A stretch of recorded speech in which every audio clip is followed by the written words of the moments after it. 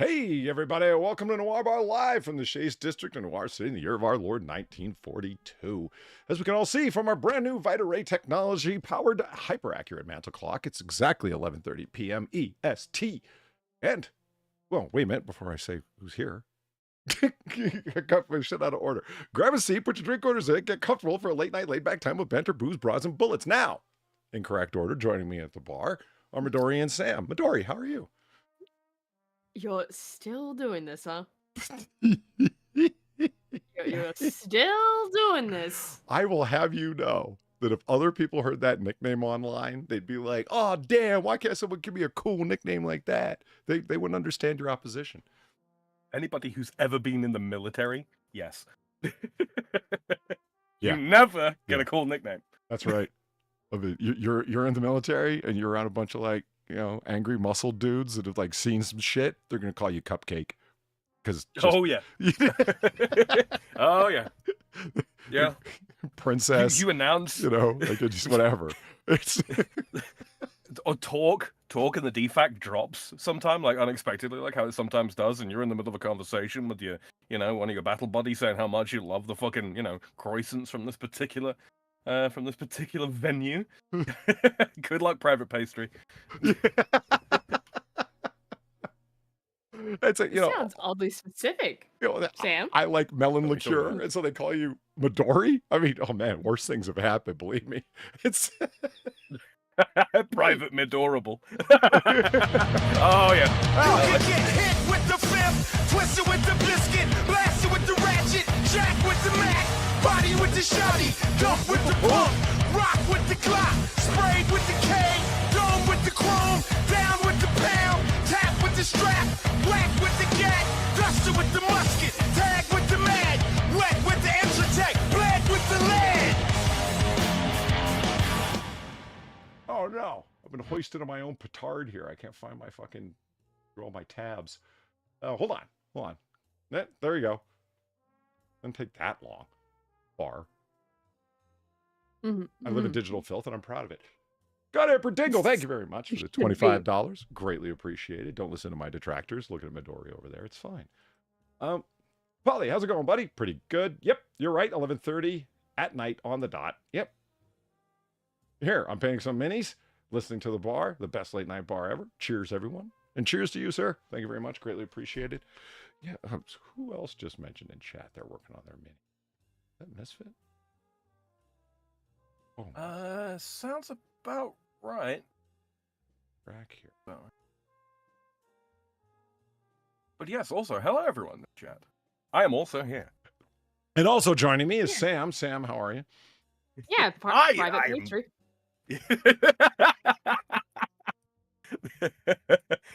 That's Corporal Croissant, I'll have you know. Yeah.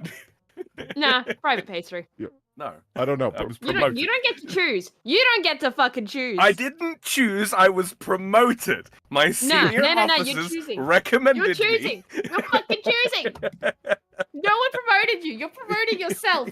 That's not allowed. No, allow him it. Just insisted his first name is in fact Croissant. He's Croissant Pastry. Private Croissant Pastry.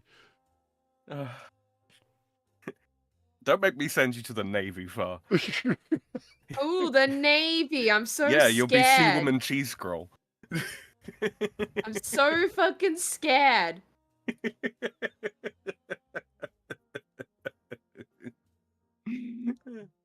Shut up, private pastry. Oh, damn it. Wrong. You know, I'm getting worse and worse at my cursor aim. My God, I keep clicking the wrong things. Yeah, I'm not gonna lie. I've been playing a bit of Path of Exile with Platty lately, and trying to pick up drops that are on the floor. Like, it's a great big fuck off box that I've got to click. Right? It should be easy to click, and I'm like, I can't click it. I seem to develop like a loot palsy. It's one. I got to. It's the more you focus, the worse it gets. Like it's when I'm just like, I click this, do that. When you click like 7 things in a row, oh man, I nail pixel perfect, no problem. It's just like, oh, hold on, let me click this one thing over here, and I try and aim in on it, and yeah, I'm off by like a couple inches. Like, what the fuck is that about? Oh, we're gonna have to get Polly to play Osu. Oh God. It's the only way. We can build him back better. We have the What, technology. we can build him better. Exactly. I don't think we can. I think he's just stuck like this. You don't know that. I don't With the know. power of Os, we can do anything for. I could get better over time. You don't know. You might finally be able to convince him to enjoy Nightcore through the power of Os. I don't know, man. I just Far sent me a couple of playlists, and I was like, it's all just fast and weird. I don't know. No, Nightcore's not my thing. The gangster rap fan. Go on. Oh, shit. Yeah, and Fast and weird. Yeah, you really don't have much room to talk, do you? I'm sorry. Listen, I've heard lots of criticisms of hip hop, lots of criticisms of any kind of hip hop that involves violent language, but never fast and weird as being a criticism of it. That's fresh. It's not really a criticism. I'm just saying a You lot think of it's gangster rap is fast and weird. Yeah, and then drill music started from Chicago, and it was like, yeah, Oh, dear word. anything above 85 beats per minute is just too fast for them. It's like, well, when you're fucking doped up on lean 24 hours a day, yeah, probably getting out of bed seems a little too quick for you. You don't want music that's got a higher BPM than your current IQ, Yeah. The BPM has to match my heart rate, and since it's artificially lowered by mass doses of opiates, 75 maybe beats per minute I can look at as a max. And then they do uppers the following week, and it starts sounding like fucking Latin dance music. Yes, you have to go 120. Hey, you want to hear a drug story? I got one. What? Sure.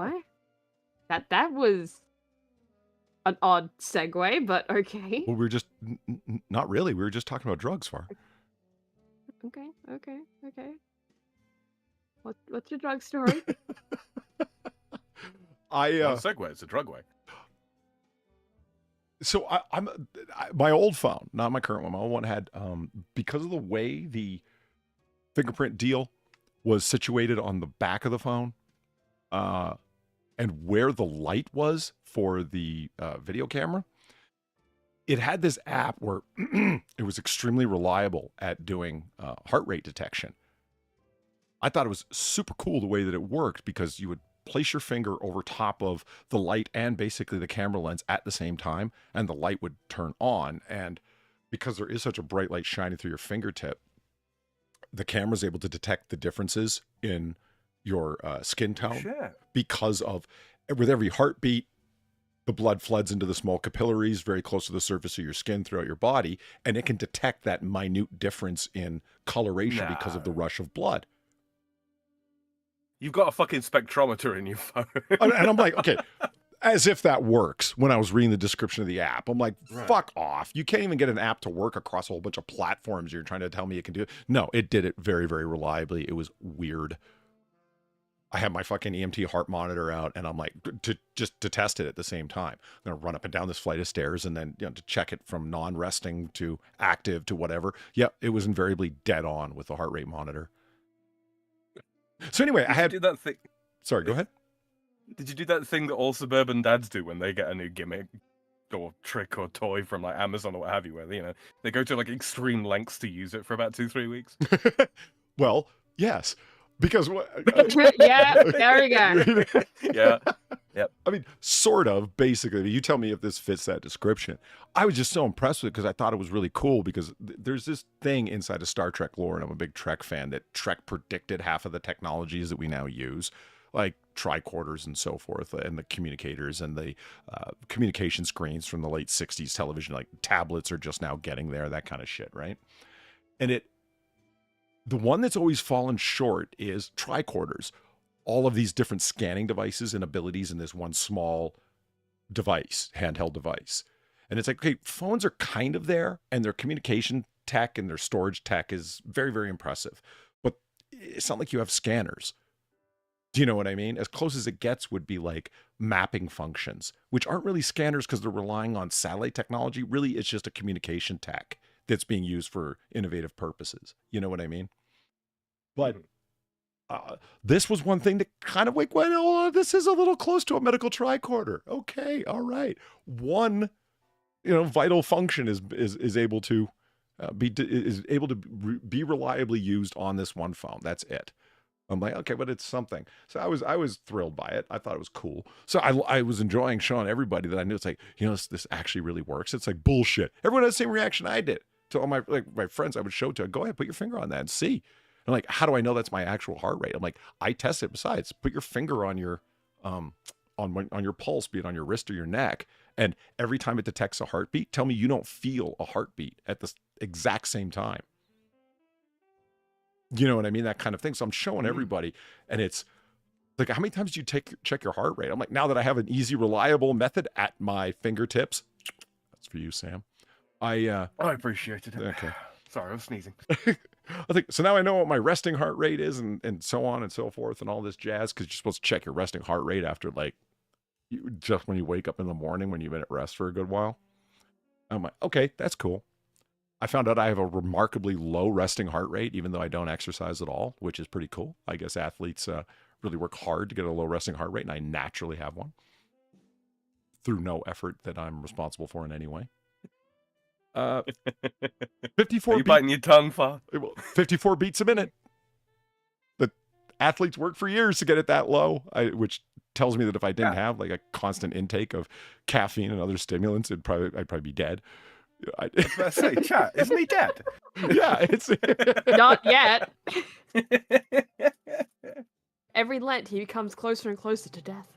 Google Lens. Yeah, I hear you there. It's like it's got some things, but again, it's falling short of the hope that, because so many other technologies nail the effectiveness, or at least close to the effectiveness of Star Trek tech. The communication screens, yeah, anything that you use, FaceTime, Google Meet, anyone's proprietary video call, it meets all the qualifications of Star Trek video screens, which is really cool. But nothing is quite on that level of scanner tech yet, in my opinion. Except for this one heartbeat tech that only worked because of the shape of where the light and the camera were on the back of the phone. If the light isn't right by the camera, it's not going to happen. You get why. You need a bright light and a camera close to each other to make it happen. Anyway. Do you think that they set out with that in mind, or was that just like a happy accident from the nerds in development? I say 100% happy accident. Yeah. Yeah. Because, I mean, I'm sure you've been in a hospital or a clinic or seen it with the little fingerprint or the finger clip heart rate monitor. Yeah. That's all it's doing. That's what I mean by happy accident. The tech to do it or the software to do it already existed. They just needed to adapt it to the platform. Yeah. Yeah, it's shining not nearly as bright of a light, but it's a very spectrally focused light. And then there's a little eyelet sensor in there just for that. That's all it does.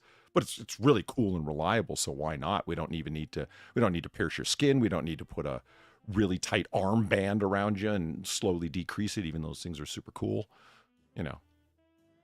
No, they hurt. I don't like them. You don't like those things? No, I don't like them. Yeah. They fucking hurt. I always find it funny how like it doesn't, they smart. I don't know if I go so far as to say it hurts, but like you feel like, okay, the veins in my fucking hand are going to pop. Can you take the pressure off now, please? Can we do my other hand so that when I walk out of here, it doesn't look like I've been, seeing to myself? What the fuck? I don't think I've ever had that. Well, you wouldn't, but the varicosity after the fact. Real quick, in chat, happy birthday, Eagle, and happy belated birthday, Alan.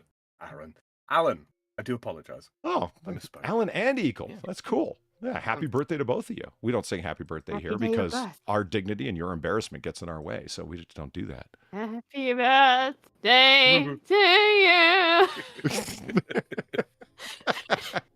Where's Scribe when you need him?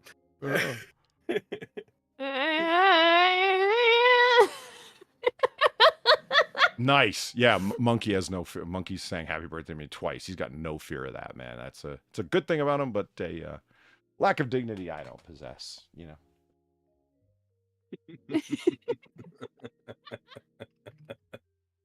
But the crux of the story, Polly. Yes.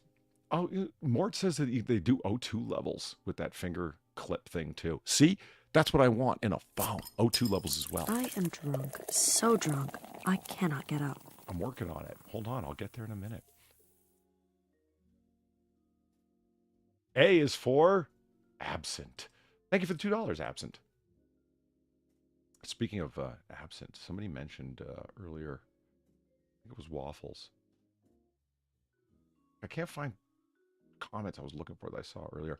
Waffles said that I wasn't there earlier. Yeah, I wasn't at AAA earlier. I was sick to say the least, and I'm still feeling it. We're going to be doing a relatively short stream here tonight because Sam's got to get going, and I am just not up for a long stream. And Far's probably going to be angry and walk off on us anyway. So, What's with that fucking prediction? I said those were jokes. Why do you keep taking me seriously? I don't know, man. Because you keep making the jokes, baby. Yeah. Yeah, maybe that. Maybe that. Yeah. Maybe You're I doing feel wonders. insecure. I don't know, man. You're doing wonders for Far's trust issues, Polly. Right? Oh, you'll find out what I'm planning on doing, Eagle. I promise to make her the center of attention. We're going to shuck her. And I'll explain what that means in just a second. Yeah, maybe do. It means bring someone out of their shell. Get your mind out of the gutter. Fuck. I say it like that, but it's a friend of mine who's got that as a saying. He just made it up where he's like, oh, he goes, yeah, I'm going out with this girl tonight and she's not really talkative, so I'm going to shuck her. And I'm like, whoa, what are you doing? I'm going to bring her out of her shell. What do you think I'm at? I'm like, well, dude, it kind of rhymes with another word. The way you said it sounded kind of belligerent. Never tell a police officer what you just told me. Yeah.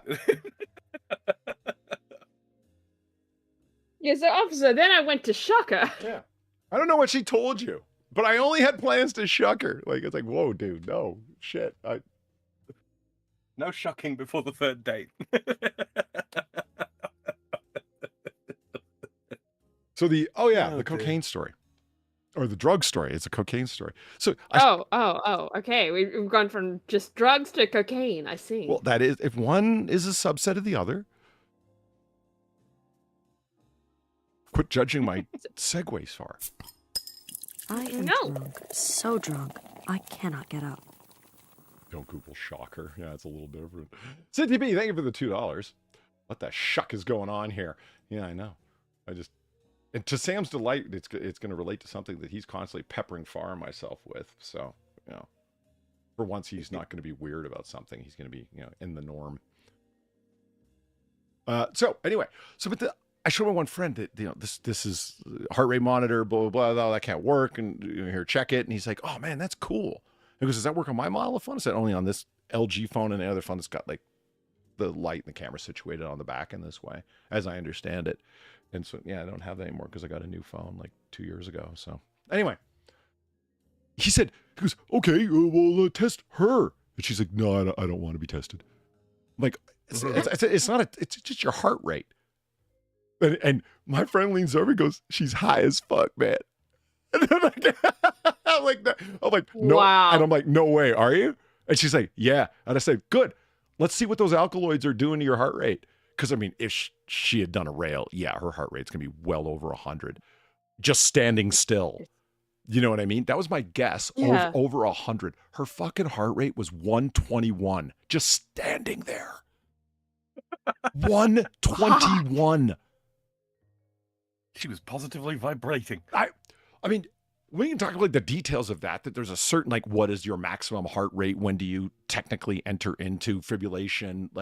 Okay, it actually varies, and it varies between men and women, and it depends on your age, what your maximum heart rate is. Your maximum heart rate gets lower over time. And yeah, but the point is, how high is that? Vary. The point is vary. Is it reaching the point of fibrillation? It's getting there, but it's not quite there yet. No, but I was really surprised she wasn't sweating. Really surprised. Like, she must have been powdered up. Fuck. I don't understand how with a heart rate of 121 you can stand still. Like I'd feel like the need. Like we were standing at like an island in the kitchen. You know what I mean? Gentlemen, this is Democracy Manifest. What'd you get? Gentleman democracy. Oh, okay, okay. Well, I did I get got- alphabetic spaghetti, which is hilarious. I got waiting to But- receive. You got wait. Thank you, CTP, for the $2. Alphabetic spaghetti. That's all he says. That's all he says. You got one as well, Polly, from CTP. I read that one. Did you? Yeah. What the shuck is going on here from CTP? Yeah. Are you doing drugs? Maybe. Do we need to check your heart rate? No, but I will be later. Oh. Approved ones. Cynic had a resting heart rate of okay. 130 on one of his meds. Oh, fuck. Did you cease? I hope you ceased. Yeah. Wow. That's really Wow. intense. I'd be. I'm not saying you should have been worried for your well-being, but I would have been worried for mine. Mm-hmm. I think most people would be like, holy shit. Yeah. I remember when I had there was one medication I was taking that caused a dysrhythmia for my heart. It was a good long time ago, and the doctor told me, he goes, it's been known to disrupt heart rhythms, but that will peter out over time. Okay. I remember the first time I ever had a brush with death feeling, and it was like on that medication. Because here's what would happen: your heart would go like this. You go, do-do, do-do, do-do, do-do, do-do. That's what I mean by dysrhythmia. A slight movement of the rhythm, in between the two motions of your heart. There would be a pause that there normally isn't. That kind of thing. But here's what happened. I was listening. I had my finger, like the dysrhythmia is going on, and the more you notice it, the more you're going to be aware of it. The more you're aware of it, the more it happens. You know what I mean? That hyper awareness. Yeah. It's terrible. And so I got my finger on my neck, right, and I'm feeling it. And I remember I was sitting in a chair in my computer room at the time, and I'm like, do do do do do do do. That was the longest space between any heartbeats I have ever had, and there was the moment of, well, that's it. It's been a fun ride till now. Like, I shuffling off the Man, board I of coil. have that sometimes. I have that sometimes at night, but it's like I know logically, like I'm imagining it. I know, but I know the exact feeling you're describing as well. Like, well, this has been a nice ride. Yeah. Yep, this is it. It's like I put myself into I'm glad that I encrypted my thought space. porn It's folders. horrible. Whoa, man. I just It's an awful feeling, but you're just like, wow, there's a weird acceptance to it too. You're just like, well, this is it. It's a nice ride. I don't get that.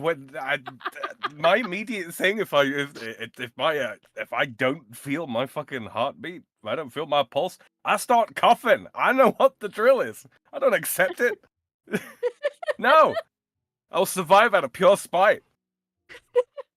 I don't know. I find it oddly interesting that Far and I have the same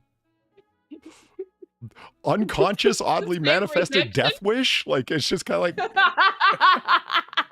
I don't know quite what to go. There's a lot of people that panic. Like, I told my doctor about that, and he's like, okay, so, are you doing okay, whatever? And I was like, well, other than the obvious disappointment when the next heartbeat came, but yeah, I'm doing fine. It's. Jesus. I'm like that one girl on the fucking on the video meme. You can't kill me.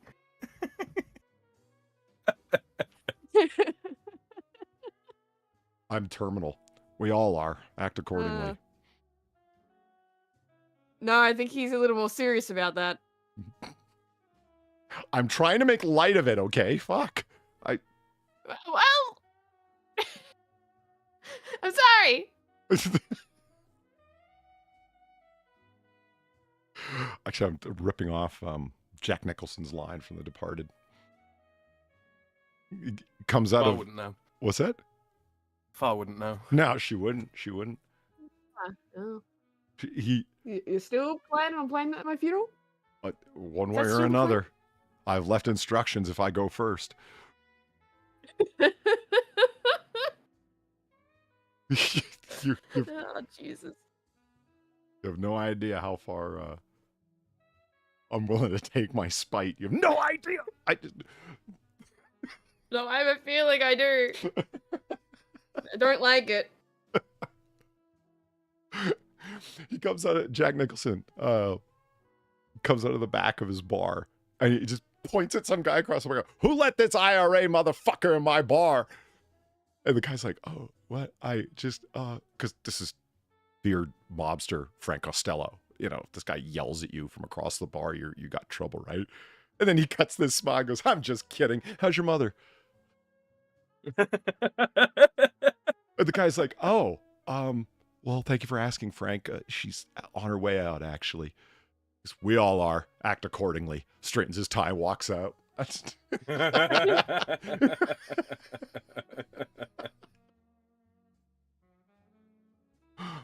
You know, Sam, there's something interesting about that movie that you might want to revisit it that I found out a while back. When the scriptwriter, William Monahan, who's a fucking brilliant scriptwriter, so Scorsese, the director, gets in touch with Jack Nicholson. He's like, they've never been able to work together, and he's always wanted to work with Nicholson. And same thing with Nicholson working with Scorsese. But Nicholson's towards the end of his career at this time. Like, he's retired now, right? And bless the actors who are willing to call it a career. You know what I mean? They're not the egotists that need to act until they're like far. Unfortunately, we know about some people like that, right? That are like, YouTubers have done great videos on them where it's like, this guy just needs to stop. Like, yes, you know what I'm my talking God, about? yeah. Like, it's sad. Yeah, where they're working all the way through like their fucking dementia diagnosis or whatever the fuck. Yeah, and they're usually, unfortunately, Chinese funded films, low budget. Yeah, they're shot. Their filming takes 3 days, and then the actual filming takes like weeks and weeks, if not a couple of months, and then they just feed that footage and sew it together with the actual film. Yeah, and you can tell they're not on set with the other actors at the time because they just filmed it over 2 days sitting in a chair. It's like, oh, guys, it doesn't lower the quality of your other films, but I don't know. It somehow damages them. It certainly makes you question it. Yeah. It does some kind of damage to your other films. I'm not really sure what it is, but it just, it's not good. It's a bad look. Terrence Howard called it quits. Damage? Well, yeah, but that was so. It's true, he did, but that was an act of self-destruction. It was, Terrenceology. 2 + 2 = 5. That guy. That guy. Yeah, you go get it. Yeah, he did. Yeah, that was self-destruction. When you enter into negotiation, if you're an Iron Man and you're going to be an Iron Man 2, 3, and 4, you're actually part of the Marvel fucking re-energization of superhero films, the MC, fuck off you. And you negotiated yourself right out of it, and they went and hired somebody else who doesn't even look like you. I mean, if you think about Terrence Howard, and then you think about Don Cheadle, they look nothing like each other. Well, they're both black. Not even. Like, do you know what I mean? Like one guy is reddish hair, light skinned. The other guy's dark skinned, short, and gaunt. Like they look nothing alike. You might as well have hired an Asian man to play him. It would have, it would have been on point. Fuck. How do you negotiate yourself out of the MCU, you moron?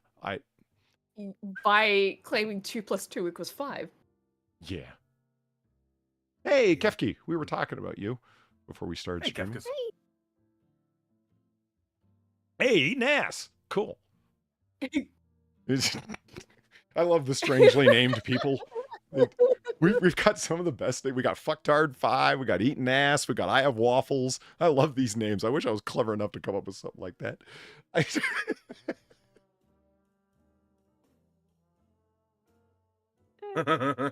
That's what Sam said. What? That she didn't do it. Oh, he went. I claimed that Kefki had said that many horrifying insects were cute. And he said, no, that's not true. Just bumblebees. And I said, no, I've heard her say that about like spiders. Yeah, I know spiders aren't insects, but I was being general.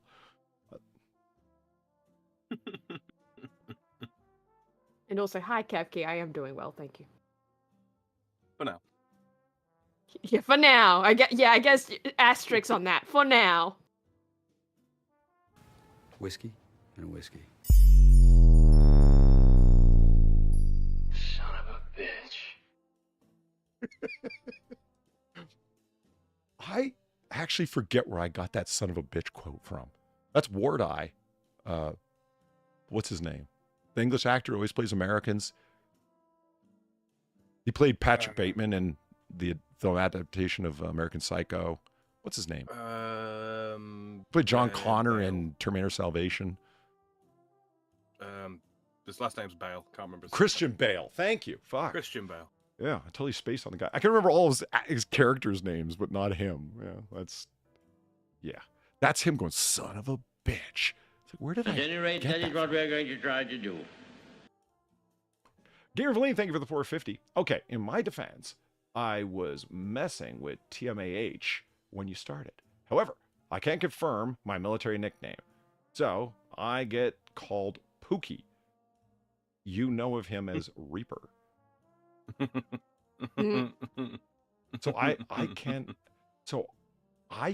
So can the fuck? I misread that, but reading it straight gets even more confusing. So can the giant I call Pookie, you know him as Reaper? So you're asking if you can call Reaper Pookie because of your military nickname? Or you're saying your military nickname is Pookie and you're tired of being called it by Reaper? Who got named after Chris Rock's crackhead character from New Jack City? That's the only Pookie I know. I am at a loss. Yeah, so am. What the fuck? What? We were talking about Chris Rock before the stream, too. I'd tell you the joke, but it's got an N-bomb in it, and I can't do that. So, whoops. Not C, thank you for the 350. You can't forget me on the odd names from my hideout in Argentina.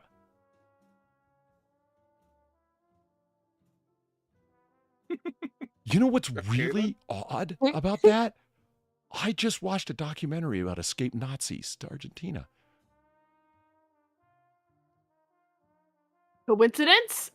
Yeah. I think that. Yeah, it is. Yeah. Damn it, Far. It's very interesting. Very interesting. Very curious. I just discovered this YouTube channel by a guy that I really appreciate what he's doing, like just his approach. I suppose it figures you. La bola más grande.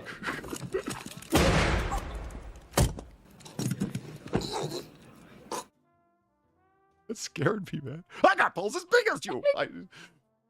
Give me anything for $4. Autocorrect. I call Reaper Pookie after Garfield's teddy bear. Oh, okay.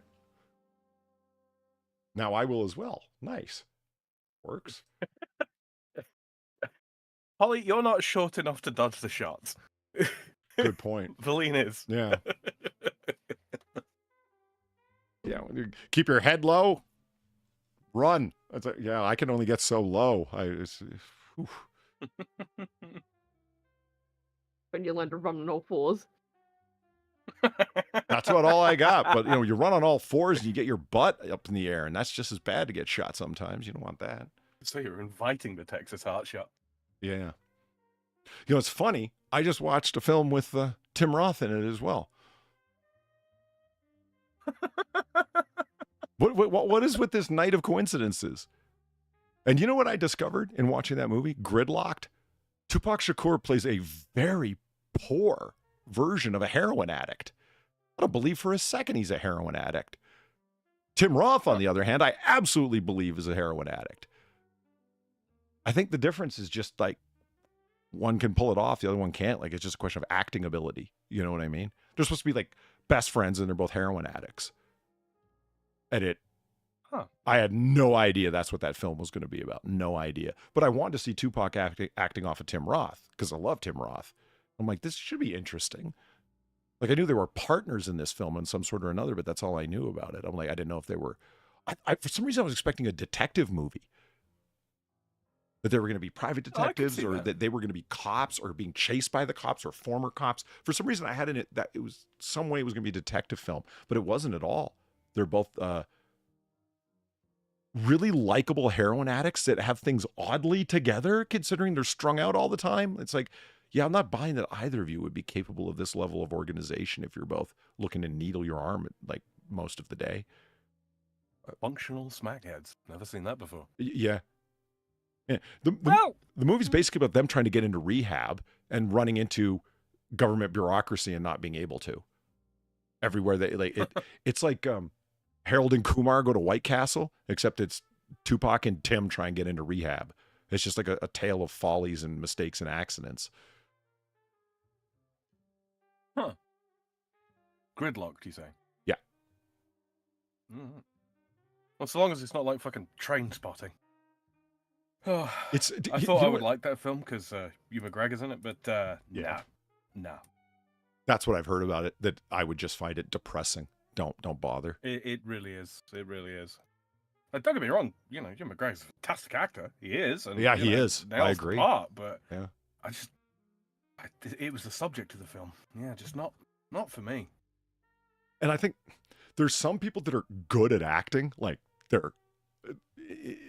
I'm not trying to say that they can transform into any old thing, because that's not, in my opinion, the sum total of good acting, to be able to play a billion different parts. I mean, that is part of it. Like, and those who can do it and do it well, that is their expertise in acting. But I just don't think it's the only expertise you can have, right? Some people have that indefinable quality of charisma, and it just worked. Jack Nicholson is a great example of that. It's like, oh, you always played the same. Fassbender. I'm sorry? Fassbender. Oh, fuck yeah, Fassbender. That guy's got charm for days, that son of a bitch. Like, it's absolutely. Idris Elba, on the other hand, he's got both. He can transform himself, and he's got charisma for days. So go figure. Some people, they have the whole package. Tupac Shakur he's got lots of charisma, but he can't do many different roles. When you're watching him on screen, it's like, you know what? You're very interesting to watch, but I don't believe you are who you say you are. Do you know what I mean? Yeah. You're not this guy.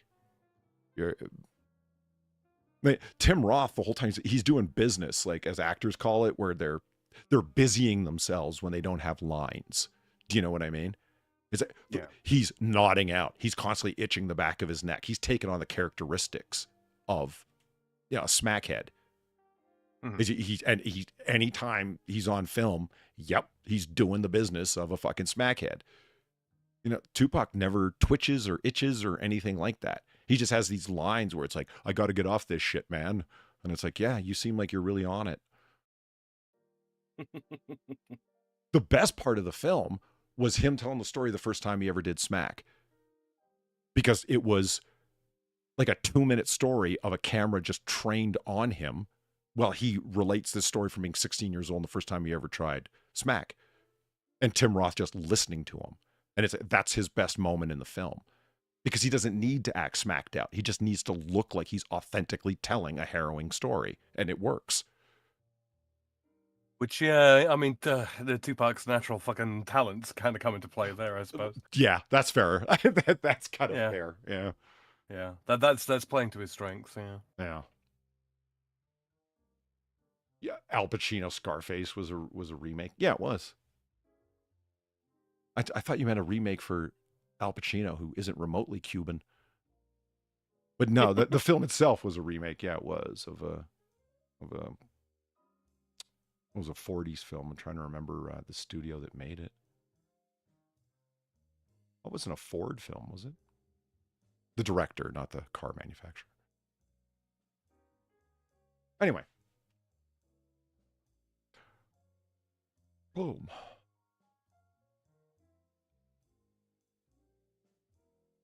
Heat was a remake.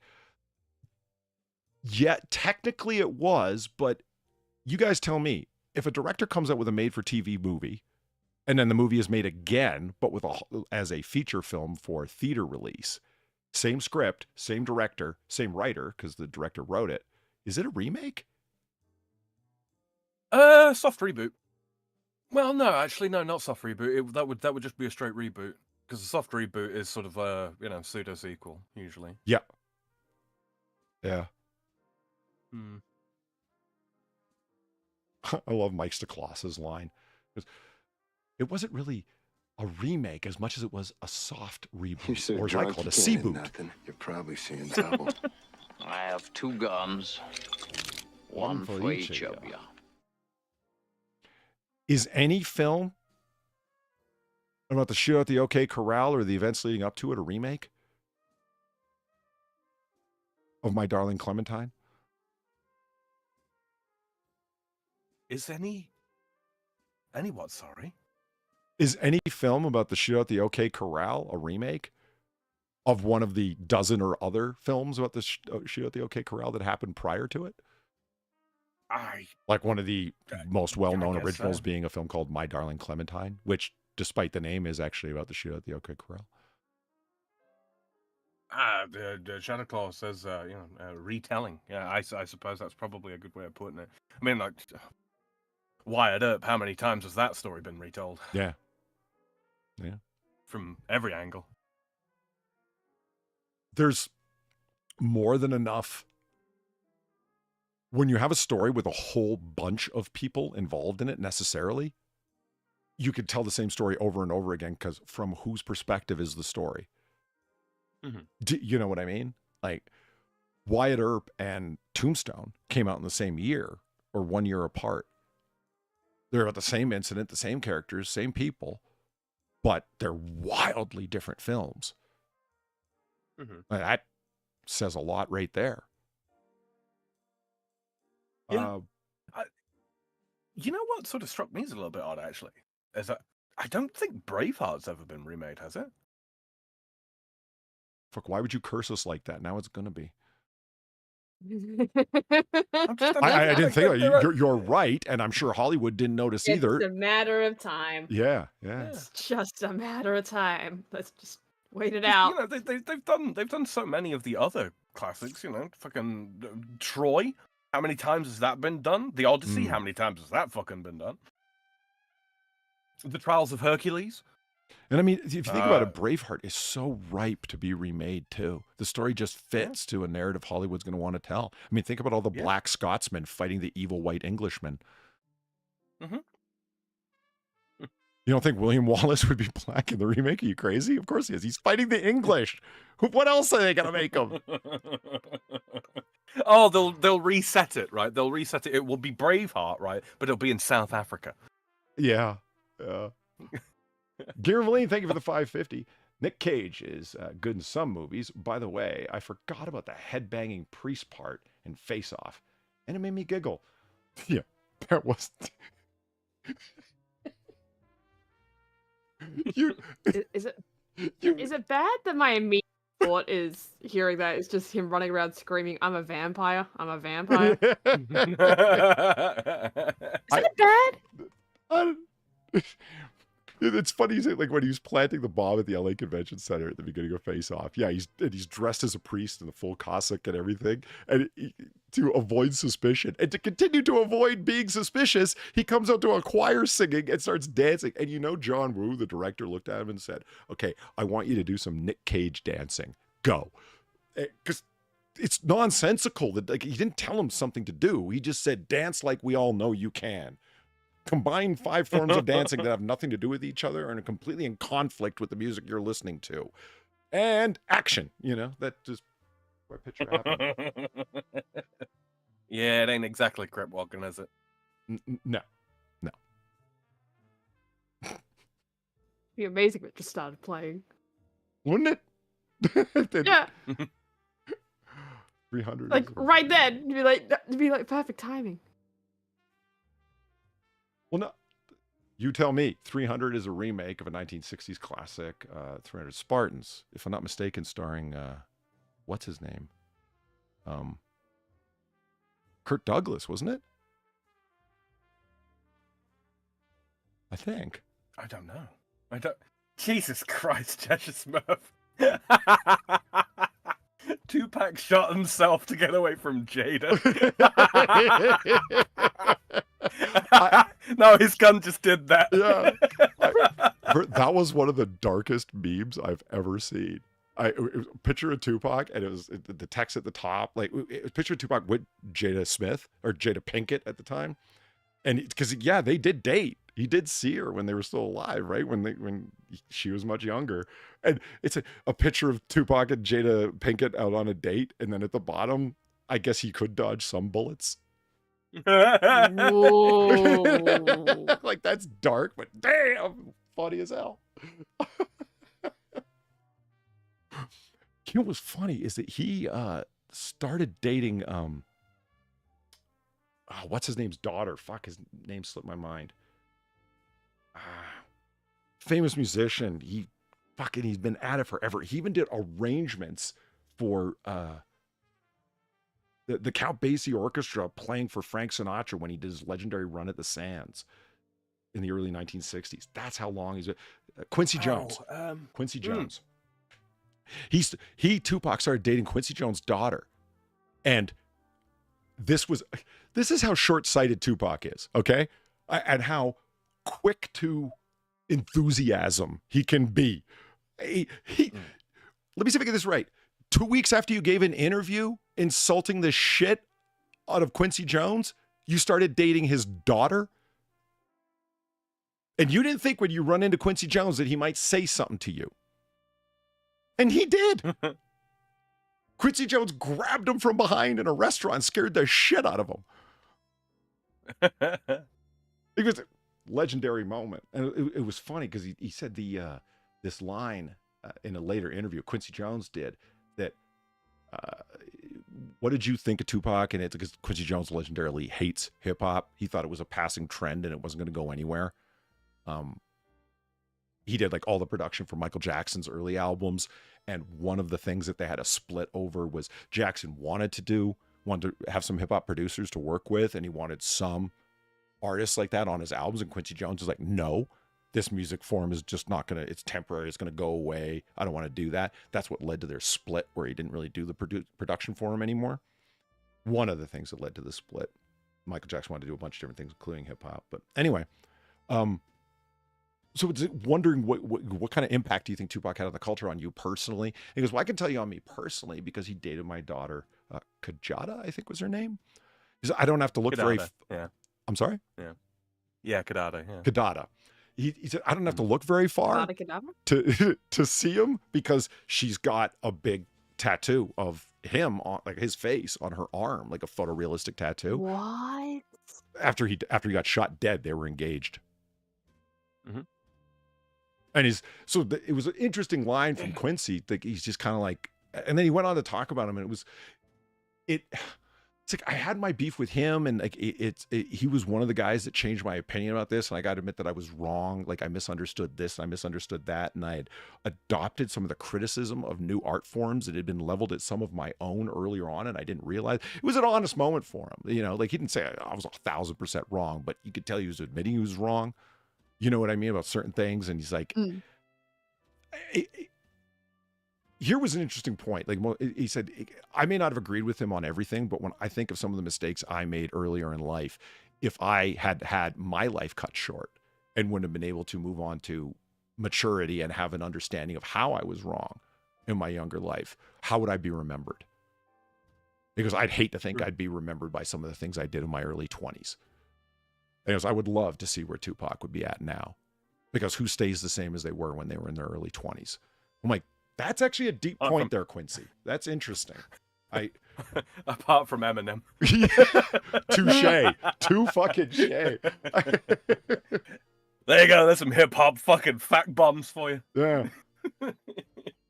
Who pathetically stays in their early 20s until they're in their 50s. Oh, well, Eminem did. Oh, yeah. Good point. Good point. Madonna. Excellent point. Yes. She wishes. Yeah. Especially she's trying her fucking best. Her career started when she was in her late 20s. She was like 27, 28 when her first hit happened. Yeah. So she had from being a material. She had a quote unquote late start, you know, because she'd been trying to blow up for years and it just didn't work until she adopted the whole persona that she did. Yeah, she's gone from being a material girl to a girl made out of mostly material. Yeah, actually, Garen, that was the beginning of like he criticized Quincy Jones for a whole bunch of things, but that was the first thing that he brought up and why he brought him up at all in that interview for dating women and having children with white women. How are we expected? This was Tupac saying this. How are we expected to have a strong community when we have some of the great people within our community sticking their dicks in white women? Wow, dude. Yo. Ho, ho, ho. Now, what? Like I said, this one he was quick to talk and quick to be pushed by his own enthusiasms. He would get excited about something and just start rambling. You know what I mean? Like it. And he had a strong tendency towards doing that, and so he got himself in a lot of trouble, including that. The girl that he was dating and engaged to, that was one of the women that Quincy went and stuck his dick in. Think about that one for a second. I was gonna say, you look at fucking Jones's daughters, because you think he's got like seven kids, I want to say, from like, is it three wives? Quincy Jones? Yeah, multiple marriages. I don't know how many children it is. Is it 7? I didn't know that. Yeah, 7, because you got Khadija and Rashida, and then what the fuck are the other ones called? Hold on. God. Why do you know this? Yeah, I'm actually curious myself. Why do you know this? I know things. I do. Yeah, but why this specifically? Look, I used to have a passing fascination with Michael Jackson. Understandable. Okay, that makes sense. And here we go. If you study in about Michael Jackson, Quincy Jones is going to come up in a big way. I guess that makes sense. Yeah. Mm-hmm. Let's see. Rachel, Martina, Kidada, Rashida, and Kenya. Kenya. Wait a minute. Does he have a single child that doesn't end in A? Rachel. Okay. Mm-hmm. Oh god, I'm just reminded of my aunts. They all have a name ending with a certain sound. I'm not gonna say which sound. Mm-hmm. But it's a certain sound. It's like, man, Gran, did you just really like names that ended with that? Why? Well, no, that she changed her name to also a name that ends with that sound. Her husband, Grandpa, has a name that ends with that sound. Valine says Rashida Jones is very pretty. Her mom was very pretty. That's true. That's true. Let me ask you this, Far. When Tupac met Quincy Jones's daughter, he thought it was her other daughter. And that's, like, he had seen her. I want to date her. She's hot. I'm going to ask her out. But I don't really know if she's going to say yes, blah, blah, blah, blah, blah. Talk about an inferiority complex. He's a platinum selling artist, world famous. And he's like, I don't know, is she going to like me? Like, he's hilariously like insecure for who he was. You know what I mean? He had no idea. You know what I mean? He was just lost to it. You could tell. He really thought he was just a regular guy who could just go buy an apartment. He tried doing that, and people instantly knew all throughout the building that, oh my God, Tupac Shakur is going to buy an apartment here. And he's like, what? A guy can't buy an apartment? I'm like, not when they're you. Not like that. No. Yeah, exactly. No. Not anymore. Yeah. But not anymore. He thought he could. That's how lost he was. You know what I mean? My God. I mean, you can technically, as long as you like really do it on the down low, which I don't think a lot of people can do that. Yeah, or move into, like, it's going to cost you like 5 times as much, I'm guessing. Move into an apartment complex or a gated community where a lot of celebrities live or whatever, because the realtors there know not to fuck around, and go tell everybody, because it's just how that community works. There's a lot of famous people here. The reason celebrities only stay in certain hotels because they can expect a certain amount of anonymity from the people who work the desk. Yeah. You know what I mean? That kind of shit. But it was a regular apartment in downtown LA. He just wanted an apartment because he was going to do a lot of recording there. So it's like, okay, I need to have a place here. And he finally had enough money to go get an apartment. So what does he do? He goes and acts like he's a regular dude because he's still used to being that guy. That's just funny to me. Unsurprisingly, the deal fell through because there were people from, where was it? It was some New York newspaper.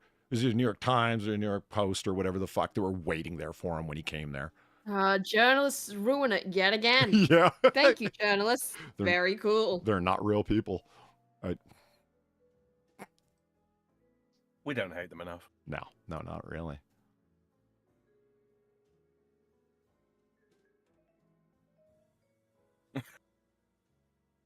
Hold on, I'm just going over everything that's happening. I heard Tupac was much familiar with the down low.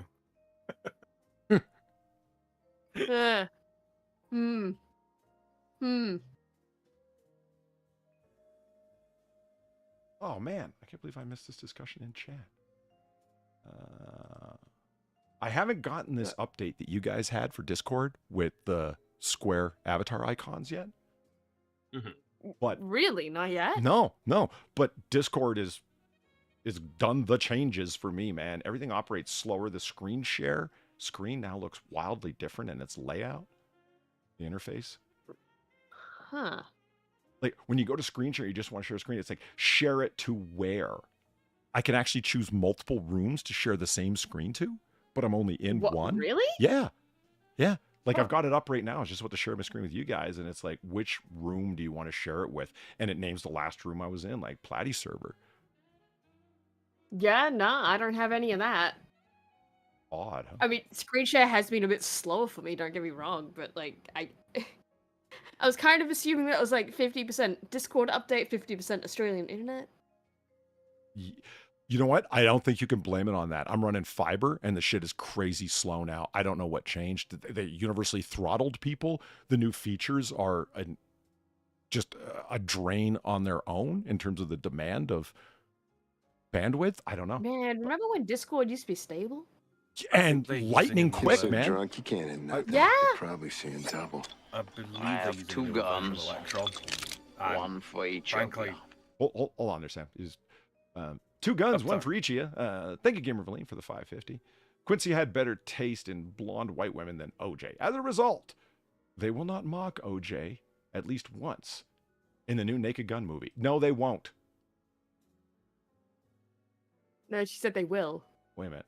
Okay, I thought she was being sarcastic. They will mock OJ once, at least in the new Naked Gun movie. You haven't seen the clip? They did. Good prophecy. No. Well, I meant like haven't seen any Valine. of Yeah, so you got Liam Neeson, right? And he's a relative of Frank Drebin, the main character from the Naked Gun movies, played by the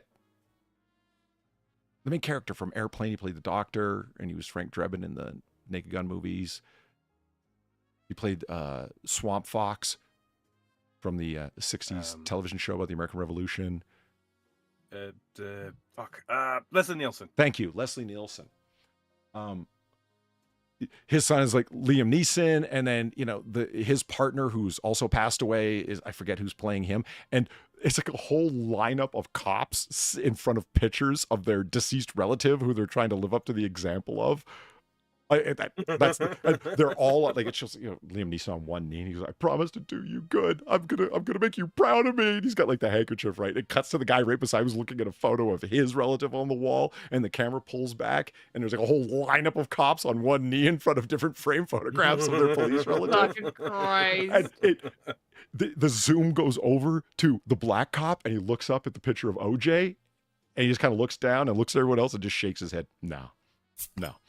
I'm so drunk, I cannot get up.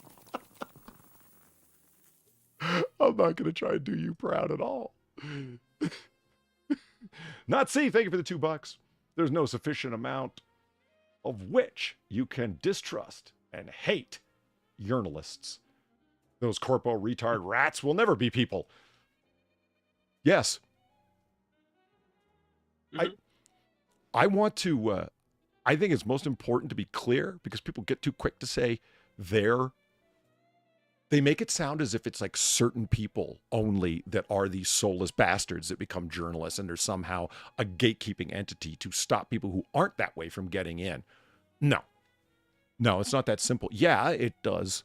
The profession does attract egomaniacs that are looking to be non-producers, but still be the center of the story. That kind of person. Yeah. Yeah, and the rest of them have their souls sucked away by the act of the profession. And that's my point, is that the system as it's set up, there's the great crime that these people commit is that they're willing to sell their soul for paltry bullshit. Like I want to invade the privacy of everyone around me and expect never to have my privacy invaded, which is exactly why journalists will look up everyone's ass for the sake of there might be something here, stepping to either up to or right across the line of people's legal privacy protections, but it's okay because they're journalists somehow. the entire industry and they personally have afforded themselves almost police-like authority to investigate people, when it's like, no, you actually don't have that authority, and you're reading into the protections that, well, at least in the United States, that the Supreme Court has offered you. Yeah, those are all protections around your sources. Can you be forced to name your source? They're not protections to go get sources by illegal means, but they interpret it that way. But if anybody starts looking into them and investigating them and speaking about how much they get paid, they all lose their fucking minds and start talking about how this is an invasion of privacy. It's like, wait, if everyone is subject to you, what makes you think you're not subject to it? The very thing that you say. Because... Sorry, go ahead. Sorry. No, finish your thought. Well, no, I mean, that's it. I would just be getting more detail or more... I'd be repeating myself. Yeah. It's purely boils down... It's like lawyers, man. It's the exact same thing with lawyers. They believe themselves to be part of the elect. Yeah. Don't you see, Polly? They were chosen to do this. Someone needs to be out there speaking truth to power. That's why. That's why. And everybody who wants to investigate, you know, insert journalist name here, they're punching down. Is that it? Oh, yeah. Oh, the journalists, don't you know? They're the little people with their $200,000 of college debt, you know, being paid for by, you know, people who work real jobs. Well, people have asked me, it's like, don't you think, I'm pretty critical of news entertainers, and just people I know IRL have said, you don't think there's any good journalists out there? I'm like, no, there are, and they know to keep their mouth shut at the place they work, or they won't be working there for long. Mm-hmm. I mean, it doesn't make sense that everyone in this profession is evil. I don't buy that. No. But what I do buy is that there's a like-mindedness among certain people, and there's more than enough of them that everyone else knows, shut up. Like, are there good journalists that wouldn't be doing this if they were the ones who were able to set policy? Yeah, 100%. But they're not the ones setting policy. I don't feel bad for the journalists that are in front of the camera earning a hell of a lot of money to promote their personal thoughts that should really be on a blog, not on a news show. You should have a Substack or a Medium account at best. Journalism? No, I don't see any journalism happening here. I see a bunch of opinion pieces. And the people that are behind the cameras, the people that are in production and research and writing and shit like that, the actual journalists, yeah, they're largely not responsible or know to keep their critical thoughts to them fucking selves. Yeah, it's like the quiet vegans, you know? They exist. I'm convinced there's still vegetarians in the world, though I have never heard of one in years. Right, because they know to keep their fucking mouth shut. Yeah.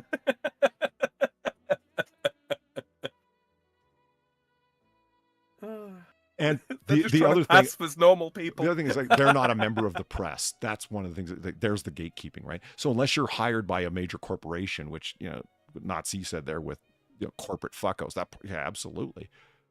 It's what affords you this constitutional protection? Because it is in the United States, it is a constitutional protection, freedom of the press. Okay, it is. And how do you gain this constitutional protection? You're hired by a major corporation to do news. Oh, you don't, who do you work for? A guy with a fucking 1960s mimeograph machine by himself or herself counts as a member of the press. You fucks. Anybody publishing anything counts as the press, not somebody who's hired by a small group of elites. That's how you guys demonstrate that you're self-protecting elitists. Because you think ABC, CBS, and NBC plus PBS, they're the only ones who count. Fox News, they're not real journalists. Why? They're another major corporation just like you. Obsessed with opinion making. What's your point? We don't do politics here. Mm-hmm. The ink they used. Yeah, that separates the difference. And yeah, I know what a mimeograph is. That's what they used before photocopiers for. Oh, I see. Photocopiers. Photocopiers. Yeah. It's now canonically that. We have a time machine. We can make it so. Yeah, photocopy. I don't want to know what happens if we try and change the name of one thing only and nothing else.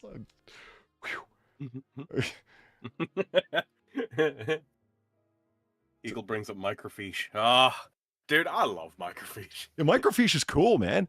I feel like I'm in like a 60s Bond film with microfilm and micro dots. It's as close as I get to micro dots is microfiche. A bunch of the libraries I go to, you have to look through their index and their archives because they got it on microfiche and they haven't done a digital transfer yet. So you still get to use the microfiche projector thing where you put it between the two plates and move it around and it moves the magnification around on the screen. Man, those things are so cool.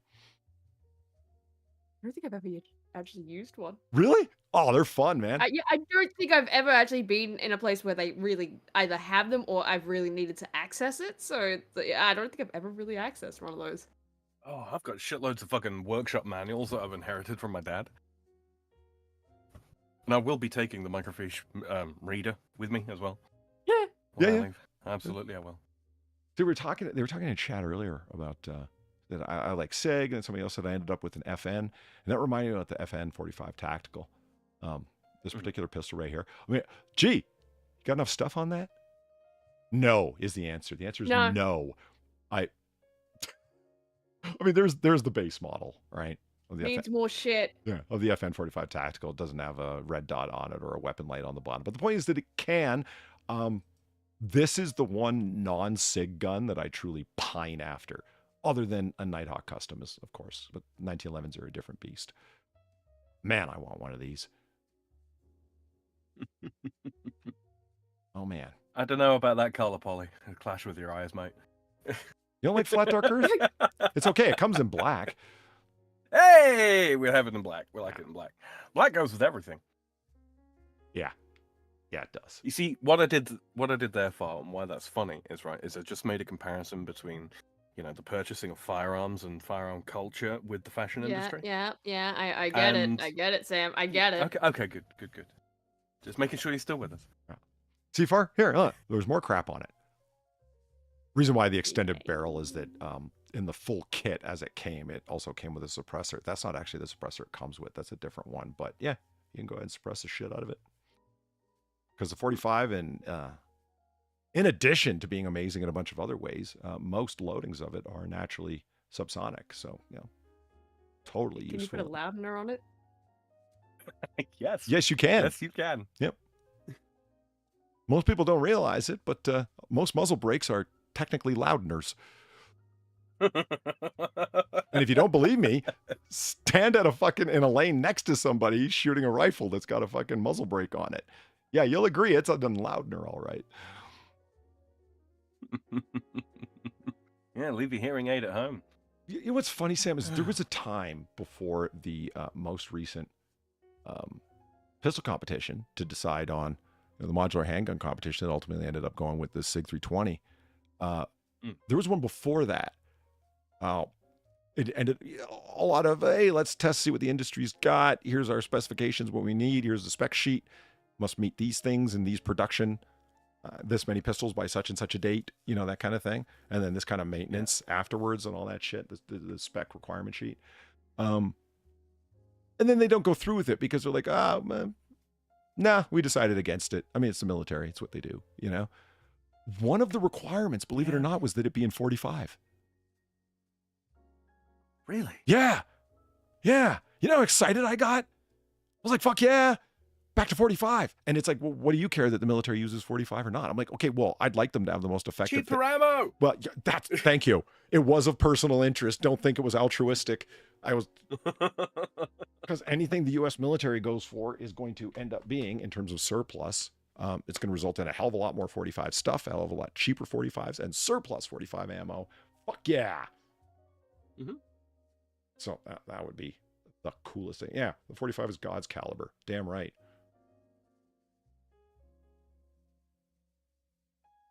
I mean, Far, the guy who designed the 1911 and the 45, his middle name was Moses. What more proof do you need? Okay. It really was, too. He led us to the promised land. He did. From Mount Sinai, he brought on down the blueprints for the 1911 and the 10 Commandments. He was guided by a pillar of gunpowder. John Moses Browning. can only think what it must. Set the bush on fire? What's that? Is the pillar of gunpowder what set the bush on fire? No. He spoke with, right?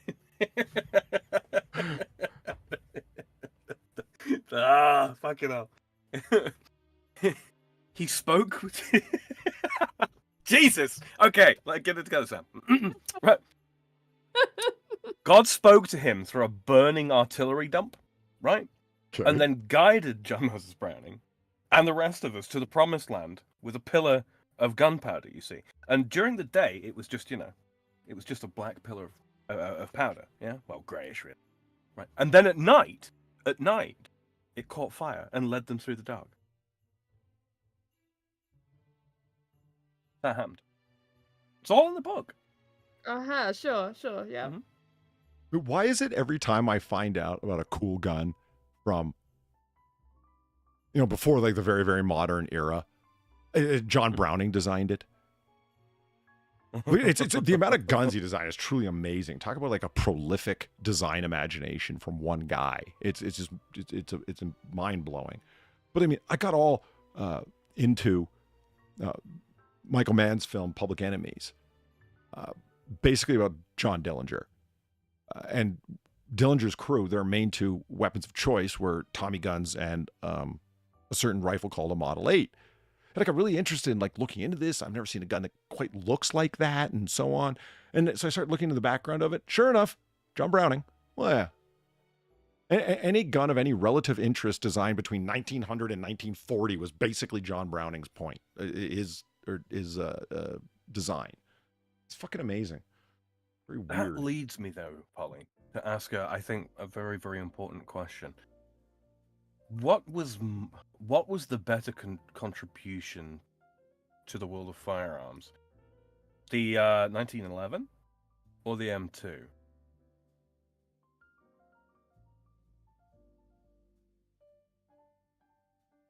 Why that comparison of all the possible comparisons? I'm talking. Which had the greater impact? Do you think? Not literally. Yeah.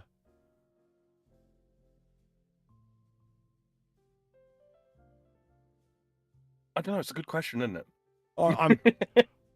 I'm thinking equally of the impact and the trap you're trying to set for me here. I don't know. No trap. Oh, hey, Ebony Williams, how the fuck are you? It's been a hot minute. Hello. Bloody hell, Ebony. Yeah. How are you doing? You never call. You never write. I wish I could do that New York Jewish mother voice. I can't. You never call. That was good. That wasn't bad. That wasn't bad. You never call. You never write. Don't you care about your dear old puppy? Zelford does it best. Yeah. That was the first time I had ever heard of gefilte fish. Gefilte fish. It was a Jewish friend of mine who threw in that line. He said, because he always did that voice. You never call. Yeah. I made gefilte fish last week. I'm like, what the fuck did you make? You never heard gefilte fish? Visit your mommy sometime. We'll have latkes. Now, latkes I had heard of, but it's funny. It's after you hear something, you start hearing of it everywhere. You know what I mean? That coincidence is probably there. You just weren't picking it up before. But you know what gefilte fish? It's basically, they're basically fish sticks. It's like reformed fish. Like it's a white fish that's pretty tasteless. So it's just fish sticks. Basically. I don't even know how to spell it. How do you spell that? Is it gefilte or gefilfa fish? I think it's gefilka. Gefilka fish? Let's see. Do your thing. Gefilta with an E. That's it. Gefilte fish. Oh, wait. Gefilta. Yeah, gefilte fish. All right. Yeah. See, these are little fish cakes, but they're basically fish sticks because they're reformed white fish after they've been made kosher. Yeah. So to make something kosher, you got to salt it, drain it of all blood and juices and so on, because that's how things become kosher in part. But yeah, if you look at it, it's like, oh man. His description of it, his not mine, was it's a disgusting thing that every Jew learns to love by repeated exposure. Oh, yeah, that sounds lovely. Stockholm syndrome. Yeah. Holy Holy shit, it's a Yiddish word that doesn't have sh in it. Gefilte fish. Yeah. I mean, they do take it straight from German, but... Oh, that is a particularly unappetizing. Yeah. Those look like my 2 mounds of God. like uncooked dough. That just looks like dough. Right, it looks like a I was gonna go even more uncharitable and like it looks like you The just only spat thing it I knew out. for sure was this. Every son of a bitch that worked for him. They were all gonna be better off dead. Gary thank you for the $9. If I ever get a black powder gun, it's getting a muzzle brake. All the old fucks that stare like I'm an influencer bimbo when I go to the range alone can be more uncomfortable. Actually, that would piss me off too. It's one thing to think you don't belong here or your boyfriend sent you here. It's another thing to think you're doing it to get views online. That would bug me. Well, to be fair, Villain, that's got something to do with the seeing eye drone that you used to see over, you know. I mean, I would call it medium height things, but for you it's tall. Oh, far. Look at this. Look at that. Look at that. Look at that. Oh, no. Hey, chat, is it Jello? Exactly. Is it Jello? Isn't that horrifying? Oh my God. Oh, It really is. God. It's a fishy moose butthole. Oh, the bottom left is actually a good one for the Jello as well, actually. Bottom, like right here? Oh, God, Yeah, could you yeah, imagine- look at that. Oh, right, Could because you it's a soup. imagine? It looks like it's in a Yeah, gelatin. look Yeah, it at does. it. Yeah, is it Jello, chat? Could you imagine gefilte fish in aspic? Yes, I I'm can. sure it And exists. thank you for bringing that to mind. Ugh. Yeah, I hate it. I fucking hate it. Although I don't know why it would exist, considering, because, you know, aspic is gelatin, and that's, you know, verboten. You know what? See, Ebony, if it were a spread, I would be okay with it because there's plenty of good meat spreads of different varieties. You know what I mean? All kinds of good stuff. But this isn't one of them. You Where was the picture of the gefilte loaf? Here it is. This is the way I have always seen it traditionally. Like, it's like a fish meatloaf.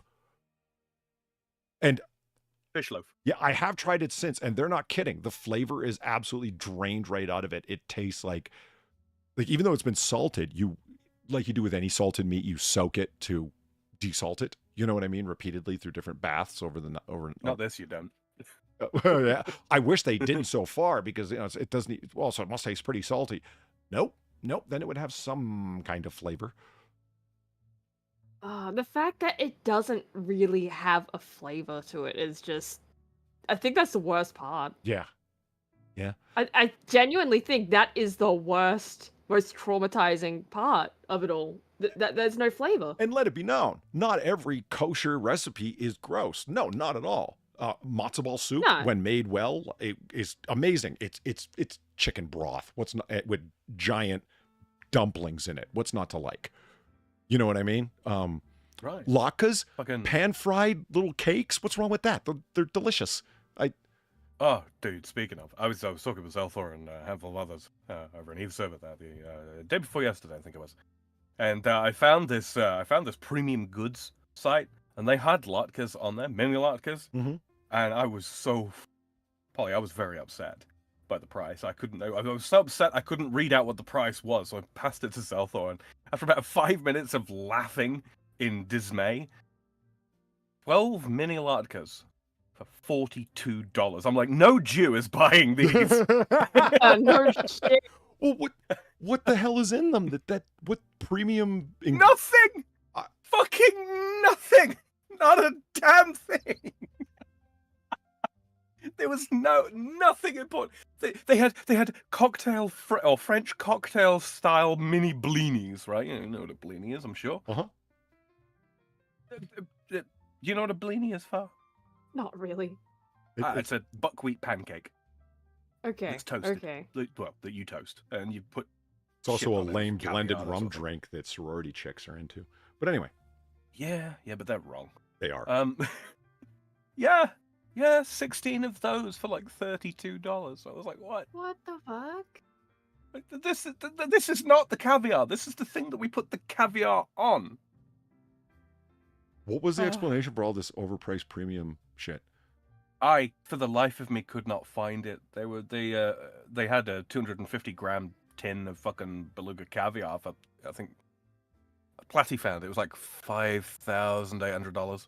something like that. What? Yeah, I know beluga caviar is very expensive, but it's not that expensive. It's just not. It's not that expensive, right? You're looking at about $3,500 bucks, give or take. I mean, they're fuck off for size that much tins for beluga. those who don't know. Like the tins are they're huge, but that's. Hmm. I find it most Honestly- distressing that it comes in these giant bottles like this. I just. Yeah, well, like they're pickled onions or something. Yeah, Don't they kind of look like you're expecting like little They do. balls of onions? They Pickled do. onions, yeah. I mean, look, I like salt pickled fish, but I don't like the look of this. No, Yeah, you don't want your fish looking like a fucking onion.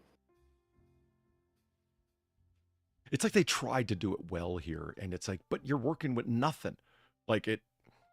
Yeah, I'm gonna need more lemon. Yeah, I would. Dude, I don't think lemon is gonna fix this. Look at the attempt to make it like a tasty meatloaf. You failed. Oh god, fish loaf. Oh god. I just Oh god. is it? Can you mix garlic into fish? Is that kosher? Garlic is? Yeah, garlic's totally kosher. Yeah, but the mixing of the two, because I don't remember all the rules of mixed foods.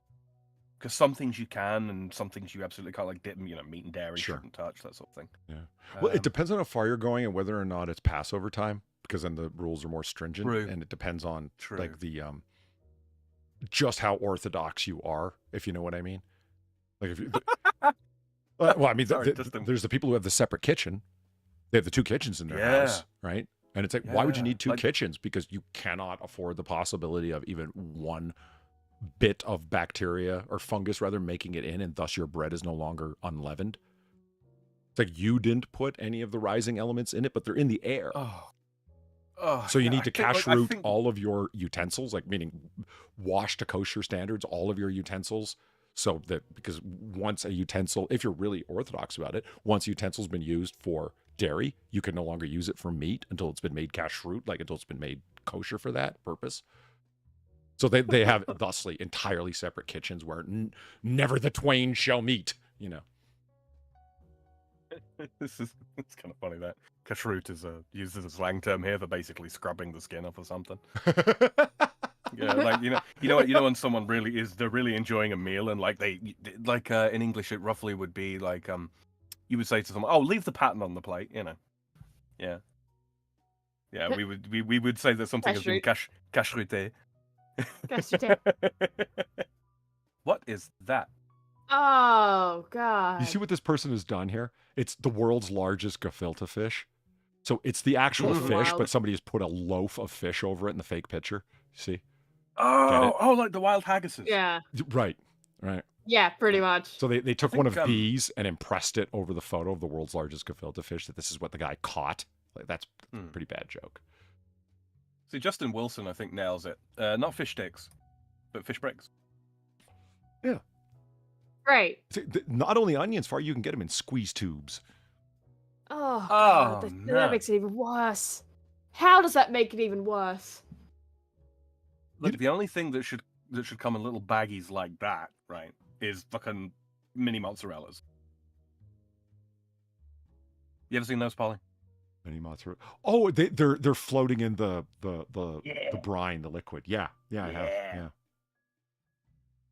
Yeah, fucking love those. You know what these look like to me, Far? The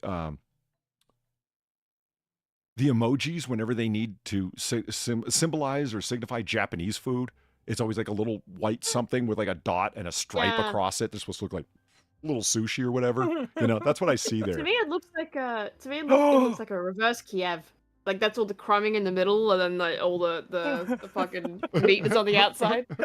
I've got it. It's not a fish stick. It's not a fish brick. It's juicy.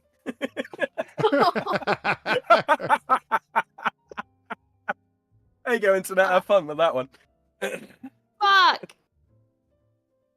I just might call it fish loaf from this point on, because I feel like that's more accurate to what this is. It's a fish loaf. Yeah. I mean, It's fish you're loaf, not being and that's just deceived. Like, yeah, disgusting. fish loaf. You're not wrong. Yeah, like I this just- is fish loaf. Yeah. Look, Oh, down at the whoa, bottom there. wow. That's even more loaf-like. That is Wow. fish loaf. That's really unappetizing looking. And again, is it Jello, chat? Tell me. Is that top layer at the very least Jello? What have they done here?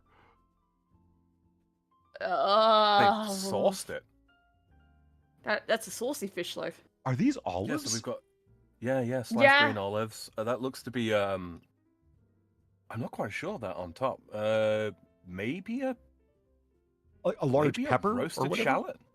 Yeah, maybe. Might be a roasted shallot. That's I'd- fucking big shallot. TheJewishFoodSociety.org. Oh, great.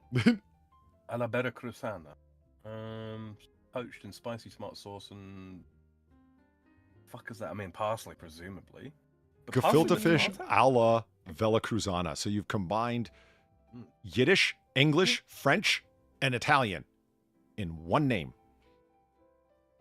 What? An abomination of a name. My God. Is Vera Cruzana Italian?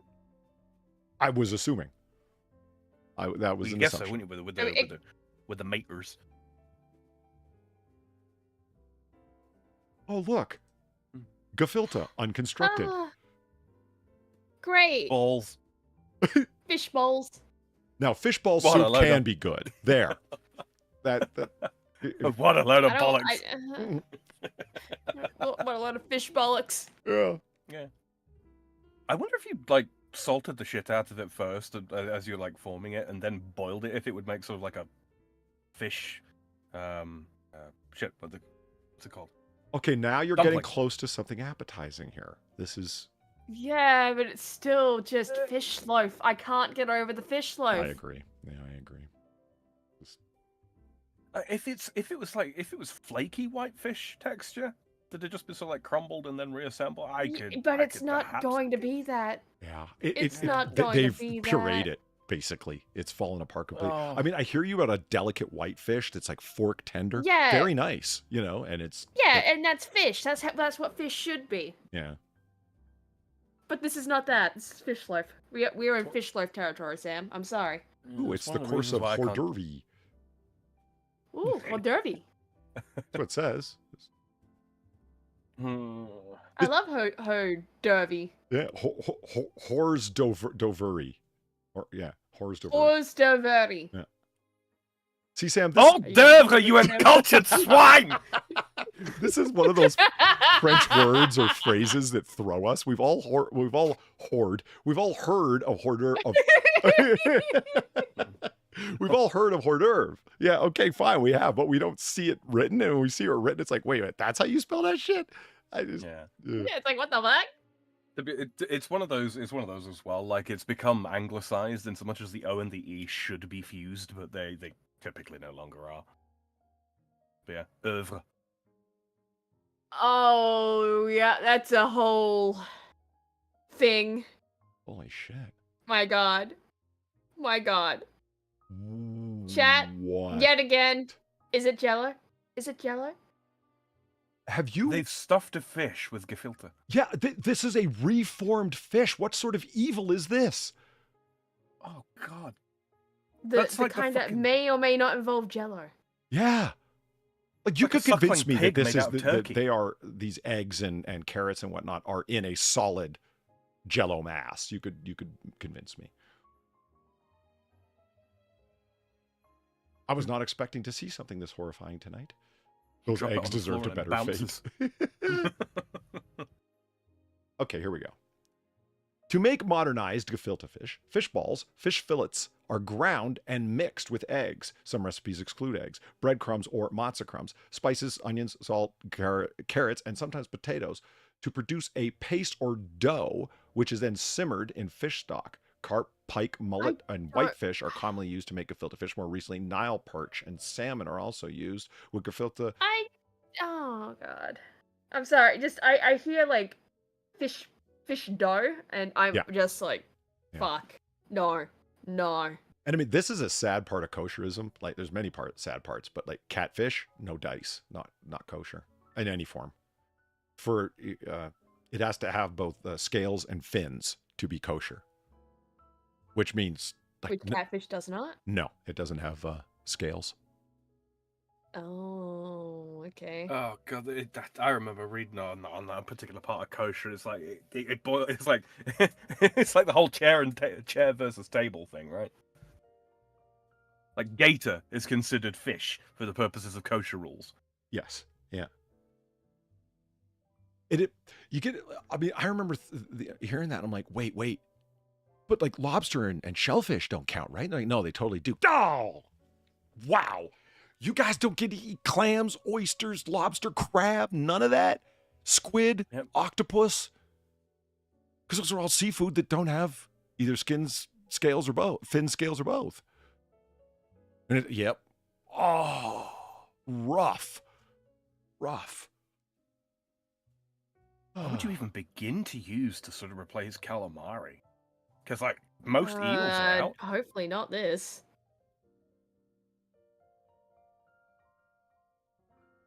What if they use the gefilte fish to replace calamari? Then they should be shot. I mean, I agree, but like, what if that is the case?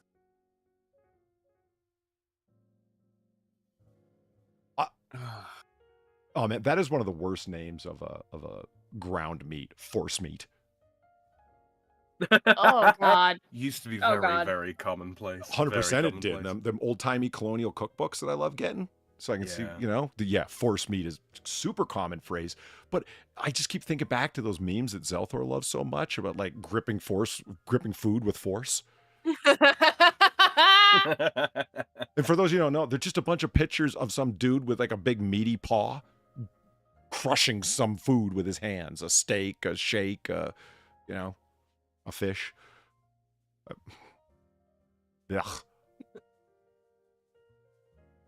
So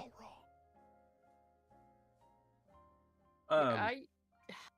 Colin Brannon in chat's got a question for you. Polly, he asks, I'm driving home stuck behind plow trucks. What's the better 45, 1911 or a CZ 97? 1911.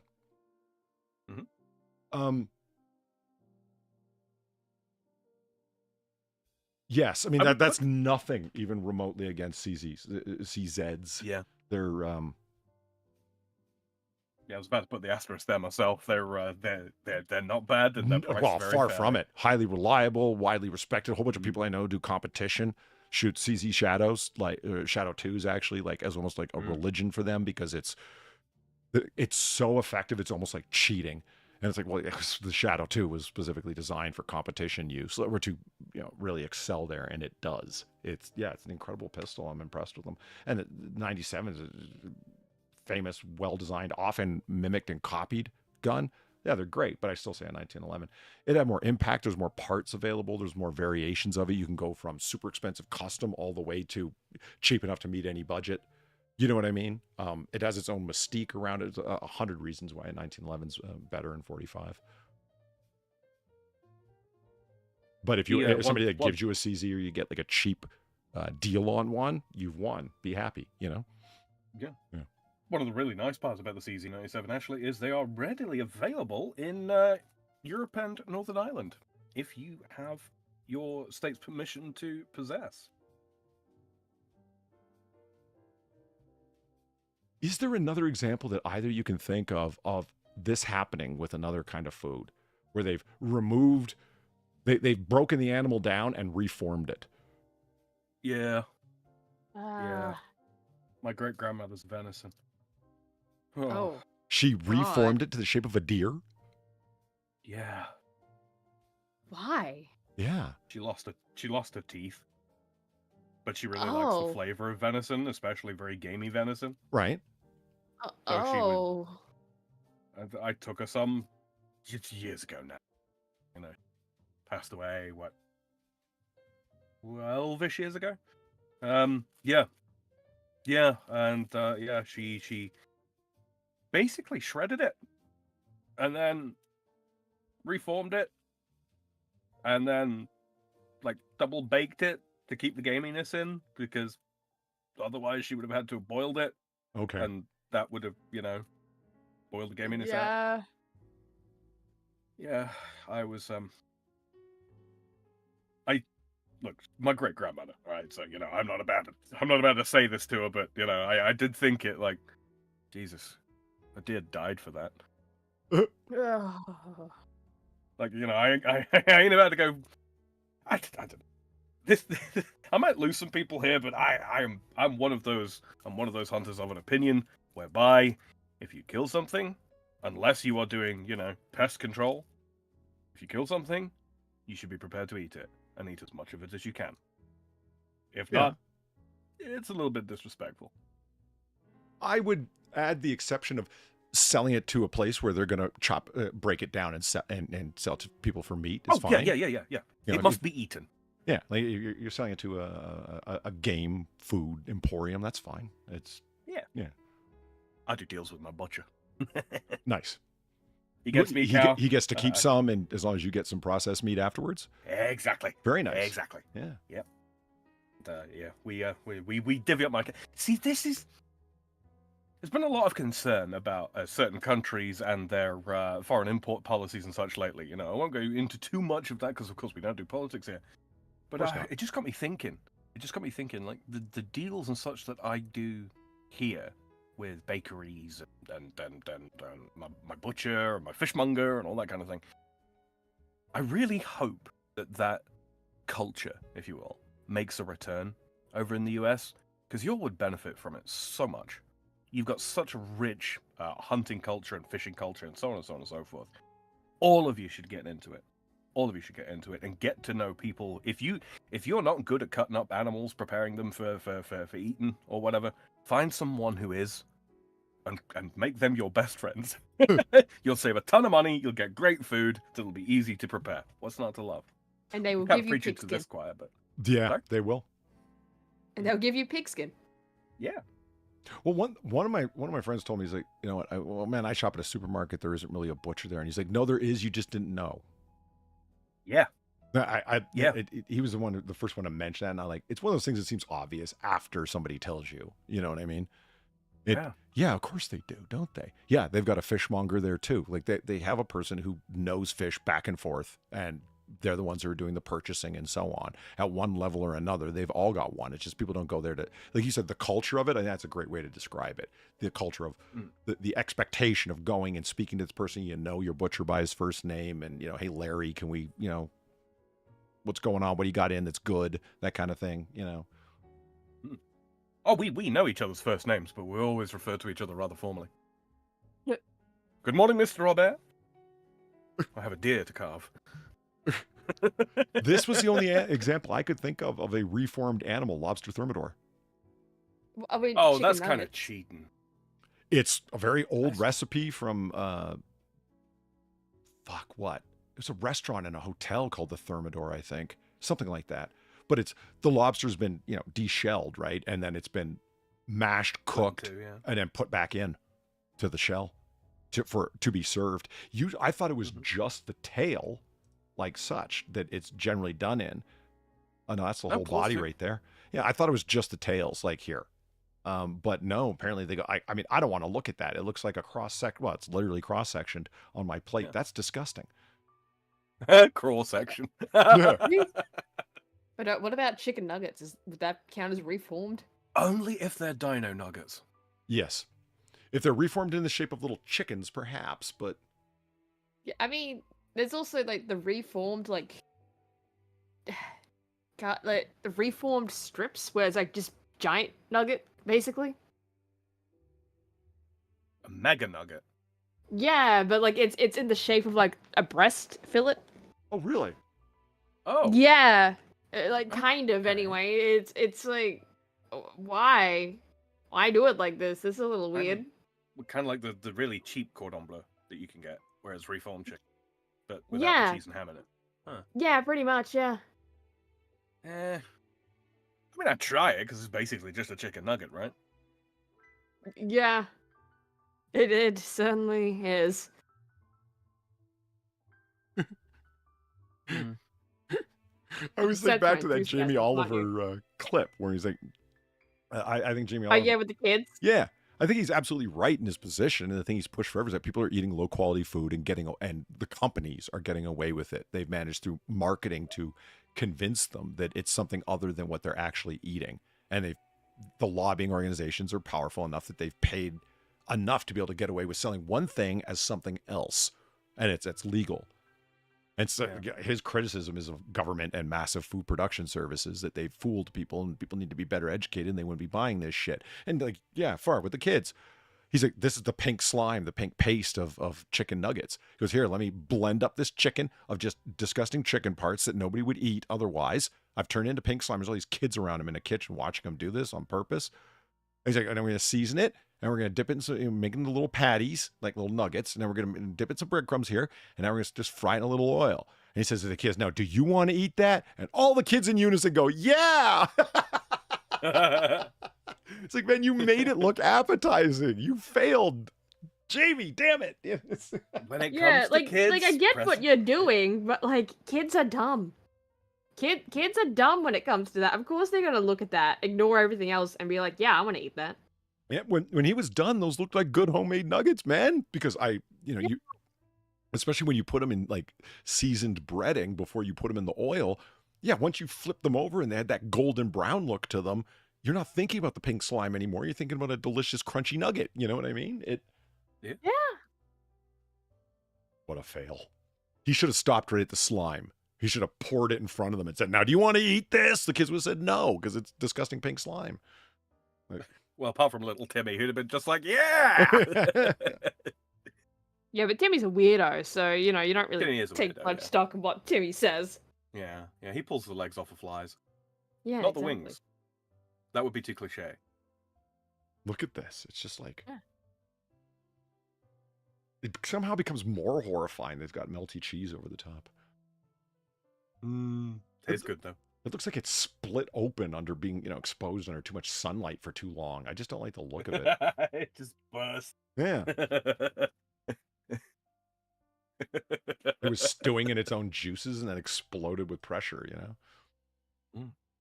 Are you feeling it now, Mr. Krabs? So is this still lobster thermidor when you complete, like, these are shelled claws, you can tell, right? And they've seasoned it and then, plated it and stuff. It kind of looks like what happens if you're allergic to shellfish and you eat a thermidor. What Vomit? happened to you? Yes. Oh. What are those green balls? Potato? Oh, Potato? Yeah, potato croquettes. Oh. Okay, yeah, I guess they're Reformed potato. brown and the coloring's just a little off. Yeah, okay, yeah. Oh, there we go. There's one. Potato croquettes. They're reformed. Hey. Well, that they're little balls is a coincidence that spuds are little balls, too. I mean, that's not really reforming on purpose to look like that nightmare fish.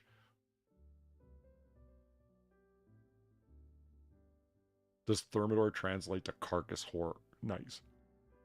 Nice. Now I'm curious. Where did it originate? A French dish. Lobster meat cooked into a rich wine sauce, stuffed into a stuffed lobster shell and brown. The sauce is often a mixture of egg yolks and brandy, served with an oven-brown cheese crust, typically Gruyere. The sauce originally contained... Damn, this is your fault. This is your fault. Yeah, I blame your people. Eat a lobster thermidor and then come back to me. No, I don't think I will. It's delicious. No, I don't think I will. In January 1891, the play Thermidor by Victorien Sardou opened at a theater named for the 11th month in the new calendar of the French Revolution.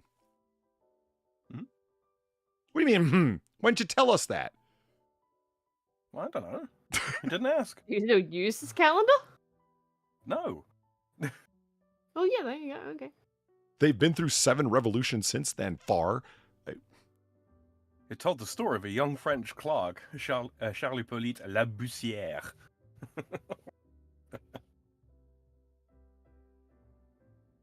The recipe was possibly created at all, Café like, du Petit. Onto that, or is that just how it's said? Oh, it was created by a legendary chef named Leopold. Of course it was. That's priceless. A former assistant to Auguste Estofer? No. Another lens suggests it was created in 1894 by Chez Marie. Or at Chez Marie. What the hell does chez mean anyway? From a restaurant name.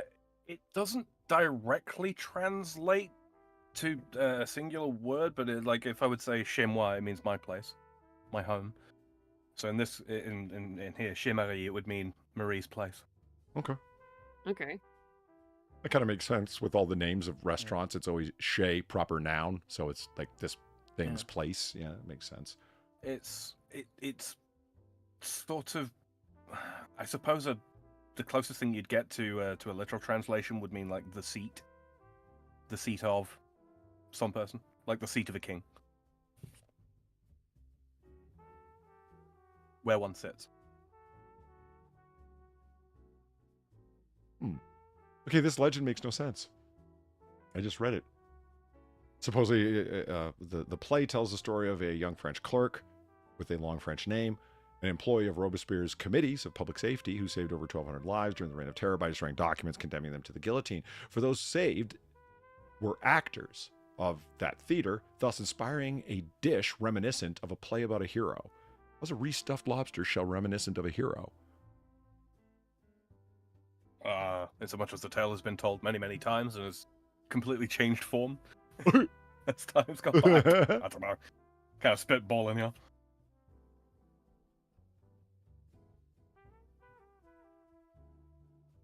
Cross section of a lobster just looks too insectoid. Yeah, I don't find the cross section attractive at all. It's really just a terrible terrible presentation. Oh, look at scroll back up a little bit. Oh. There. See that one almost this dead one? center at the top right? That's a fucking face hugger. You can't tell me otherwise. Yeah, see, this is a horrible presentation. Yeah, this is the worst one I've seen so far. That really does look like a face hugger. This was the thing Ian Holm was picking apart in the film Alien, which really was real goo. Mm-hmm. It was mostly oysters and other shellfish that they had just dropped in there. That was Jay Bauman's line when they were doing the commentary over Aliens that I listened to. It's really funny, Far. Their commentaries are worth listening to. He's like, yeah, let that be a lesson to all aspiring filmmakers. Use real goo. And yeah, it's highly believable. I'm not saying lobsters look like, or shellfish look like alien nightmares, but some of them do. I don't know, man. Oysters don't look particularly appetizing. Or you don't strike me as somebody that would eat clams or oysters. No, I do not. Yeah, that seems about right. I sent you a house there, Polly. Did you? Cool. I sent you a house. Father of five. What are you trying to tell me? You downloaded a house? You thief?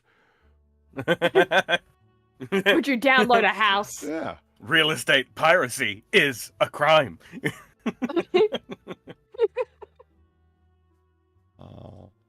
That brings us along to Shucking. Because oysters. See? It all fits together what we're doing here. It's all planned. Oh, shucks. As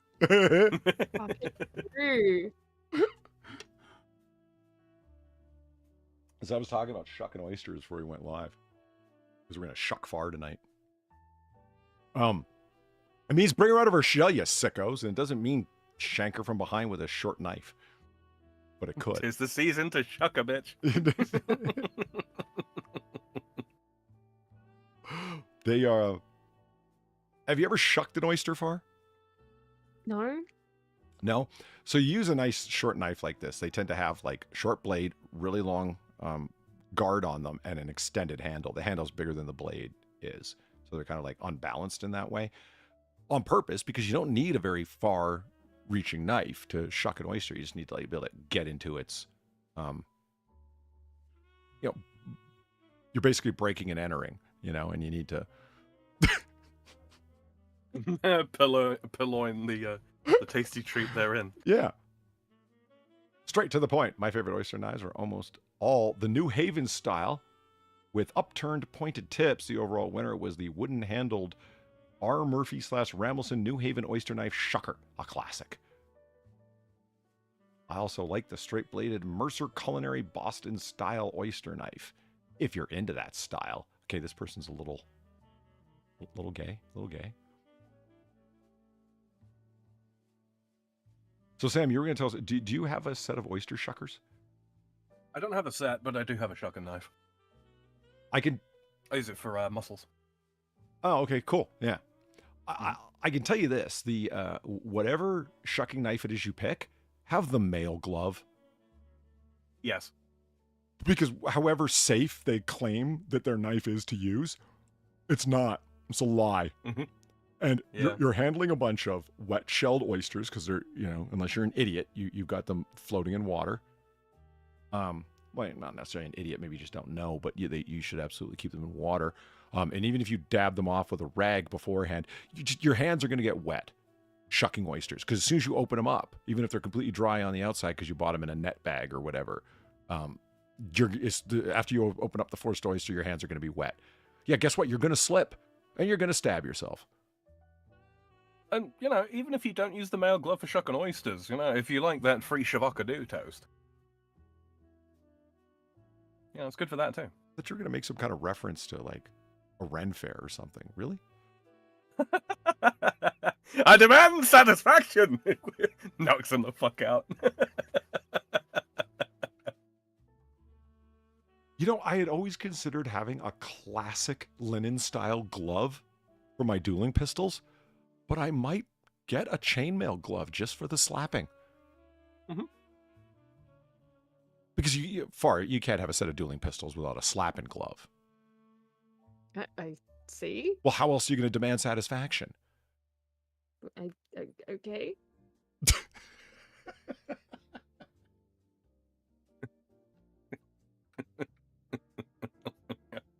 You see, Sam, well, actually, Far, I told you this too. Remember my great argument that I had missed my calling, that if I hadn't gone with the research area that I did, ultimately, I would have picked another one, and it would have been assassinations.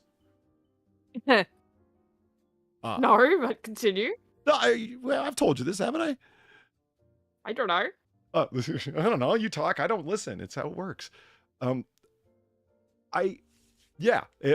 don't get me wrong, I'm very happy with the research area I picked, but no matter what job you end up with, you're going to end up thinking it's going to become a grind in some ways, and you're going to end up wishing you had picked something else or gotten hired somewhere else. That kind of thing, right? Yeah. It's like grass is greener type thinking, right?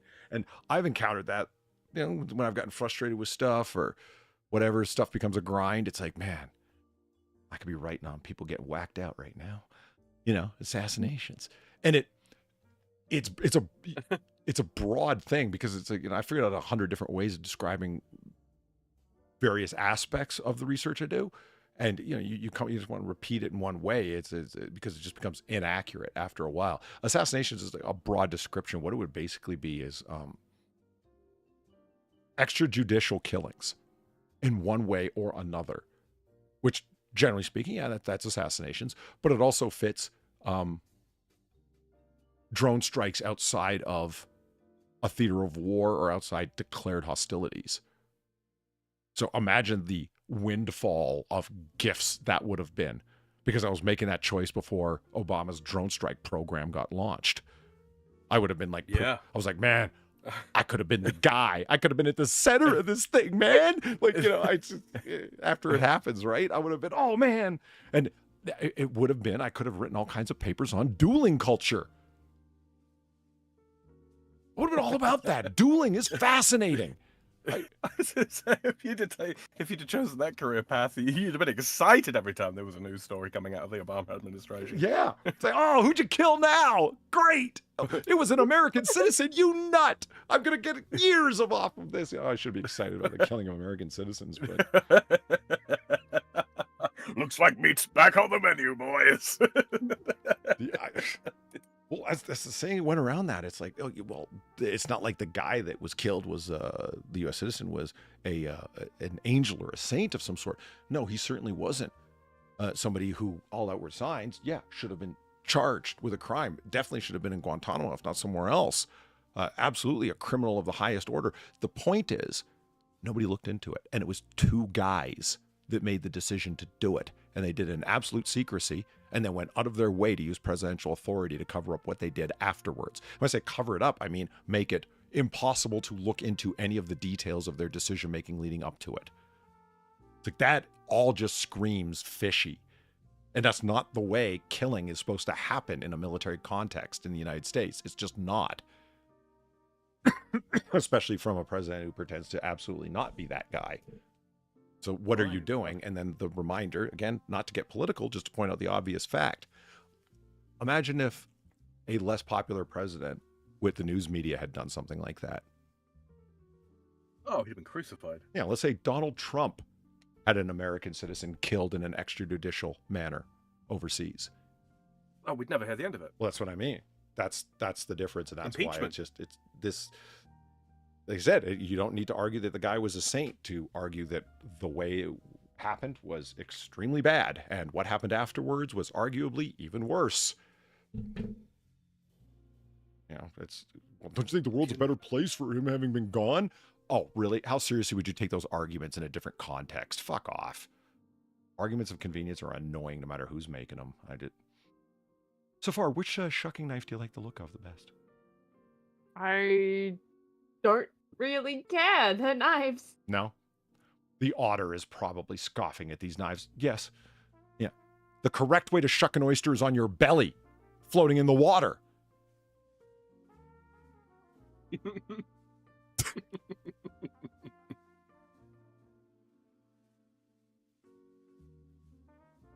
Yeah, otters don't give a shot.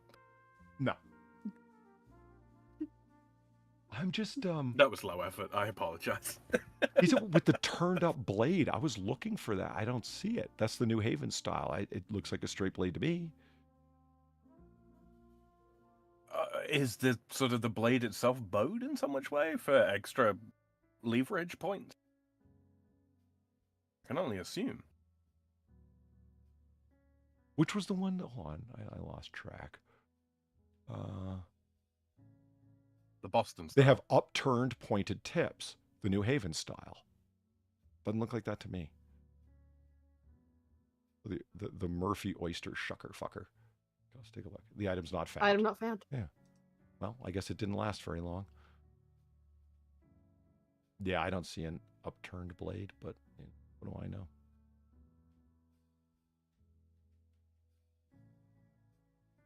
Now, the best shucking possible is somebody else who did it. Oh, you can see that. Oh, yeah, get there. Yeah, you can actually. Okay. Huh. Guess it's just lighting in the other picture that you don't see it at all. Mm-hmm. That and the angle of the dangle. Mm-hmm.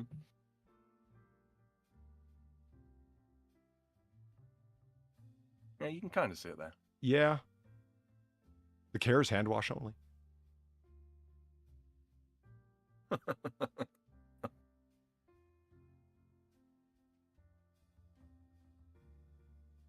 I love that there's different styles that have gone by. I'm more of a New Haven man myself. The Torinox makes it? People. That's hilarious. That's who makes classic Swiss Army knives. You know what? I have never seen in all the ridiculously oversized, too many devices Swiss Army knives. I've never seen the Oyster shucking tool. That little scissors and toothpicks and all sorts of things, but I've never seen an Oyster shucker. Things for getting stones out of horses' hooves, yeah. Yeah. Nail files. I once saw someone shuck a muscle with a fucking screwdriver. That was kind of. I have seen that. Somebody shucking oysters with a flat-bladed screwdriver. Yeah. Flathead.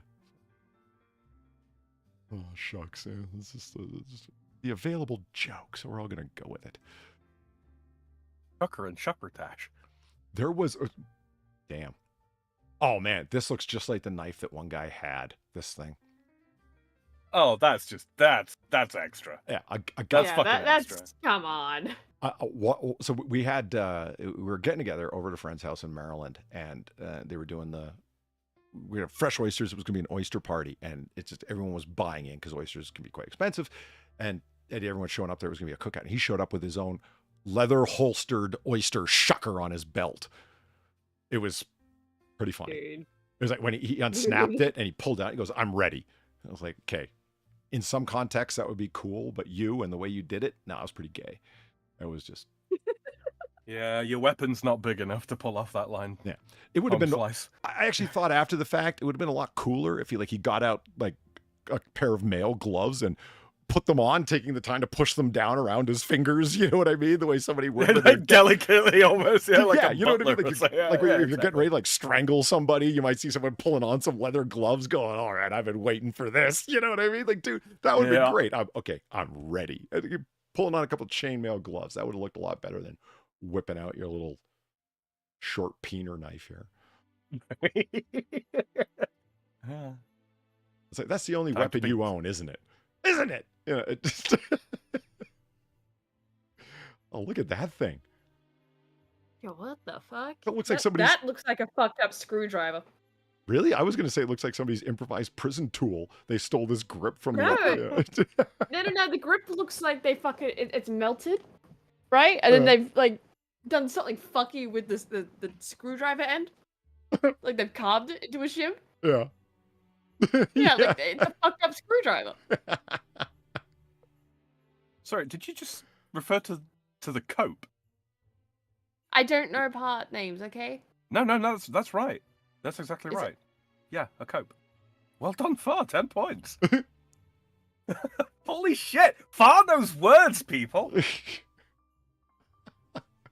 I'm genuinely impressed. Far knows knife parts. You know who Quincy Jones is. I don't know what's going on anymore. Holy shit. You know, I'm starting to... That's Far, I feel your pain. That's the reaction I get every time I mention something about a video game. You know something about video games? It's like, yes, I do. What the fuck? Wait, no, did I say cope? I don't think I did say that. I thought you...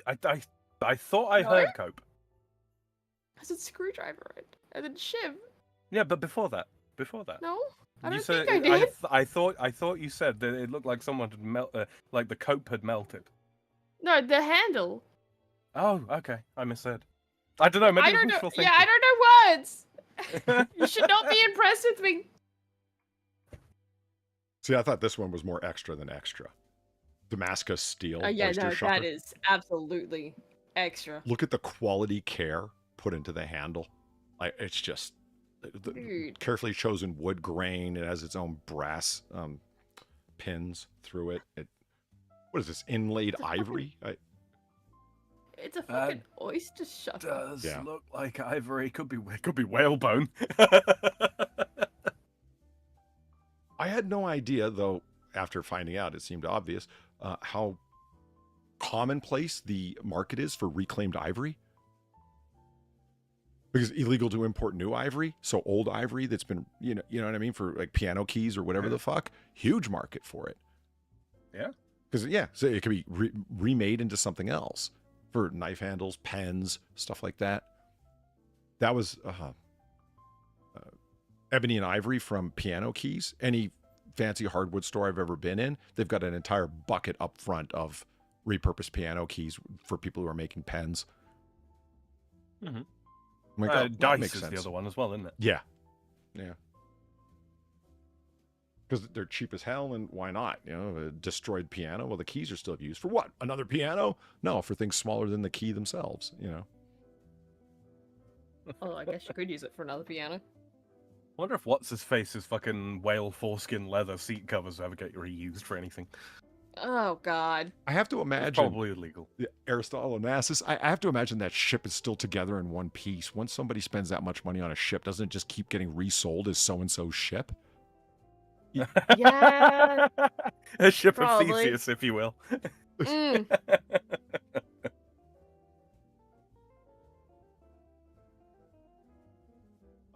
These look like tools that come with like a black powder gun. You know what I mean? Yeah. And here's your bullet starter, and here's your, that kind of thing. If anything, those look a little oversized. Like the grip's going to be, okay, it doesn't need to be that big. I don't have Reaper hands. Right. Yeah, Reaper does need a big coat. Yeah. Oh shit! Look what's still open from last week. Oh wow. Oh good lord. Are we moving on to part 2? You really want to read about Billie Eilish Fuda? No. I really don't. Remember, she has a dick in this. We don't. She does. She does, and it's written by your sister's dildo. Yeah, I remember. Oh yeah, that's right. I forgot. Yeah, written by my sister's dildo. Yeah, or your sister's dildo. Your sister's dildo. Yeah. Like it's not.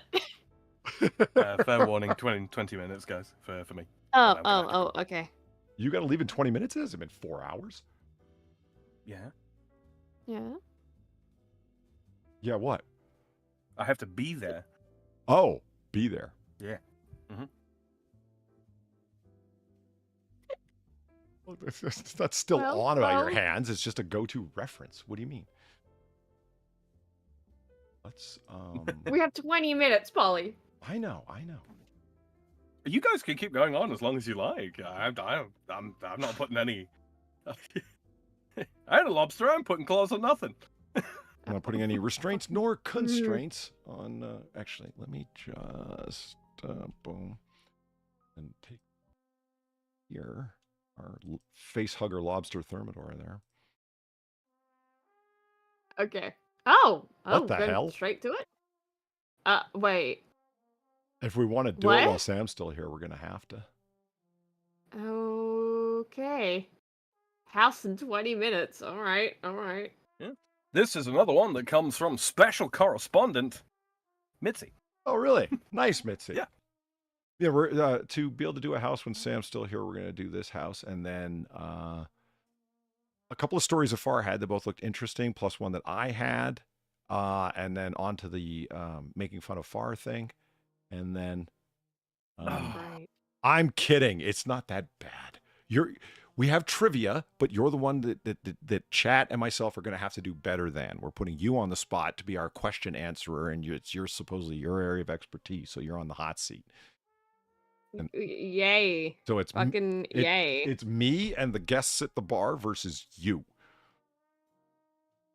On this week's edition of Mock the Artist. This is not making me feel better.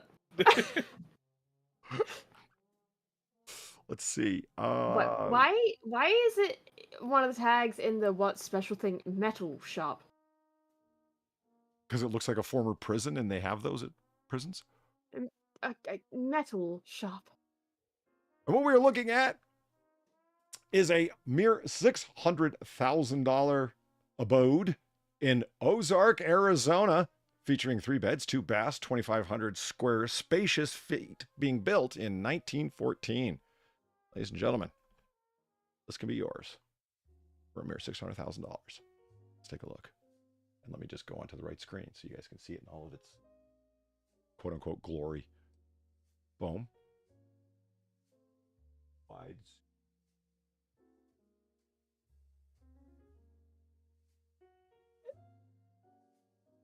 Yeah, this is something.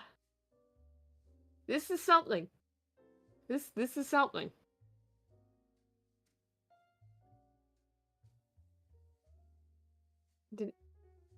Wait a minute. Isn't it frameless? Justin Wilson Yeah, says there it Minecraft is. house what? Indeed. Yeah, it does have a weird Minecraft abode vibe to it, doesn't it? Yeah. Yeah, but it's not made of meat. You know that is correct. It is not made of flesh. Ozark, Arizona, huh? This really looks like it's down in the industrial area, even though it's on a bridge. Look at its surroundings. Yeah. Well, it It's, did say metal shop, so You see what I meant when I said prison? Doesn't it look like a fucking prison? it does. It does. And then it has a normal ass door to the left. Like, Yeah, what it the does. fuck? This looks like Carthage prison where they did in Joseph Smith. Do you think you'll see a blood stain on the floor then? Like underneath one of the windows? Yeah, you think there would be, especially because the part of that story they never tell you is that somebody came up and cut off Joseph Smith's ears while he lay there on the ground dead. Wow. Okay. Wow. Yeah, they really did too. Yeah. Wow. No, I believe you. I fucking believe you because the whole story is fucking insane. It is. So yeah, sure. One layer of insanity on top of the rest of it. Sure, why not? Yeah. But just fucking wow.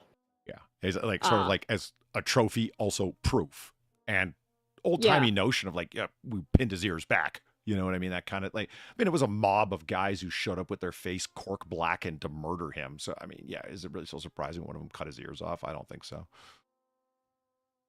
See, the industrial as hell.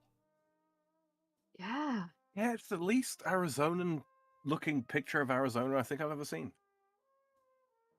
Yep. You see small prison, Joseph Wilson says, or Justin Wilson rather. Yeah, I hear more like a local jail. Yeah, local jail, not prison. You know what I mean? Where they're going to transfer you to like the massive place, but this is where the sheriff does his local interrogations and whatnot, and keeps the drunks.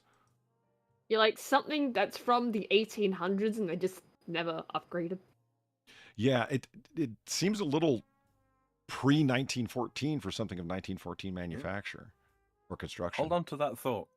Oh, really? Okay. Oh, yeah. They really don't want us to see inside, huh? Yeah, they don't want us to confirm our prison suspicion. So, are those train tracks? Looks like them, doesn't it? Ah, yeah. Like right on the river's edge like that? Okay. Easy line to follow. Yeah?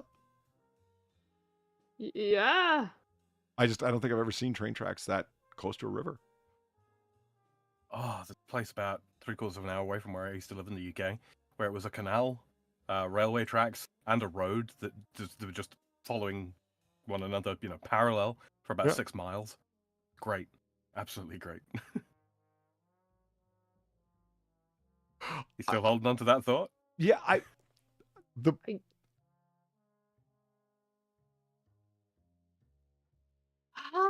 know, the bird really does look like it's coming out of the wall, man.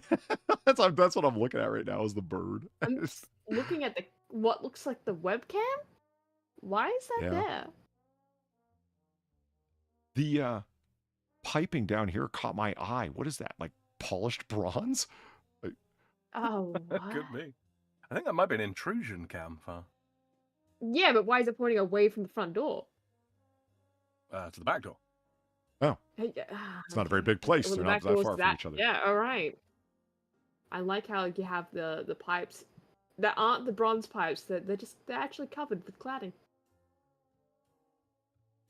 Yeah, there's a bunch of classic imagery here, like the webcam, the digital thermostat over here, and then the uncovered pipes, and then covered pipes. It's like exposed wood beams, painted. That might be concrete walls that have been like scraped clean of their paint repeatedly. Those might be air conditioning ducts. They might be. That is very possible. This looks like air conditioning ducting here, right? Yeah, sheet metal. Oh, yeah, it looks like you're right. Okay. Yeah, what, ducting? Mm-hmm. Or the cladding? Yeah. I mean, I've seen enough of that. I know what it looks like. More birds coming out of walls. Yeah. Somebody was a small game hunter or upland bird game hunter in Arizona here. Is that a mirror or is that a doorway? Mirror, I think. Yeah, I'm trying to picture. Is this chair this chair? No, that's not that chair. Yeah, it's not. Yeah. That's why I'm thinking. I was leaning towards a mirror at first. Okay, it's mirroring the room. But the more I look at it, the more I'm thinking, I don't think that's a mirror. I think that's a doorway. You know why I thought it was a mirror? It looks like there's a glare on the mirror. Yeah, it looks it looks like it has all the grime and shit on it. Yeah, exactly. Yeah. Yeah. No, that's just the rest of the place. Yeah, I think that's just the wall. The grime is in the air, I'll have you know. Oh, okay, sorry. Yeah. Does the grime come with the house? You know what I find? Like, so every image seems to have something that's like anachronistically out of time, and it's like the blue tinted wine fridge here. The game fridge. Yeah. Gamer fridge. Yeah. Corsair. RGB. Oh God, it is. It's a wine. I was kidding. Okay. It really is a wine fridge. Wow. When you want to just drink your sorrows away because you're living in a literal prison. Yeah. Okay, so that was a doorway. Yep. That's not a mirror. That was a doorway. Yeah, that's fuck. I mean, I've come across a number of things I've got open in other tabs, like different houses that we could do, and I don't know if I want to do some of them because it's just some of them are just weird, like and not weird in a good way. Came across this weird in a psychic damage way? No, weird that and what you like mean? why would anyone ever buy this place except for the novelty of owning it, and then they're gonna change their mind like a month later because no, that was stupid. Like one of them is a converted church, but inside of it, it just still looks like a church. Why would anyone want to live there? What, so they didn't do pull a Blue Lick Road and make the church into like their weird fucking like business of selling shit online? No. No, they didn't. No. No, they didn't do that. Like I'm trying to get It's kept to the church. like what is it, like an Airbnb? Like who would want to stay there? Like the inside of it is still decked out. It still has all of the it was a Methodist church. So it's got like an altar, it's got a pulpit, it's got like all that, and that's all still there. One fucking interesting Airbnb. The only thing they took out of there was the pews to leave the main area that would be the sanctuary like open for like chairs and couches and stuff to be a living room. Other than that, everything they left there because it's like, well, look at all the beautiful woodwork with the giant crucifixes on everything. That woodwork, like so I don't know. I still got it open. Maybe chat's weird and would like to look at it. I don't know. Yeah, I mean, I'd like to see it at some point. Don't get me wrong. You know, peaked it. You know, we should do that one week where I've got stuff like rapid fire ones. There's not a lot to talk about individually, but overall, like let's spend 10 minutes on each one kind of thing. Because I got like 5 or 6 of those stacked up.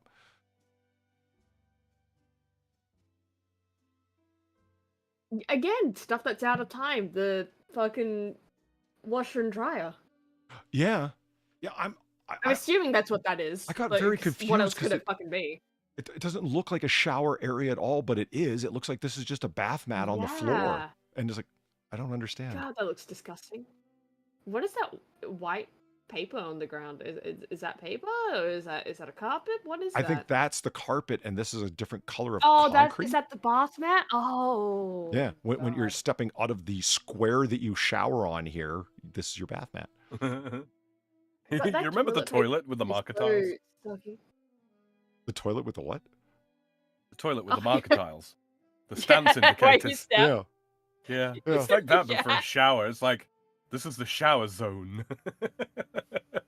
But seriously, that toilet paper has to get so fucking soggy. There's no way it doesn't. Oh, yeah. Absolutely. Is it just me, or does this separator not come out nearly far enough? Like out this way to the left. Yeah, I just said so. Yeah, I don't think. Yeah, no, you're right. And I understand that, like, okay, this isn't a window outside, so it doesn't need to be frosted glass. But something in my mind tells me that this should be frosted.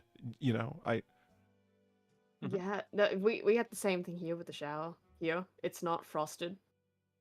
It's very strange. It's odd, right? It's what I'm trying to say. It's like, I agree. As someone that showers daily in a shower that does not have frosted glass on it, it's incredibly strange. And I get it. So like your wife or your husband or your girlfriend, whatever, is at the sink washing their hands or brushing their teeth, and there you are showering. It's like, well, but it's your wife.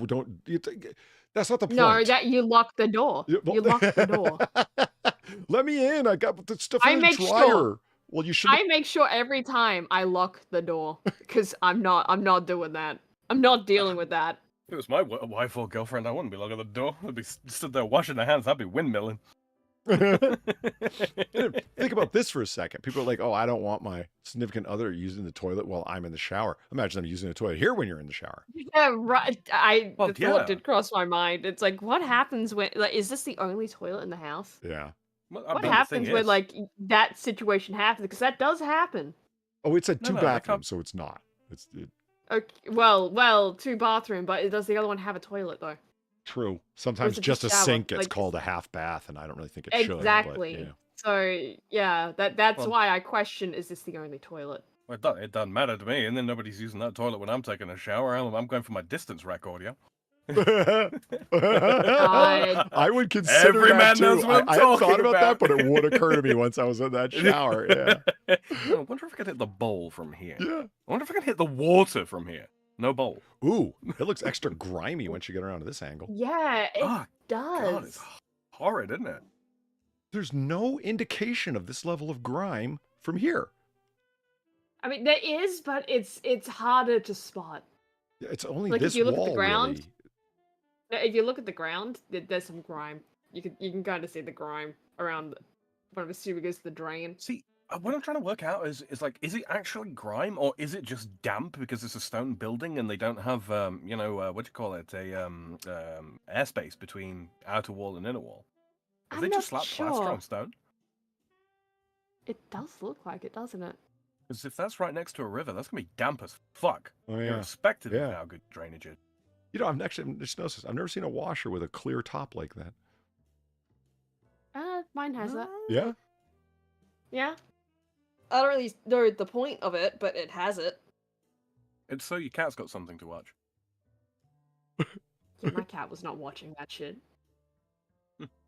So your children have got something to watch. It is so obvious that door is not original to the house, huh? I mean, it just... Yeah.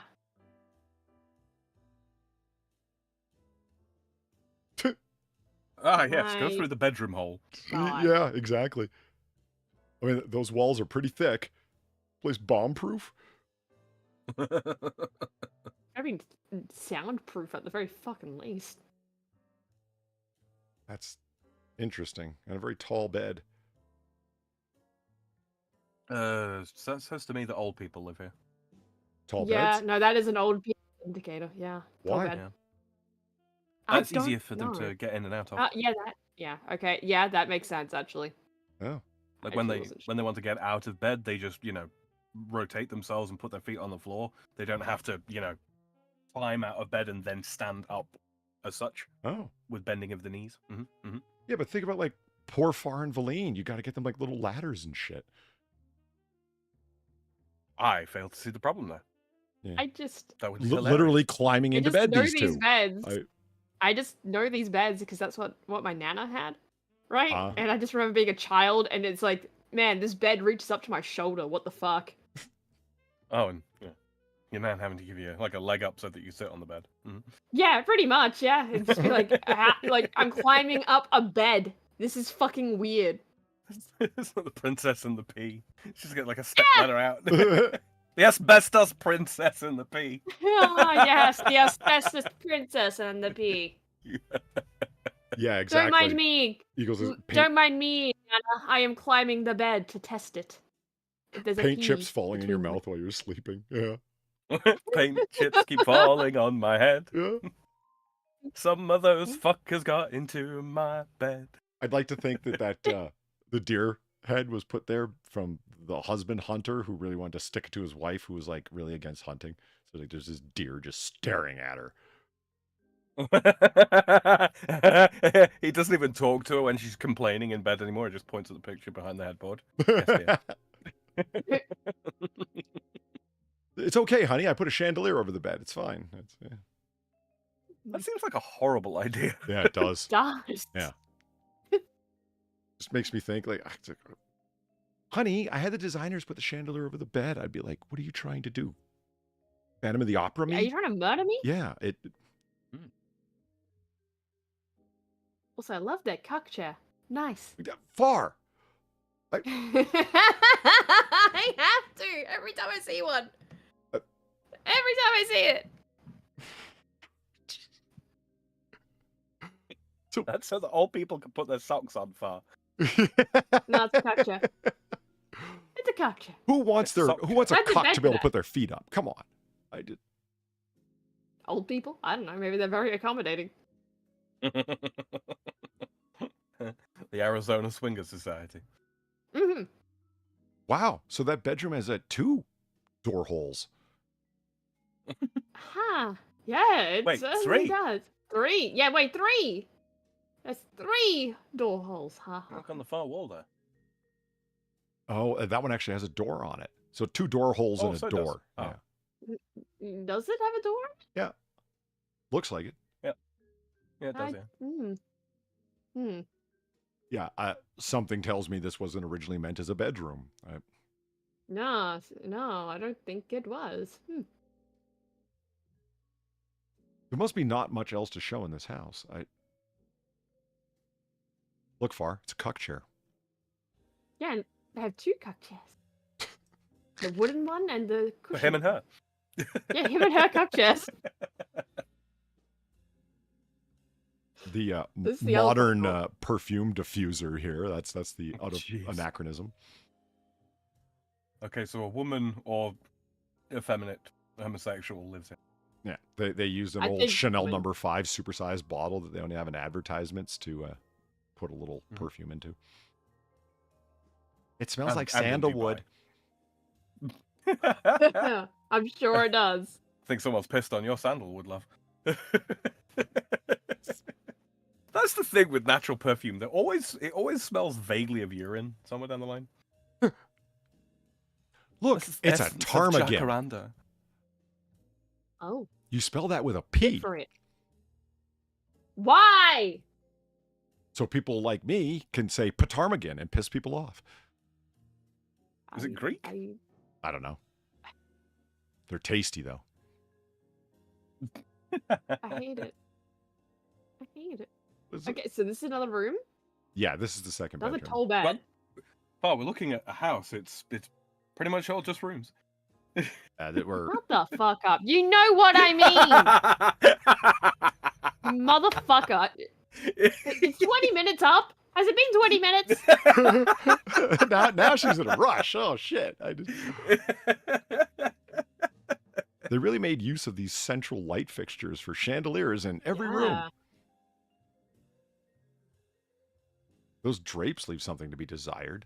They're just, What are the walls? well, yeah. There's a lot. Fair enough.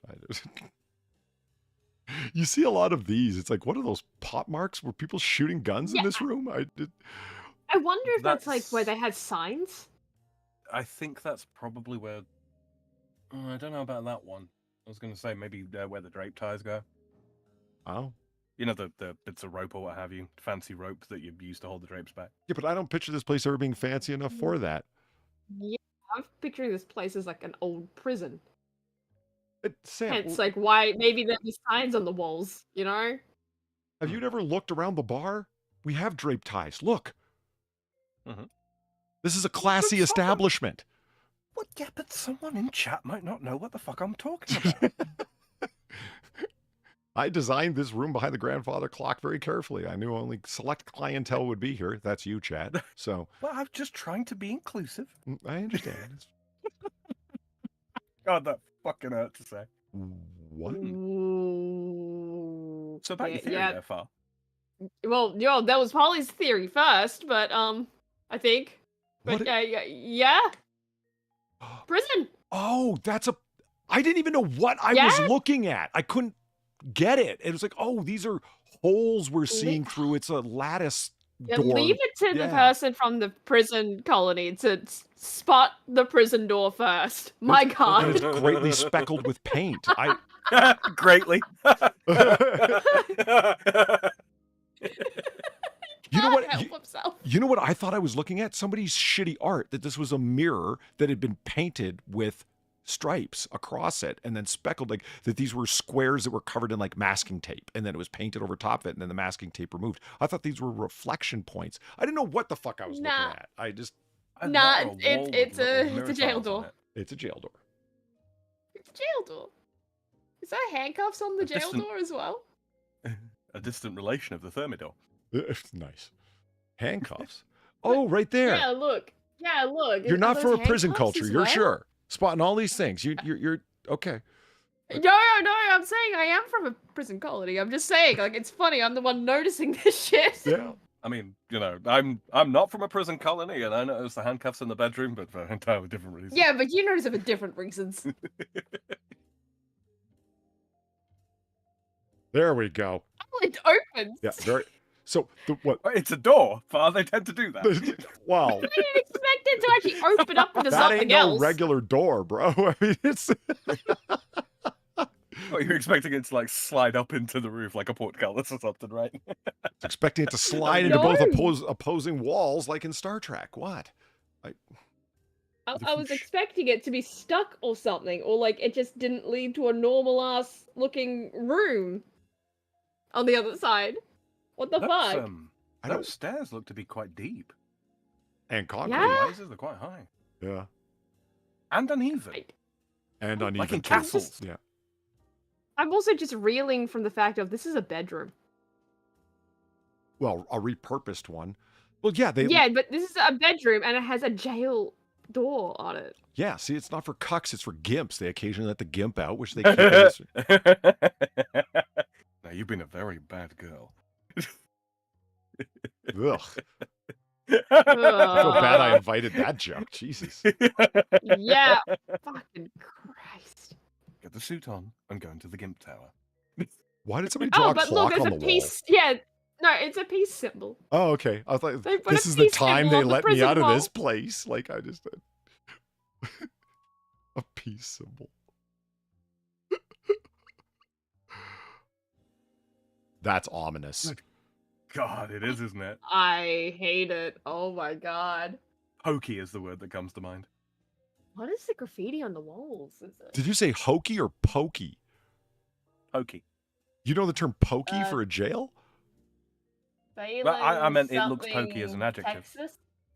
Oh, because here we call the local jail the pokey. Oh.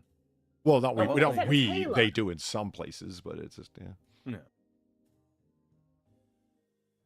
That looks pretty Is it- steep. Yeah, it does. I was assuming that was like just camera distortion fuckery, but I don't know. Those uneven stairs I are. know. Yeah, uneven stairs Whoa. so that you can't run up them easily. Whoa. Okay, so there is another. Is that another toilet or is that the same shower?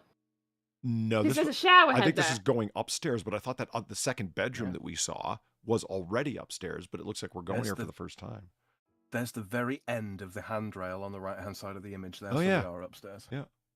Okay, yeah, but see what I'm seeing though? There's a toilet, then there's a shower head at the Yeah, top. absolutely. You're Another just open air showering out shower. in the open Yeah. with no door in the bathroom. You're showering and shitting just It's in view of everyone. Well, you have to There's keep a your great eyes deal on the of people- prisoners in the showers. You see.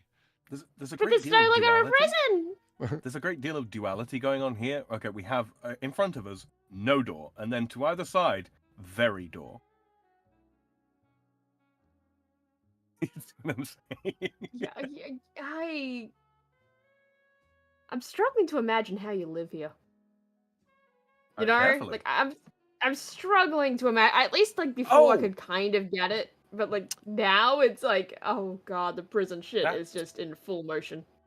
That reminds me, Mitzi actually had a little note for me when she sent me this, Okay. and it was she just sort of described this as the house that requires you to have a tetanus shot. That's what I was thinking of. I called it the tetanus door. What? Yeah, Yeah. yeah. I agree with that note. My god. Oh, Engineer MK, how's it going? Yeah, as I said earlier on, I was more than a little out of sorts. Or I was very sick earlier, and still definitely feeling off. And not too long after Sam leaves, we're going to be just open the bar for our select clientele tonight, just to do a show, and then I'm closing her down and going to I'm bed so- because I feel awful. Did you say select or slut? Select. It sounds like slut. Yeah, I was calling the stream guest slutty. Yes. Yeah, you guys are sluts. Drunkle was alone on AAA. I Yeah, don't I see any DMs from him. He could have called me. I was around. I wouldn't.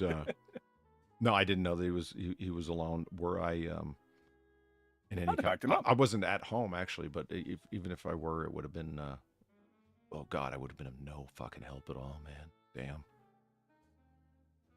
This is looking extra grimy. God. Man, it's again. I don't understand like God. how you're going to go through the trouble to install these like obviously modern different shower heads because the piping, the plumbing in Yeah. it is obviously new because it doesn't match anything else in the place. But you haven't done anything else other than install this stuff. Like, why not a frosted? I mean, how much could that possibly cost at IKEA? And you can get free meatballs while you're there. Right. I don't get it. Good meatball. Good ones. Yeah, why did we open air? Oh, okay. Okay. This putting Wow, unnecessary guitars and pictures has got to stop. The internet's gone crazy. Polly, I don't think that's just a guitar. I think that's a mandolin. Well, it is a pretty wide Look at the bass and shape short of it. neck. I'll give you that. Yeah. I think Sorry, anybody in I'm Arizona knows how to focused play a on mandolin. The cladding at the top right. That's just going through. Okay. The Okay. piping just runs right through the wall like that? Yeah. Yeah, I think somebody cut into that 2-foot thick wall and just, we're not cutting a clean hole here, we're just cutting a square. Well, I mean, that makes sense for, like... That does make sense for, like, if this was not a living area. Like, I've seen stuff like that before. People get really fucking... creatively lazy when it comes to piping. Let me put I it did like notice that. the deer head here. Engineer, yeah. There seems to be Yeah, a I'm consistency. I'm Or- just more amazed of, like, this is... Someone lived like that. That's not a Someone deer, just that's a, lived with that. is that a That's an gazelle antelope, that has isn't it? those A horns? gazelle? Yeah, gazelle. Yeah. Gazelle? Yeah. Do you know what this bed, you see the angle and stuff, it looks like one of those beds that they advertise on CNN for old folks that like bend in 5 different ways, you know, with the motor. Yeah, it does, actually. You might be Yeah, right it has there. that slight bend to it, yeah. There's no headboard as well, which sort of tracks. Yeah. I like the stack of pillows. Yeah. Real classy. Yeah, they don't belong on the bed at all. Talk about it. See, now you've asked me, what's the difference between nothing, austerity, and minimalism? This is not minimalism. This is just austerity or prison. Well, it is a prison house. Yes. But I'm just making You know it clear. No, there's nothing on the walls. Oh, Polly must love this. You don't understand minimalism if you think so. It's just... Real quick, considering it's a prison, has anybody noticed in either of the bathrooms that we've seen so far a soap dish? Because I haven't. No, just You're right, I have not. soap hand squeezers, little bottles with the nozzle top. That's all I've seen. Yeah, true. Yeah, liquid soap takes longer to pick up though. Mm. Oh my god.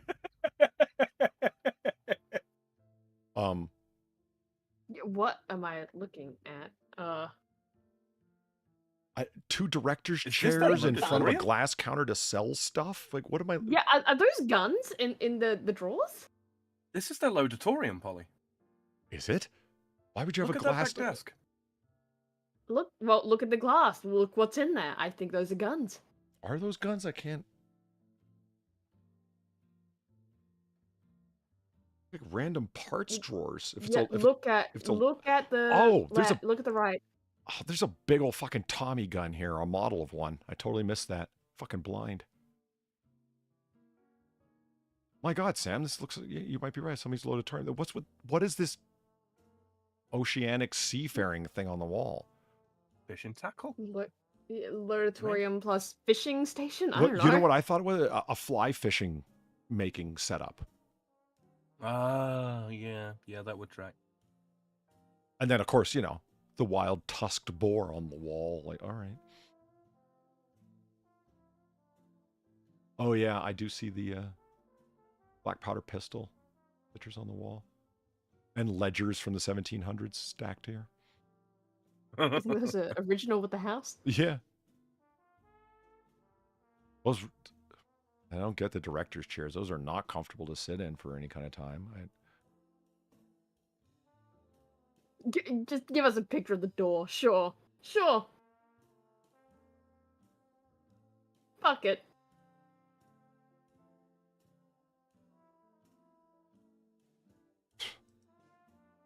Yep, it's still a door. Yeah.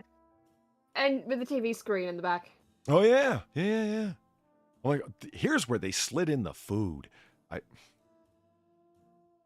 Gotta feed your gimps.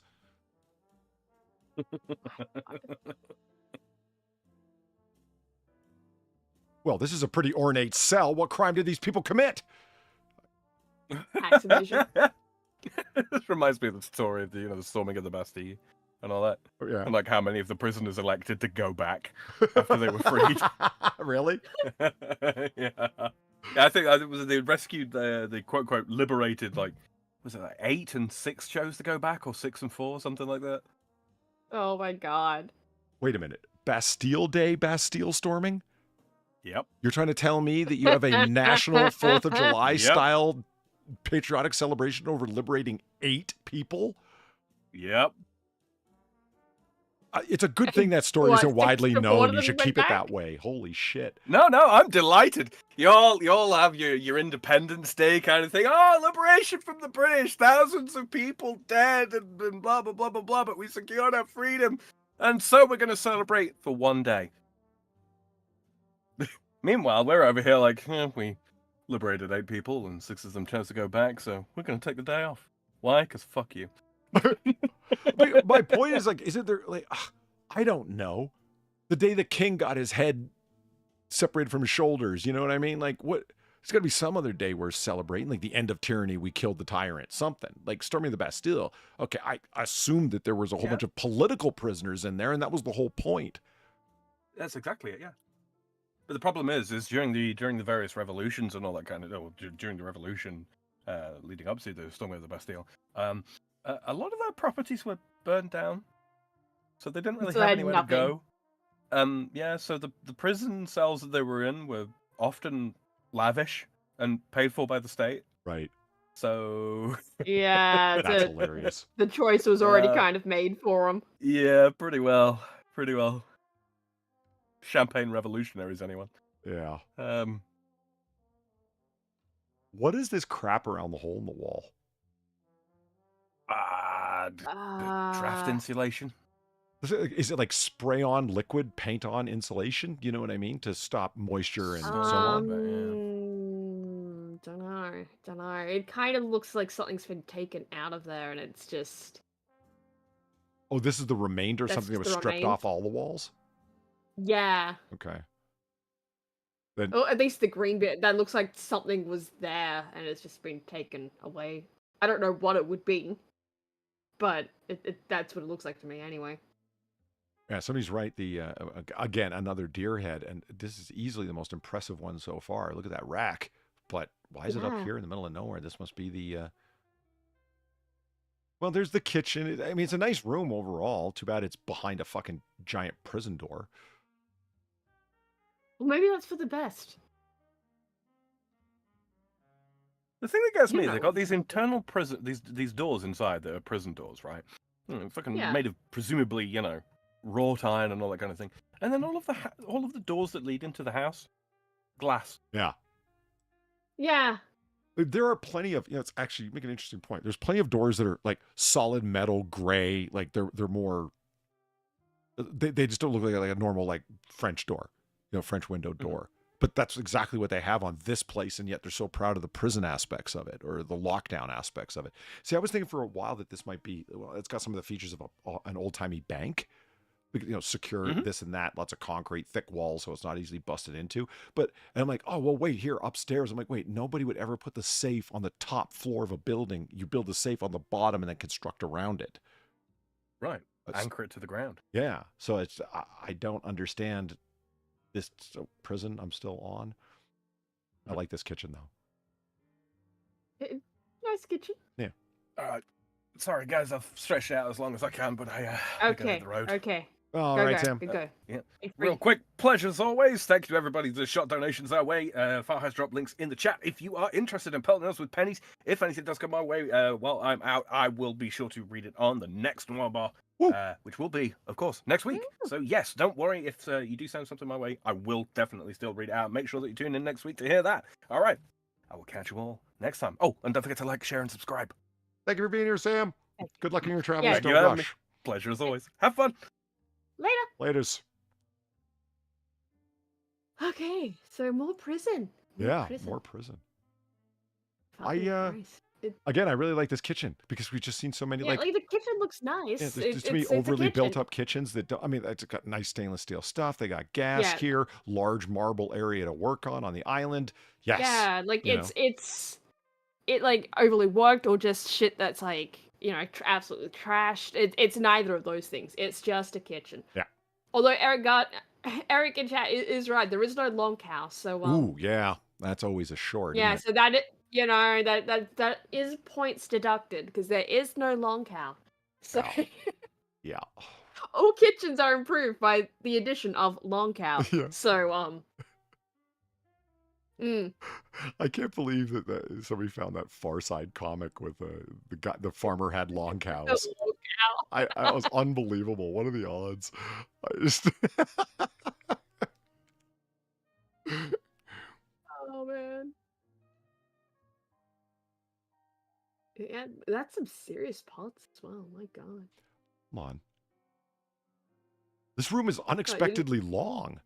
Because it's like, wait a minute, there's a kitchen table in the center between the TV room and the actual kitchen. Yeah. I mean, either that's camera fuckery or it is just weirdly long. Yeah. I'm not convinced that they haven't like torn out some walls in this place. That's a good point. There might be this could have been Yeah, separate like I feel rooms. like something because like think of like old-timey jail cells. They're not that big, Yeah. you know? So there has to have been something that was done. Bare minimum. Yeah, I noticed that too. Clearly there was a dog here because Naya's are like Yep. dog dishes. Here's the dog food in like a Tupperware plastic container right beside it. Yeah, why would you keep it right beside it though? That's like tempting fate. That's just gonna piss the dog off too. Like, here's this Well, whole yeah, container but, of like, food and I that's can't get tempting into it. fate. What's going on? Yeah, like that's an easy way to have that all on the floor. Sure. Because the dog's gonna figure it out. Well, yeah, and I mean, it's right beside his dog dish. What do you want him to do? Not try and eat it? That doesn't even make sense. It's pretty much like you're telling him Yeah. to try, you know? Congrats on your newly chewed plastic, idiot. Yeah. Oh, but look, it's got a fancy schmancy wine bottle on it with the tablecloth and two chairs. Ooh, how romantic. In the prison. Prison romance. Where is this table? Is this in another room? Yeah, wait. Oh, Oh, it's no, right no, here. no, it's right there. Yeah. It's right there. So it's behind the couch. When they took the picture of the TV from the other side, they cleverly excluded this little sitting table. This is so strange. Why is this all in one location? Yeah. Is this the only place for all of this garbage in one spot?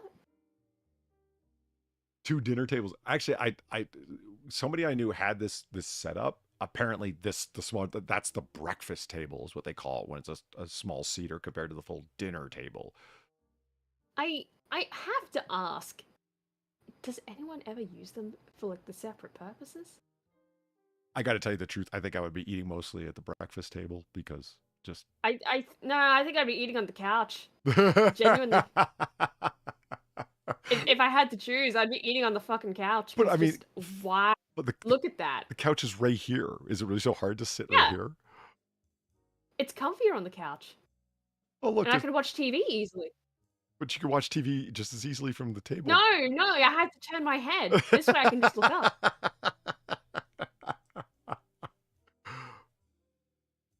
What?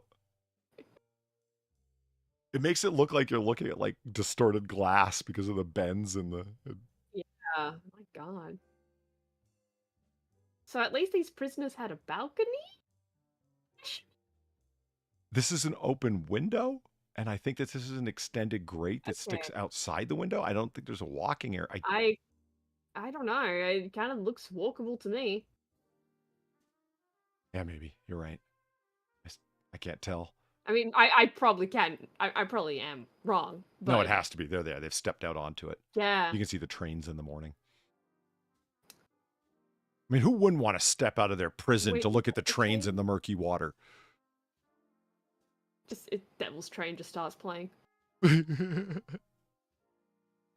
on a train? Now let me explain. What, you can go on the roof? Yeah. You have roof access? And with a serious skylight, a very modern skylight. Yeah. So they intentionally wanted roof access? Well, look at all the rifle positions in between the very. Yeah, Look at that. whoa. That's one of the dead giveaways of a prison. It's got the castle tops. I forget what those shooting areas in between, Yeah. right? And it looks like a hanging yard arm right here. That's nice. Yeah, nice. It's all properly tar papered top, modernly. Yeah. What do they call their Been loving it. crenellations? Eric Gardner and Cheshire Smurf both said crenellations. Crenellations? The notches, the shooting positions in between the. Yeah. Yeah, I don't know what they call it. I'm just repeating. Crenellation? That's What the fuck is that? old plumbing a with a fire horseshoe hydrant? on it? Is that like a hydrant or something? I have no fucking idea. Wow, have you ever really just done a shit job painting everything with a sealant? Yo. It looks like somebody didn't give a fuck job.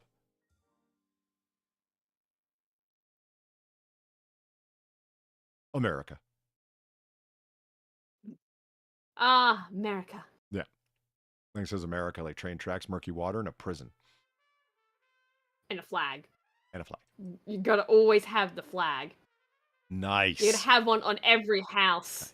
Polly, every business needs a flag. No, scratch that. They need 5 flags. You realize I live in an area where most houses have flags, right, Far? I'm also just poking fun. Polly. Like, we were patriots here. I'll have you know. There's no problem. Every time I have fucking been, I have seen like flags fucking everywhere. Yes, it's kind of incredible. On businesses, at gas stations, people take the flag down at night and put it back in the morning. They go outside to take their flag down when it's raining. You know why? It's called patriotism, Far. I'm just poking fun. I think it's delightful, but it's also just like really fucking bizarre to see it. It's like, holy shit, cartoons did not lie to me for once. You guys actually do this. Yeah, we do. It's true. Like, you guys actually fucking do this. This is kind of insane. Yep. Yeah, an engineer's like, got a point. In a good way. 5 but flags like, and animal just, heads. Yes. Yeah, but it's like you cannot deny it. It's kind of fucking insane when you compare it to the rest of the world that does not, in fact, have like 5 American flags or whatever nationality flag, right? Going down a highway. So I swear to God, I've seen that one. I don't see the problem. I've like, and I'm not saying it's a problem. It's just it's insane by comparison. Wow. No, that flag's not fast to the tree. It's on a very thin flag. Yeah, pole, yeah. You can see it in the previous picture, the pole, but yeah, you just can't really see it there. Yeah, and Sam has a really good point. For $600,000, that rail line better be abandoned. Yeah, you got a point. Nobody wants to be asleep when the rail goes. Oh fuck. A train going down that? Oh yeah, try sleeping through that. Yeah, it's gonna be loud as shit. Absolutely. I can understand, like, fuck the prisoners, let them deal with it. Yeah, of course, but you know, for a residence, no. Nice prison chairs. Yeah, I mean, who doesn't want to have brunch by the tracks? On fucking copper chairs, yeah. Yeah. Lovely chairs. So all right, well, you got some nice grass. Yeah, the property does mate. stretch. We saw that in the first picture where it outlined just how big the property is. Yeah.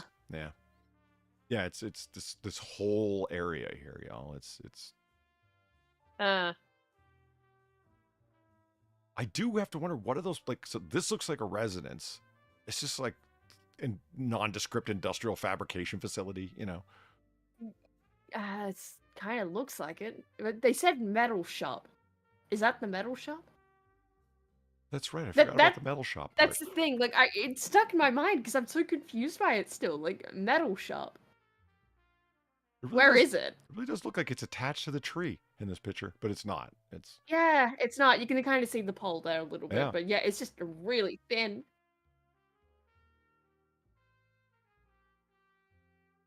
Okay, that's about the best picture of this place. Yeah, that kind of makes it look cool. Yeah. Not gonna lie. It shows off, like, the texture of the brick and whatnot, and it's a nice angle and everything. Yeah, it's nice cube. Yep. I live in a cube. Also nice picture. Yeah. Oh, background and again, front. nice picture. Nice picture. Doesn't look like these pictures were taken by the same person. This guy has a notion of composition, you know? It's like yeah. Oh shit. Did somebody waited for sunset or sunrise, so there was this kind of lighting? You know, you can see the length of the shadows, so it's, you know, sunrise or sunset. Yeah, here you can kind of see the pole a bit more. Yeah. If you missed it, chat. Yeah, Wildly it is thin. just that thin. Yeah, it's on a wire. It's a strange, like, yeah, length of property. So it like, in front and does- behind the house, there isn't much, but then it just keeps going. So it does include a little building there. Look. Oh, yeah, you're right. You're right. Yeah. Yeah, it includes that little thing too. Is that the metal shop? I don't. Why did they want? Because this is the last photo, so why didn't they want us to see inside Yeah. that metal shop? What are they hiding? What the fuck are they hiding in the metal shop? What's he building in there? Yeah, what's he building in there? Okay, I am really curious to read about this place now. One of the most... Yeah, what the fuck is happening with this? So what's special is the metal shop, original architectural elements, heat and central air, rooftop patio. Is that what that was? It did not look like a patio to me. No, it didn't. Spacious adjacent buildable lots, iron doors, gourmet kitchen. All right. All right. No working metal shop looks nice enough to photograph. Bullshit. You can still take pictures. You can still take pictures. I've been in enough metal shops. You can take pictures. If you're buying it for the metal shop, you kind of need to see what's going on. So here we go. This renovated 1914 built jailhouse in Ozark, Arkansas. The Arkansas River seamlessly blends its past with the comforts of modern living. It's key. Is that what they were trying to do? Yeah, that's now we know. It wasn't just like random anachronistic juxtaposed stuff. It was an attempt. An attempt was made. Blending seamlessly was their goal. Its key features include the following. It's retaining original architectural elements such as the unique keystones above the entry, iron doors, 14-inch concrete that contribute to sound and weatherproofing, exposed brick and limestone walls. This home provides a tangible connection to the past and the criminality therein. The property has undergone a complete transformation, such as plumbing, gourmet kitchen, and central heat and air. The former cell blocks have been repurposed to spacious bedrooms and living areas, offering a truly distinct floor plan and maintained etchings of names of prisoners. That's what that was? Wow. What, so the prisoners etched their names on the walls, being like, yeah, I was here. I was here for armed robbery and murder. And you kept that shit? Yeah. You fucking kept that.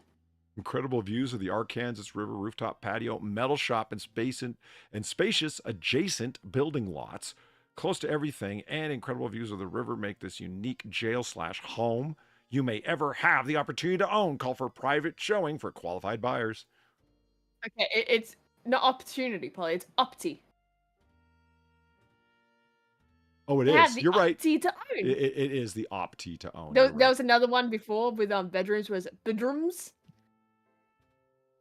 Yeah, I really just auto-corrected a whole bunch of stuff, didn't I? Yeah, you auto-corrected this person, which is fine for understandability, but I just felt the need to just say. Yeah, I didn't even see opti. I just read opportunity, assuming that's what it was. My mind auto-corrected it for me too. It's just the opti. Yeah. It's an opti to own. Oh, whoa, it's an opti to own this jailhouse. In my mind, it's always a dead giveaway that somebody wrote something on their phone when you see the unnecessary spaces that happened when they were editing. Yeah. Yeah, that is a giveaway. Now, and when you have capital letters for no reason in the center of, in the middle of sentences, because like jail, for example, like why is that capitalized when nothing else is? It's because it always capitalizes. It'll always capitalize the beginning of a sentence. So when you started writing somewhere else and then combine two sentences together when you're editing on your phone and you didn't notice it to correct because the screen's so small, don't write shit on your phone, guys. It's just you'll end up mistakes will show through that you couldn't have spotted, and you end up. My God, you write stuff that's just it's grammatically incorrect, and I know it sounds dumb, but like it's true because you're like. Where was it? This property's undergone complete transformation. A complete transformation, comma, such as plumbing, and you missed that, but it's retaining original architectural elements. Retains, not retaining. Yeah. And it's like, I'm willing to bet there were words before that they cut out that would have made that make sense. You know what I mean? They picked words throughout this that don't fit in those sentences, but would fit in another very close one. Just don't write. Look, there's another double spacing for no reason. We see realtors do this all the time, though. These are the worst grammar ever because I think they live by they just don't give a shit. Yeah, they live by their phones. They work on their phones. And I understand why. They're mobile people. They're out there working and stuff, and they just wrote this on their phone. But you shouldn't do it. It's a bad idea. You think they got an HOA?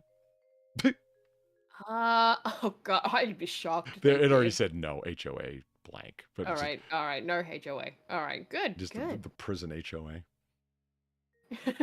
It's a prison HOA. You got to keep the prison doors as is. Yeah. So it was never Holy for sale. shit, that is skyrocketed. Yeah. Because it was just worth nothing forever. So this was like pure Zestimates because there was nothing around it that was selling as a residence. Yeah, So they had nothing to then compare it Zoop. to. Holy shit, I take that back.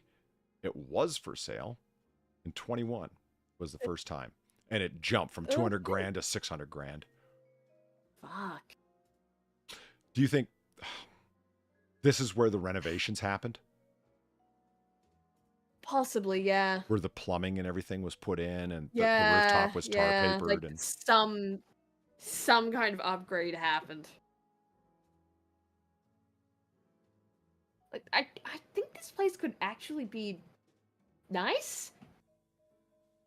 You would need to put in a lot more work.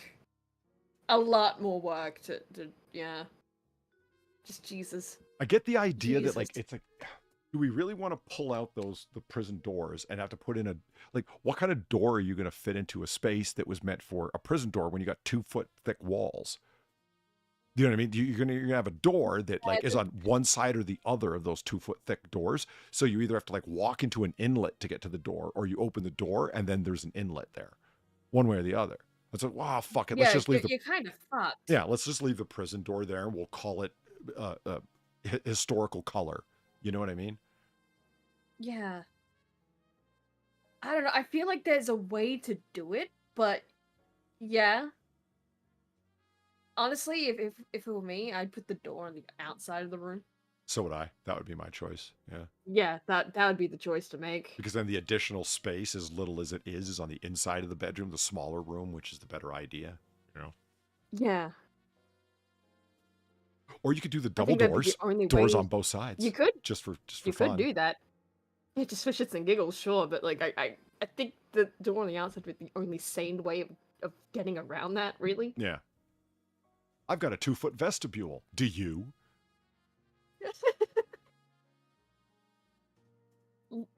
Lock in burglars today in your 2 foot Yeah. vestibule.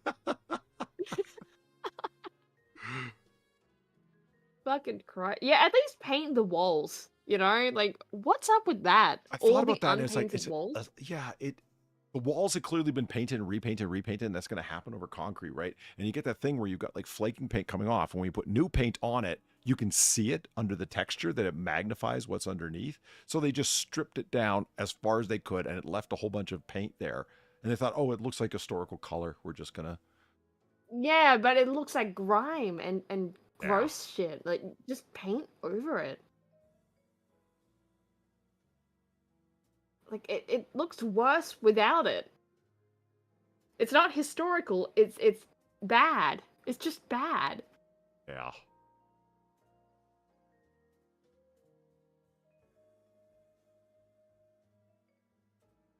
Yeah.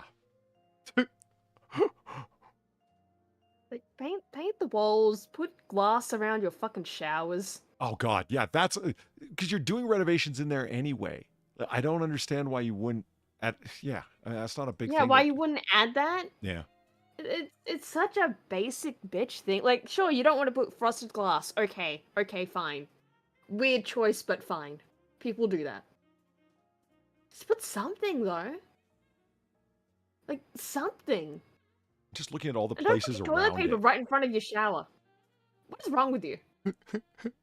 I've always found this interesting. I've always found it interesting, but I didn't really talk about it. Where sometimes every single place around one of the places we'll look at is the same price, so it's like market value, right? And sometimes it's wildly Right. above or below the price of everything around it, and that's telling. Yeah, and this is wildly above the price. Everything is around 150 to 200 grand, is what you're seeing mostly, right? Yeah. And this place is Yeah. 600, which is like, I don't know. It means what you're surrounded by is going to be, Worse? Better? a lot of not expensive homes, which means very small single level. Like if it's a home, like it was built as a home, there's nothing special about it. Like it's a fucking prison or whatever. Or it doesn't have a very huge property around it. That means it's a single level home with not many bedrooms if it's going for 200 grand in 2025. Right. Oh, look. It's another damn home with a fucking flag. For fuck's sake. Yay! I'm Holy I'm not shit. against the flag home, like the flag thing at homes. It's just it's just funny to see it everywhere. I kind of want to look around this Because again, house. it is that one time the media didn't fucking lie to me. The flags are real.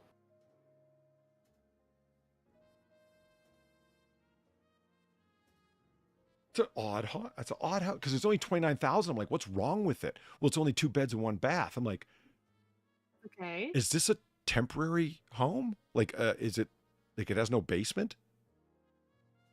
I mean, probably not. See 3 photos. Well, that's encouraging. Do houses have to have basements? No, certainly not. Certainly not. There's lots of places where any hole you dig deeper than 2 feet is going to fill with water, you know, because where the water Okay. table is. So there's nothing you can do about that. That was something I found out about the Führer bunker that Hitler was in. There was the last guy there. I told you I was watching a whole bunch of World War II documentaries, right? The last guy in the Führer bunker was all the other people had left, the cook, everyone. But the maintenance guy was still there when the Russians showed up because he was the one running the electricity and the pumps. And they kept mentioning the pumps. And I'm like, for what? Because Berlin's water table is really high. I didn't know this. And the bunker goes really, really deep. That if you don't have pumps constantly running in that place, it floods with water. Huh. So by the time the Russians had gotten there and they did their little investigation, they dragged the maintenance guy out of there because they're going to leave no one there and just put a guard at the door. And when they went to go back in, the place was flooded because they shut the electricity off, well, which shut the fucking pumps down. off. You know what generator was running in the place? What? It was a U-boat submarine engine. They repurposed a submarine's diesel engine. Nice. I don't know why I find that Nice. funny. Mostly because, is it because they were worried about it flooding? And a submarine engine is really resistant to water damage? Is that it? I mean, probably. That does make sense. Ironically enough, the cook did turn the gas off before he left. Thanks, Sam. Well, there's it's all just 3. the outside of the house. We don't even see the inside. But there's only 3 photos, and they don't want you to see 2 bedrooms. Yeah, they don't want you to see inside. They're too ashamed. What do you think this little area is for? Is it just your parking spaces? Yeah. Yeah, I think it's parking. This is our garden, but it's just gravel and some grass. Well, I'm not finished. Yeah, isn't it lovely? I'm growing gravel. I'm growing gravel. It's I'm a gravel farmer. It's currently up for rent and is renting, and they're suggesting you buy it as a rental Right. property. Yeah, because fuck living here. You want to rent this. What, you don't want to live in Ozark, Arkansas? I don't even know where that is, Polly, and I don't really care to. Arkansas? You don't know where that is? Not really. It's right beside Kansas. That's where it gets its name. West Kansas. It's the center of the country. Okay. That's where Superman's from. Oh, I see. And Kansas is right beside it because in Old English, Kansas means right of Kansas. You believe that? No. You shouldn't. Good thinking.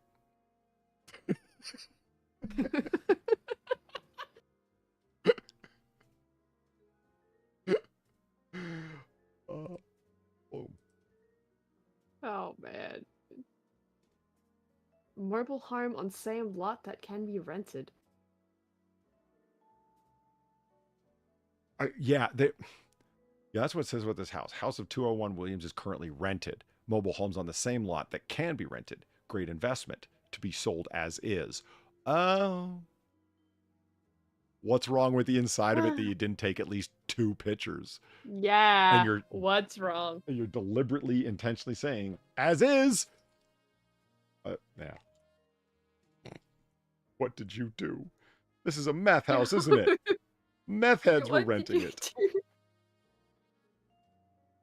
It doesn't look bad from the outside, I don't think. It looks simple. It doesn't. But it doesn't look torn down or dilapidated. The concrete isn't No, all it split doesn't. up. It doesn't look bad. It just looks simple. That's Yeah, all. but we've also seen the same thing with other houses where then we've entered it and it's just like, okay, yeah, here's the crack den. Yeah. You know, you get what I mean? Like, I do. it's... As bad as the place from last week did look from the outside, I didn't think we were going to find a wasp's nest at a vent. That was... Yeah, no, it did not look so bad that we could have even guessed as to what was inside. Yeah. Damn. Okay. 2 energy drink, rock stars with bourbon deep. I gotta go use the bathroom. Far, do you want me to just hit the "we'll be right back" scene for you? Yeah. Okay. That'd We'll be right back in like less than 2 minutes. I Okay. just gotta run to the bathroom. And guess what? My shower is frosted. Good for you. Yeah. I don't get to use this scene a lot, and I worked hard on it. Hey, everyone, enjoy the moving moon.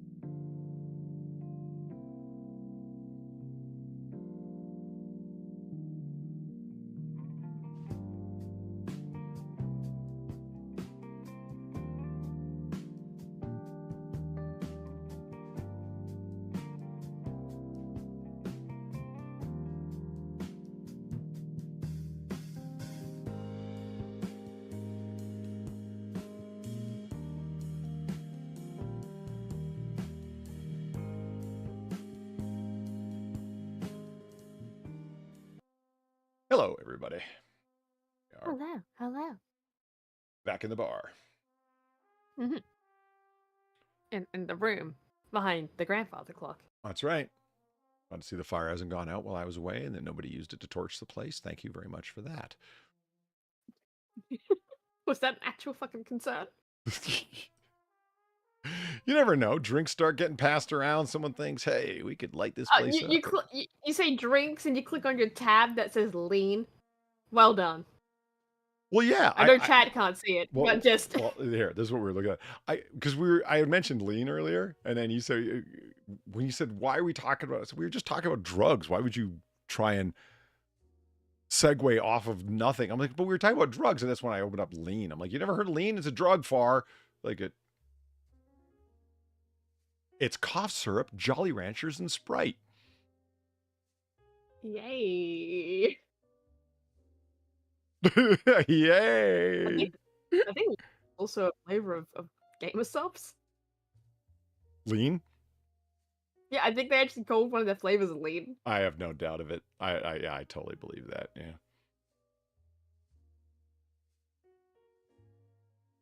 Purple drank haze, the lean drink craze. The part of it that I never got is it's like, okay, I get the idea of getting high on all kinds of shit, especially if you're into, like things are going to slow you down, and that's what cough syrup's going to do, as they call it, getting slow. Codeine itself is an opiate, but it's also got a number of other drugs in there, and the different types of cough syrup that they're using, usually prescription cough syrups, that can get you fucked up. Why the Jolly Ranchers, though? It's like, because when you put in the soda and you put like 4 or 5 in the bottom, yeah, it tastes fruity, but it makes it like sickly sweet and thick. When the Jolly Ranchers dissolve, and they do dissolve quite quickly in Sprite, it turns into like this thick syrupy mess, which is where the name scissorup comes from.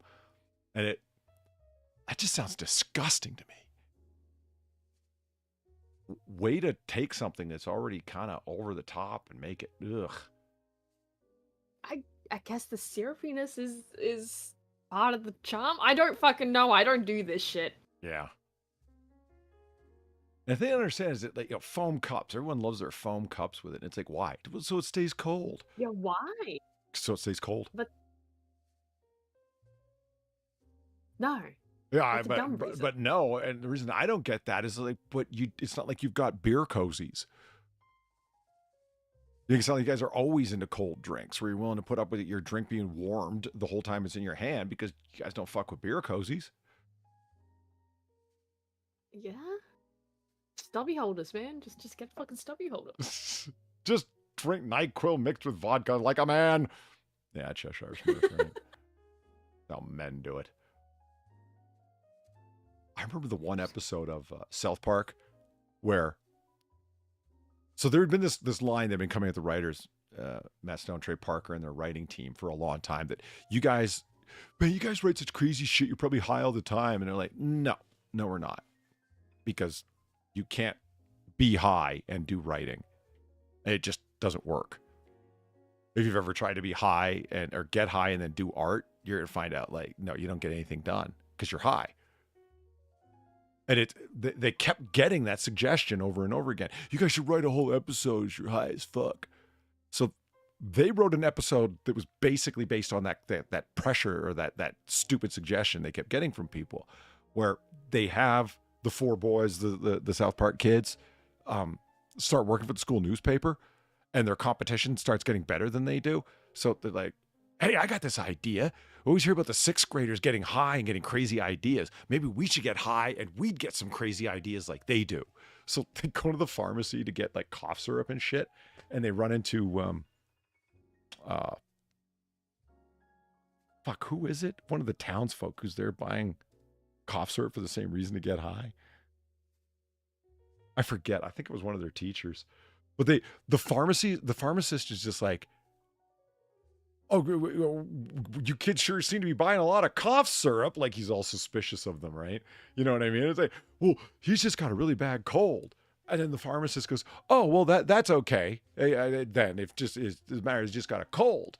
Because I thought you kids were trying to get high. Because if you are, you're buying the wrong one. What you want to do is buy this one. Because it's got, and he starts rambling off all of the narcotic names. which is hilarious because all of it was dead on correct. I like Googled all of the names as he was saying them to see, like, is he actually naming off the stuff that will get you high and how? And yes. Yeah. And he goes like, Yeah, this one, he like is. beta tryptoline hydrochloride or whatever is for when you really want to trip balls. And that's the phrase he uses talking to these like little fourth graders. Fucking hilarious. Yeah, Mr. Garrison. It was Mr. Garrison. It was just fucking. I love the line. That's fine because if you guys are trying to get high, you're buying the wrong ones. And it goes in this like 2-minute description of these various narcotics and how they get you high and which one's gonna get you high. Oh, fucking great. South Park guys are nuts, man. I love it. Now let me. And no, they're not high when they ride their shit. They're just like that. Yeah. Yeah. They're just like that. Especially like Trey Parker. Like it really is just fucking that nuts, man. It's. I remember when he's told the story a million times in interviews, but I get why, because it is the quintessential story to tell when you keep getting asked the same question over and over again, which you're going to, as a director or writer or whatever the fuck, right? An actor. Right. You know, you're going to get asked the same damn question over and over again by people that are, they always think they're the first one to ask that question and they never are, you know? So yeah. I've seen him tell that story a number of times, but it's a good story to tell. Or have you always written material like this? I understand you've been a writer for a long time. Did you ever write normal stories, right? Especially when he was doing Book of Mormon was coming out, the musical that they did. You know, yeah. because once again, it's not related to a cartoon. This is now a musical that they're doing. And somebody asked, have you, obviously this is new for you. Well, clearly you're not a South Park fan because there's musical elements to South Park for a long, long time. Like yeah. the film Bigger, Longer, Has and been Uncut. a long time. It's a partial musical. If you guys don't know that they're really into musical numbers for comedy and they're really well written, it wasn't a surprise to me when I heard they were making a musical because I'm like, oh, finally they get to lean right into it, you know, instead of just doing a couple of numbers, you know. But anyway, if you haven't seen Uncle Fucker, it's hilarious. But one of the songs they do a Bigger, Longer, and Uncut. My favorite is Uncle Fucker. It's actually La Resistance. Fucking great track. So have you always written like this? He goes, well, the first thing that I ever wrote was for a school talent show, and I was a dentist, and it was a musical number, and he's like sing-songing as a dentist, and he had one of his friends laying down in like the examination chair, like, you know, where you're out, and then like he's got the mask on and everything, and he set up this whole thing where it would just constantly spray him with fake blood the whole time he was performing. So he's like a dentist, but he's like a mad scientist, and he's singing about how much he loves extracting teeth, and you know goes, but they're all asleep, so haha, they don't know, and like blood spraying everywhere, like this fountain out of this guy's mouth, you know. But it's not. Holy shit! Yeah, you've always been a sick dude, is my point, Trey Parker. Like you've really loved edgy comedy. I don't know what else to call it. Edgy usually means not edgy, but he actually fits the bill. You know what I mean? Because yeah. No one thought it's like, oh, I'm doing a musical number about medicine. Okay. And it's actually about like a, you know, Nazi dentist, you know, who just loves inflicting pain. Never seen a man eat so many chicken wings. What? Oh, what would Brian Boitano do? Good point. That was pretty epic. Have you ever seen it, Far? No. Brian Boitano was an American figure skater that won gold at the Olympics. Okay. That's it. And they've got a song where the boys encounter like a challenge, a difficulty, and they're thinking about giving up. And so one of them says, well, let's ask the real question, the important one. What would Brian Boitano do? What? And this whole, like, you know, I'm sure he'd kick in ass or two because that's what Brian Boitano do. Like, that's the hook. It's like, what the fuck? It's fantastic. It's so uplifting. You want to like, yeah, Brian Boitano's awesome by the time they get to the end of the song. And the longer it goes, the more fantastical the elements get. Like he goes to another realm and fights the evil dragon and saves the princess. It's like, what are you even talking about anymore? Like, it's just great.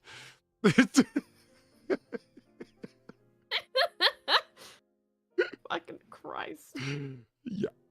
Yeah, admittedly, I haven't seen that much South Park. I've seen a bit of it, but not like it's not my Simpsons, if you get what I mean by that. I do. It is Like very yeah, different. not out of Simpsons. a lack of enjoying it. It's just I was not allowed to watch that for obvious fucking reasons, and good thing I was not allowed to watch that as a child. Yeah. But yeah, that's mostly why I haven't really seen a lot of it, because it's just well, why would I at this point? Yeah. And again, not for lack of liking it. I like what I've seen. It's just, Yeah,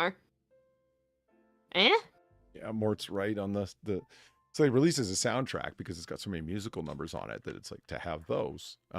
Everyone knows the one and it's too often referenced, Blame Canada, which is actually just Blame Canada. Yeah, it's actually just a short of a longer song. It's part of La Resistance that blends into Blame Canada.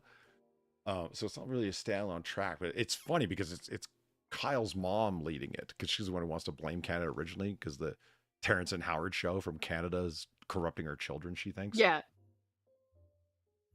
But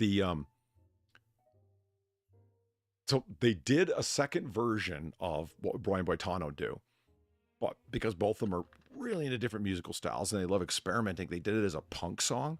We want to do it like a 1983 British punk song. Why? I don't know. So that why the fuck not? yeah. So, I guess. So the song is ooh, oi, like it sounds just like an '83 punk song with really crappy, overly distorted instruments and everything. And yeah, it's got a chanty. What would Boy Boitano do? Oi, wow, guys, really? They called their fake fictional punk band DVDA for a impossible fictional sexual position, double vaginal, double anal, DVDA. I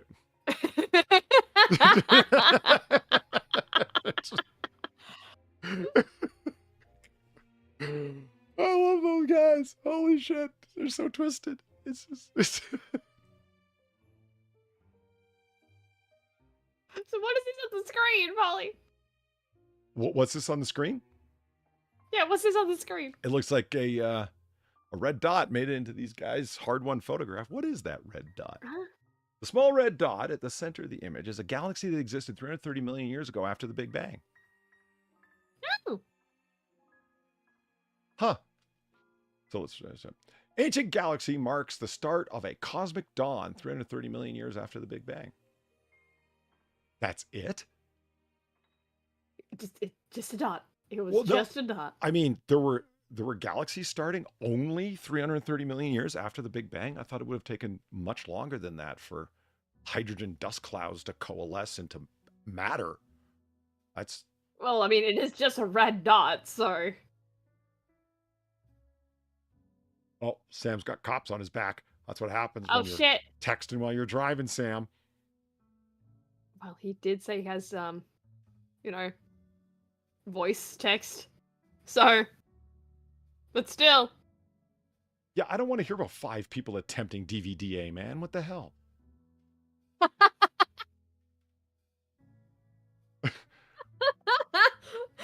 Well, when you make a claim, Polly, people are going to fact check you. Well, my God. Don't fact check that shit. All right. The tiny red speck, spotted by the James Webb Telescope, set a date on an important era in the universe's history. The speck, known as JADES GSZ 131LA, is one of the earliest galaxies ever observed. It's not just its age that makes the galaxy special. According to data published today in Nature, the galaxy heralds the start of the cosmic dawn when light from the first stars shone through the early universe. It is the first time in the process known as cosmic reionization has been directly detected in a galaxy from this age. The discovery took some astronomers by surprise. Nice work, Jades. I'm sorry? Nice work, Jades. Yeah. And look, they gave the galaxy a name. Kind of. Until now, it's thought this process began about 500 million years after the Big Bang, according to Joris Wittstock, an astronomer at the Cosmic Dawn Center at the University of Copenhagen. Ooh, I like their tobacco. Who led the international team behind the study. All of the current evidence points towards reionization occurring fairly, quote, late and quite suddenly, Dr. Wittstock said. Our evidence that it may begin 300 million years after the Big Bang means we need to adjust our models. You're all fired. All of you. You all suck. Yeah. How do we know this galaxy? Except you, Jades. You did good, Jades. Yeah. Huge AIDS. They're like full-blown AIDS, but worse. Fucking Christ. No, it's like the super AIDS that one, not Bella, has in you know, The Last Vampire on Earth. Oh, the poor Jehovah's Witness girl with super AIDS, yeah. Yeah. Yeah. Yeah, she has AIDS and it's advancing very quickly. Well, it's resistant to all the drugs that they have. Yeah. The only cure is to be turned into a vampire. Yeah. Which she did. Yeah, she did. Spoilers, I guess, but yeah, she did. Well, is it? I mean, is it really? I don't know. Is it? I mean, you think he would have deviated from, you know, the original story, ripped off at least a little. Well, he did kind of, because it was, you know, not stretched out. That's true. All it took was the one movie. And, Or book, and if you want Edward to Cullen believe the never heard backstory. Jesus speak. No, he did not. He was too young for that. Yeah. He did not, in fact, hear Jesus speak a couple times. No. I heard him talk a couple times.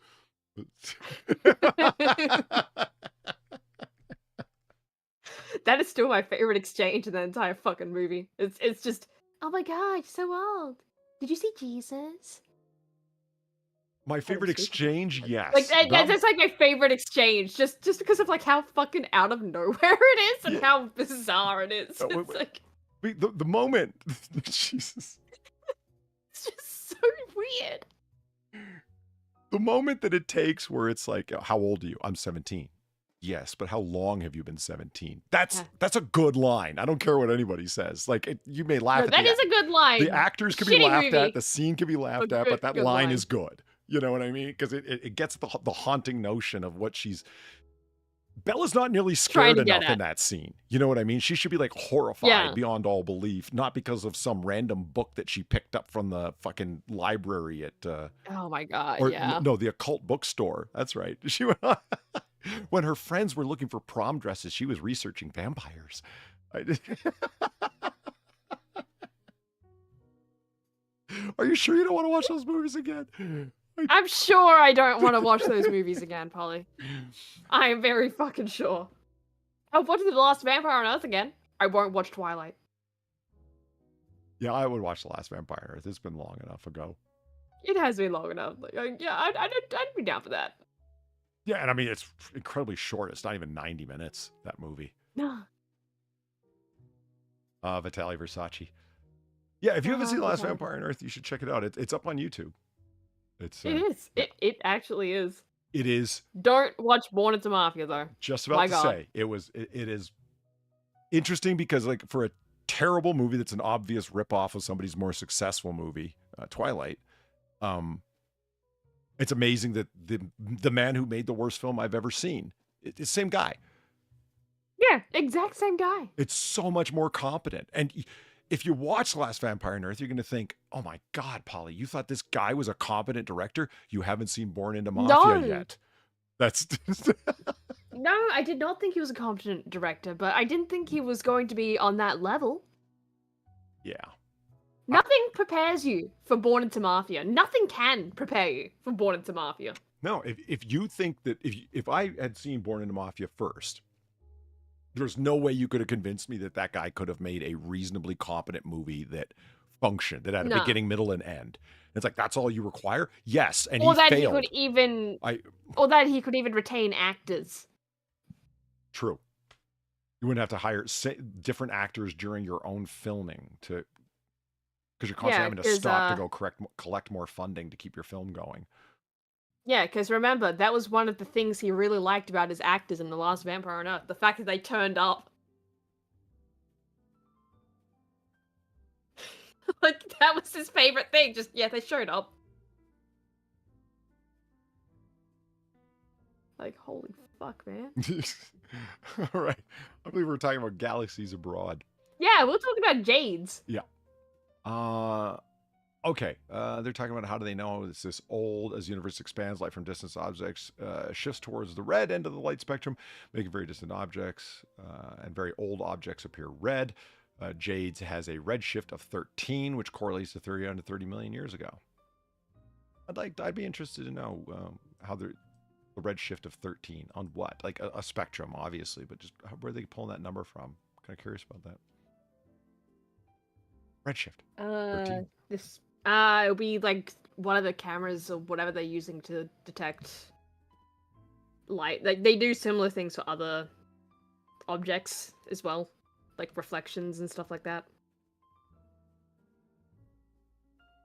I'm not really too in depth on how that works, but I think it's the same kind of thing. I assume under their butts. Yeah, right. I love that. You see down there the red dot? No. Okay, hold on. Let me zoom in. Red dot. Yeah, I just see a lot of red dots. Which one? Right. Carl Glazebrook, an astrophysicist at Swinburne University of Technology, who wasn't involved in the research. Oh. But it's talking right now because why the fuck not? Said astronomers know of a couple galaxies with similar or slightly higher redshift than the one the researchers recently discovered. But Jades is the only one to show a particular signature which caught astronomers' attention. Scientists use a technique called, I've never known how to say it, spectroscopy. Yes, spectra. Wait. Right here. Spectroscopy. I always hear it said in documentaries and stuff, but so I've heard it said like a whole bunch of times, but I can't say it. Spectroscopy. Go with that. The signature spotted in Jades is ultraviolet light called the Lyman alpha emission. It's a telltale sign of reionization.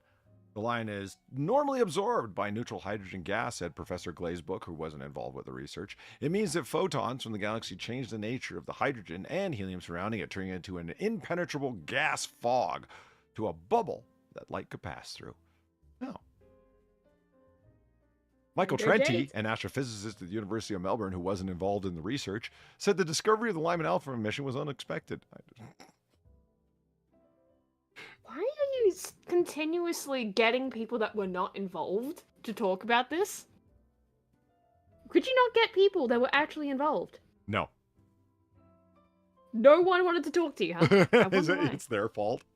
Oh God, those ABC reporters, fuck them. Why. I mean, I wouldn't be surprised. The galaxy itself was also unusually added with blue light signals, suggesting it had either a lot of young hot stars or supermassive black holes vigorously eating up matter. Young hot stars in your area. Check it out now. Young hot stars in your area. Jesus. It's very hard to do robust science when you have samples of only one object. Did we win a lottery ticket in seeing this line, and it is 1 in 1,000 galaxies that shows behavior? Is it 1 in a million? Is it 1 in a few times? I think it will be very important to see what future observations will tell us. 2 in a million. Yeah.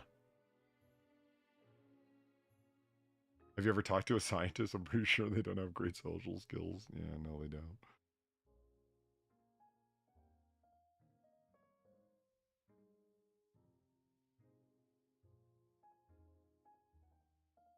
Well, the James Webb Telescope spotted the galaxy. Professor Trenti, who was involved with the research, says radio telescopes such as the Merchant Wild Feed Array and the Incoming Square Kilometer Array will be important for understanding the transition from the cosmic dark age to the cosmic dawn.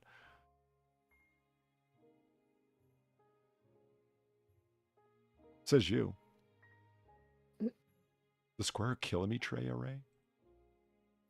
Is it a radio telescope that's actually got like a basin that's built into a basin that's a square kilometer? That'd be cool.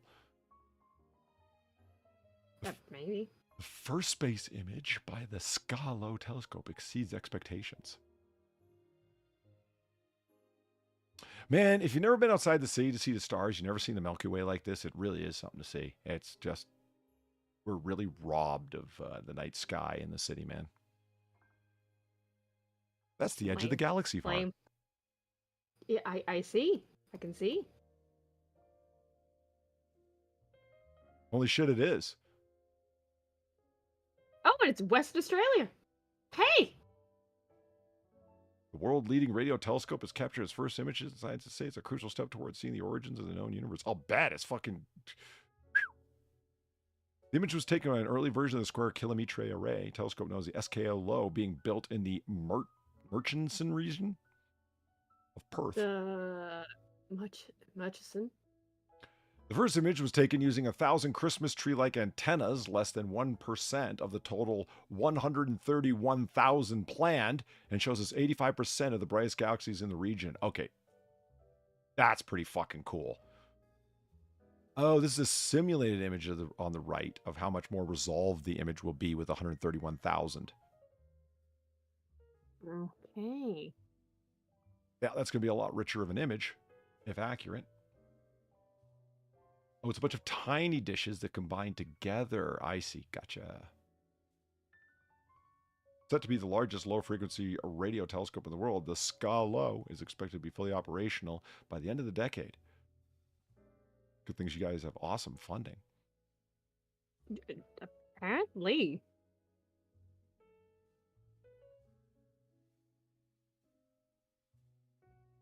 Don't know where the fuck that's coming from. All right. I kind of thought it was goofy that you called them Christmas tree-like antennas, but you're not wrong. They are. Yeah, no, yeah, they look like it. I take it back. That's a good name for them. They look like they're like totally rusted. It's good that these things can be just in the outback like that, huh? Yeah. 1,000 Christmas tree-shaped metal antennas stand nestled in the outback scrub.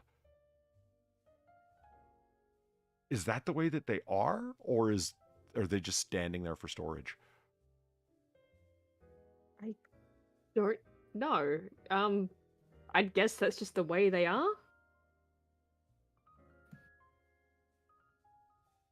With the full telescope, you will have the sensitivity to reveal the faintest and most distant galaxies. What we're really seeing is a time machine.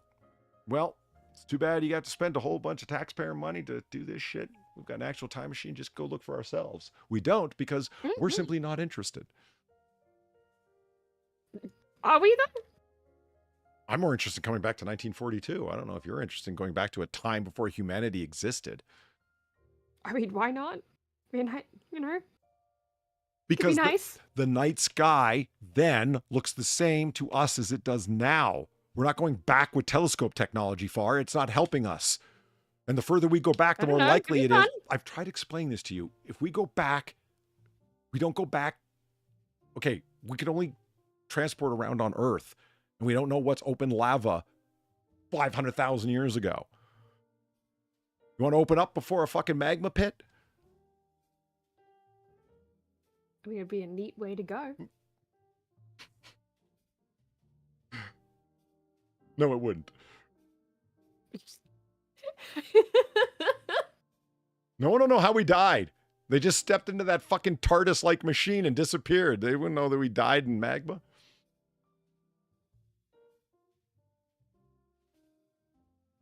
Actually, the night sky looked very different before humanity compared because of 242 because of the pole shift. Now, here's the thing. First of all, I don't buy your pole shift.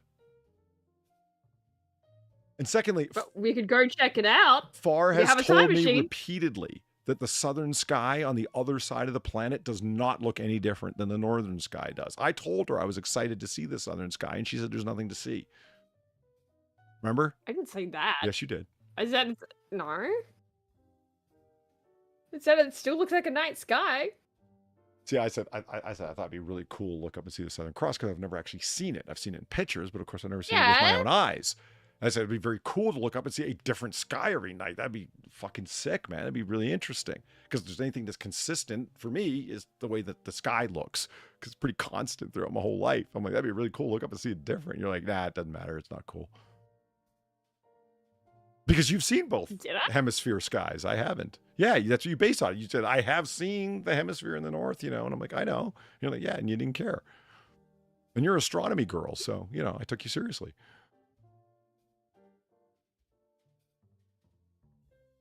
You don't realize that your constant negativity affects people far. That's what I'm learning. Now, as I said, you're astronomy girl. We're going to put you on the hot seat tonight. So here we go. Space trivia. All my astronomy stuff is mostly moons. It's not that deep, man. You're still more knowledgeable than I am, and that's what counts here. It's been a hot minute since I've actually looked at this shit too. Oh, god damn it. And this is Icebreaker. And this site is the one with, it tends to have good trivia, pretty good trivia. So we'll see if they hold it up here. It's trivia in space. Yeah, absolutely. Ooh. And I in mean, space, no. honestly, it's not about putting Far on the spot entirely. It's also just when I was looking at the different trivia that they had, I thought that it was, I saw space and I thought, okay, that's gonna be fun because this site actually does have reasonable trivia some of the time. So, fuck, let's do it, you know. And we have planetary trivia, solar system,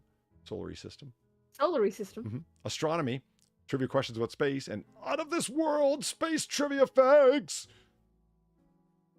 Yay. We're going to go planetary trivia to begin.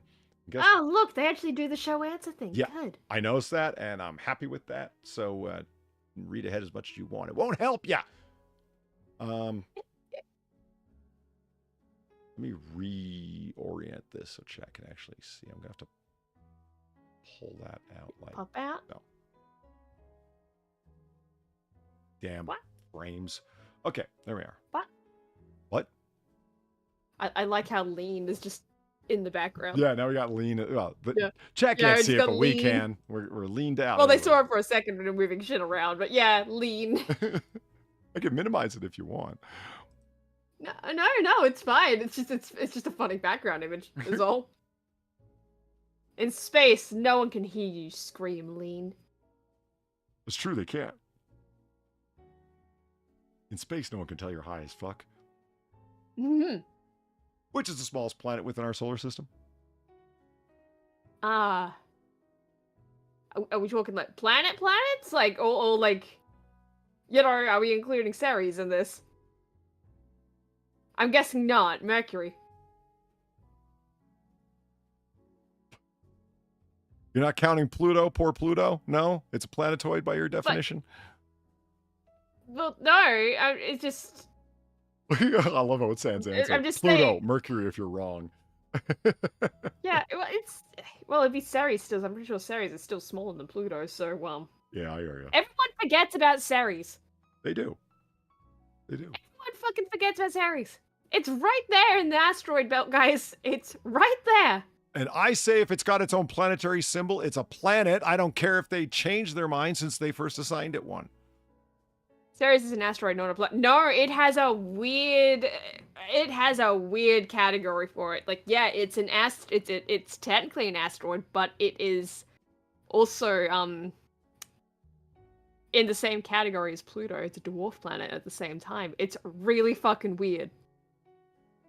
Does it have its own moons? No. What's the moon of a planetoid called? Are they still moons, or do they call them like moonlets? Yeah, they're still moons. Aw. No, they're still moons. They're still moons. No, moonlets are a different thing entirely from what I vaguely understand of that. Moonlets are like... There's actually things called moonlets? Yes, there's actual things called moonlets. That's awesome. Yeah, they're like just really, really tiny, though, from what I understand. I don't really know a lot about them, but I've seen that term around. Huh. Well, okay, I did check earlier. It is Mercury. I just wanted to see if my no script was going to fuck it up, and it didn't. Ooh. So it is, in fact, Mercury. Well done, well done. They just put Ceres there so Pluto wouldn't be lonely, but since Pluto is a planet, there are no dwarf. No, there's other dwarf planets, and I'm not saying I agree with the classification. I don't. I think it's a dumb classification. But to say that there are no other dwarf planets, no, man. The rest of the planets that go out from Pluto and beyond, because there are others, yeah, those get classified as dwarf planets. Do you know the main reason that I agree with the planetary scientists who say that no, that the recategorizing Pluto was wrong? Here's the organization that made the decision. Most of them are not planetary scientists that were doing the voting. Yeah. And that might seem like a criticism. Well, of course, the planetary scientist is going to say that. Yes, they're defending their field. Yeah. Yeah. I don't see. Yeah, because it's their fucking field. Yeah, I don't see. Yeah, and when you told me that, because you've told me that before, that was when I was like, yeah, Still that is a angers little me. weird. Yeah. Yeah, that is actually a little bit weird. So I totally agree with you. That's why it's like I don't agree with that classification. I'll acknowledge it as a classification because unfortunately that is what is the common thing nowadays. Yeah. But it's dumb. It's not right because they weren't the people actually working in this field did not come up with that. Yeah. And it's funny you mentioned Neil deGrasse Tyson. If you were part of that society, he would have been able to vote because he's an astrophysicist. And it's like, what? Those people are not planetary scientists, but they know stuff about it. It's like, okay, so we're being this fucking broad with expertise. Fine. Let's see how many other fucking fields you would be willing to accept that from. And you wouldn't. It just, you wouldn't. You would, but for some fucking reason, this is fine because, well, her stars and shit. Right. It would be, okay, hey, look, we asked this historian what he thought about the way that World War II turned out or whatever the fuck in this one particular battle of the Bulge, et cetera. It's like, the guy was a historian of ancient Rome. He was an historian. What's your point? Come on. Like I said, nobody would be willing to accept that in another field. It doesn't even, well, I think that's a little different. Well, the planetary scientists didn't, and they're the ones who would know. Yeah. So I say it is. Here's how I would go about the classification thing, right? Okay, what are the planets actually made of? Because there is a difference between Earth and Jupiter. Not just size, but like materials-wise, right? If you want to actually get pedantic with it, why don't you do it by material? Because those dwarf planets, they tend to be icy. If you went it by you know, what is the material of the planet? Right. I think you'd get a lot more people agreeing with you about these classifications than just going by size. Because yeah, Ceres is also an icy world. Just putting that out there.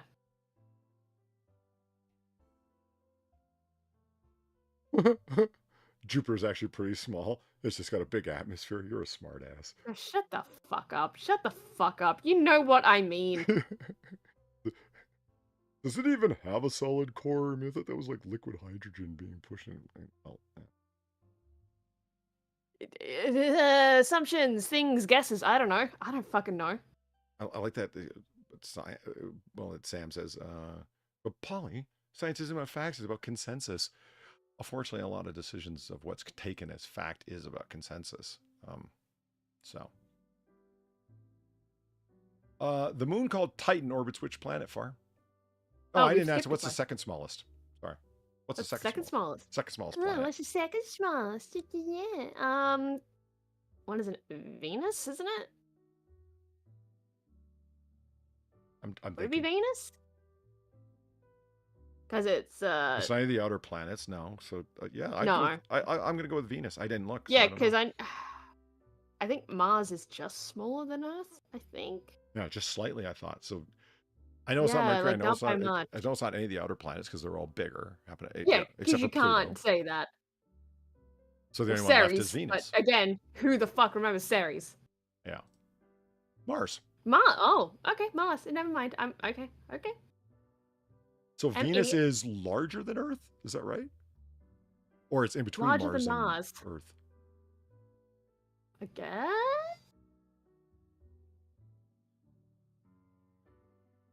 Wait, the moon called Titan orbits which planet, Far? Come on, get this right. Saturn. Yeah, it is Saturn. Yeah, it's Saturn. It's Saturn. That's where Thanos is from. Cool. Cool. I know comics, not astronomy. I've never pretended otherwise, okay? Which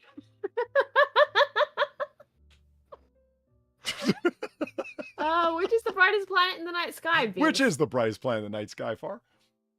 It's Venus, isn't it? It's the morning star. That's the know. wrong question. You're hovering over the Yeah, wrong no, one. thank you. You're right. It was. Whoops. It is Venus. Yay! Neptune or Saturn? Oh, Saturn? Which I think- planet is larger, Neptune or Saturn? I'm gonna go Saturn. I'd go with Saturn, but I'm willing to be wrong. But this is just like again, my expertise, haha, is more with the moons. That was more my autistic focus when I was really looking at that shit. Yeah, I know. So I could be wrong. If it's Saturn, I'd be disappointed because that means like it's huge. It's a big cold blue ball. Saturn being blue? No, Neptune. Sorry. If it's Neptune, I'm Okay. gonna be disappointed because big cold blue ball. Every time you see it, it's uniform blue because of its atmosphere, right? Yeah, but that's because of like when the picture was taken. If you actually have like actual fucking pictures of it, it's a little bit more varied. There's actual variation. It's not just one solid. Yes. Okay, that's good. Yeah, same for Uranus. I'm pretty sure. Like it's just because of the technology and the time of year. I think they were taken. Because yeah, those planets do actually have seasons. Believe it or not. So yeah, there's some crazy pictures that exist. It is out there of Saturn. them. Good. Oh, Saturn. I don't like the idea of Neptune being bigger. Big varying blue ball. You just don't like the idea of a big blue bowl out in the night sky. I don't. You don't like the idea of two big blue bowls out in the night sky. Yeah. Do you know what the Soviets discovered when examining the body that they assumed was Hitler from the Führer bunker? Oh my god, you bet. Oh, what? It only had one ball. The song was right. Oh my god. The song was okay. Okay. Who actually believed that song was correct? It was a joke. Hitler only has one ball, but it's okay. Rommel had none at all. Everyone knows the song. My God, it was right. Anyway. Uranus has only been visited by what spacecraft? Fuck. Uranus has only been visited by. It's not often I'll crack a Uranus joke, but you know. Yeah, Uranus. Ha ha ha ha. I'm gonna go with Voyager 6. Oh, you funny Germans. Voyager You 6. funny Germans for naming the planets and Fuck not off, understanding Sam. that Uranus is a thing. What a load of bollocks. Nice. Fuck, I don't actually know. I don't actually know what this would be. A Voyager? I'd hazard a guess. Like A one of a Voyager? Voyager 6 is the correct answer. Is it? I don't know. Voyager 6 is a fictional Voyager that was in Star Trek. The Star Trek, the slow motion picture has a giant creature is coming from space. It's a technology that's beyond all reckoning. It turns out it was Voyager 6, and it just became a thinking sentient being on its long travels and came back to its home planet. And its name was V'ger. Well, because the plate on the side of it that said Voyager 6 was covered in space grime, and so the only letters that were visible was God, VGER. it's like- It was a Quagar situation. Yes. Run to Wolf, right? Yeah. Yes. Yeah. Yeah. It's played well in the Star Trek movie. I got to give them that. It's a hokey pitch, but played out such that it's fun. The only thing that's bad about it is it's a retread of a previous Star Trek episode, The Changeling. But anyway. Anyway, Anyway. so what is it? What is Uranus it? is What only visited by the one answer? spacecraft. It's Voyager Deuce. Voyager 2. Okay. Deuce visited Uranus. There have been more missions to this planet versus any other planet. Mars. It has to be Mars. Yeah. It has to be Mars. Come on. Just thinking. Does it have to be, or Jupiter because it's so much more interesting with all them damn moons and whatnot? Yeah, but they're like not actually to the planet in that instance. It's the moons that those ones are going to, and even then, it's Mars. How many things have gone to Mars? Yeah, okay. Like specifically Yeah, Mars. Yeah. Yeah, okay. What protects Earth from meteoroids and radiation from the sun? The atmosphere. The Van Allen belt, I believe, is the... Kidding. Well, I know the radiation brought to mind the Van Allen belt, but that wouldn't have anything to do with meteoroids, would it? I thought it was just a magnetosphere. Is that the right answer? Magnetic. Okay. I'm trying to fucking know. I'm assuming to say like what protects it, like the atmosphere is right. But I think they're looking for a specific answer. I'm assuming. Yeah. Oh God. Atmosphere. Oh Oh, my Lord. really? Okay, we can stop overthinking it, or at least I can. I just Jesus. It's atmosphere. Yeah, and not just its atmosphere. It is atmosphere. It is atmosphere. Maybe she's born with it. Maybe it is atmosphere. Yeah, I know I've said this to people before, but I'm gonna say it again. Let me give you a quick or late early morning lesson in grammar. And this will help you through the rest of your life if you don't already know this. I'm serious. I've told undergrads this. No, you're kidding. I'm like, no, I'm not kidding. That's the rule. It's. When do you use an apostrophe? Only one situation ever. Don't let anyone tell you different. Here's the one rule. There's only one. There's no such thing as possessive when it comes to its. What about the possessive apostrophe? Doesn't count. Unless you're writing it is, you never, ever use an apostrophe. Not ITS apostrophe. I've seen that. Well, that's all you're right. No, it's not. It's always ITS, it's, that's it. Unless you're saying it is, then it's an apostrophe. It's the only time. I see people fuck that up all the time. And you know what? Grammar check is not going to catch it because it's assuming that you meant to say it is atmosphere is the answer, but they didn't hear. They meant its atmosphere is in Earth's, so they wrote it possessive, and it's not. There's no apostrophe, for God's sakes. How many of our planets can be seen without a telescope? Buenos Potes. Buenos Potes. We should probably wrap the stream up sooner than later. Wow. Buenos Potes. Holy shit. How many of our planets? This is actually a good question. I'm gonna guess. Oh, actually, I might actually know this. So you go first. Yeah, this is a good question. Just because it's a simple one, but it's a reasonable question. Without a telescope, how many planets of our planets can be seen? Yeah, how many? I'm gonna say just two: Mars and Venus. Nope. Okay. Mercury, Venus, Okay, Mars, Jupiter, Saturn. You can see Jupiter and Saturn with the naked eye? Yeah, no, you can totally see Jupiter. Yeah, it's Really? a star in the sky. That's the thing. Like, you see them in the same way as, like, oh, Venus is the morning/evening star, right? They are just stars moving in the sky. This is how things like Jupiter's moons were first discovered, because people, well, specific people, started looking where Jupiter was, and they noticed that the star would blink out of existence every so often because Right. that was a moon going across it.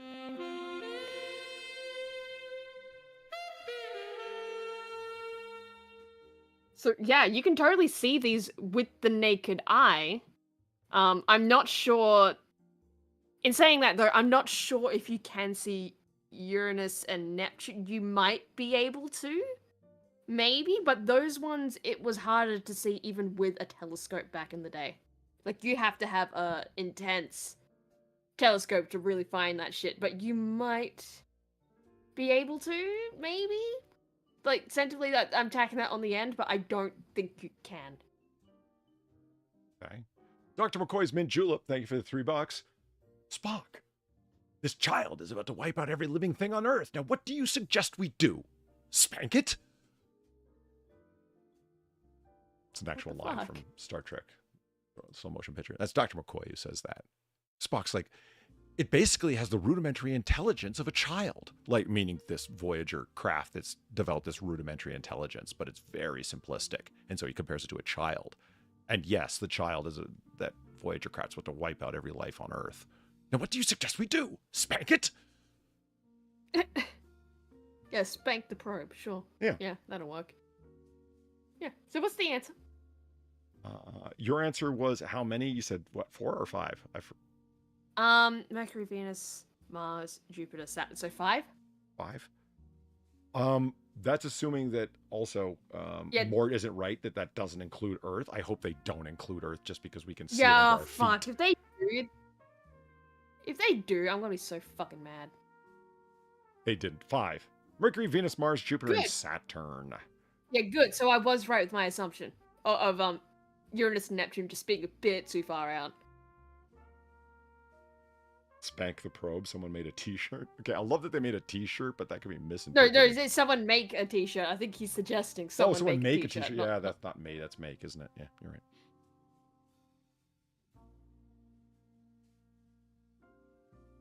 Yeah, see, look, I named him too. I get bonus points. You mock me a lot with that, aren't you? Phobos I and am. Deimos are moons of which planet? Mars. Mars. It's Mars. It is Mars. It's Mars. It's Mars. They're very, one of them, I forget which one it is, but they look like they're very smooth. It just looks so smooth. I Smooth just moon. like calling it smooth moon. Yeah. It is. It looks like such a smooth moon. It looks like if you could reach out, it would just be so smooth. I don't think it really is, but it looks like it.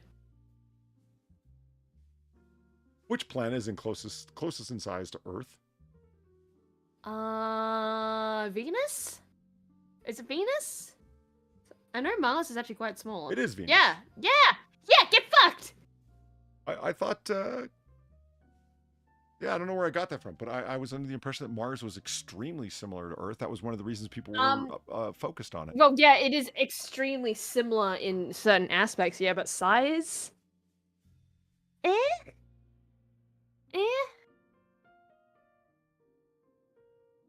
Yeah, which I'm like beginning to think like, why the fuck did I think that Venus was the second smallest? Like now that I'm actually thinking about it for 5 seconds, right? You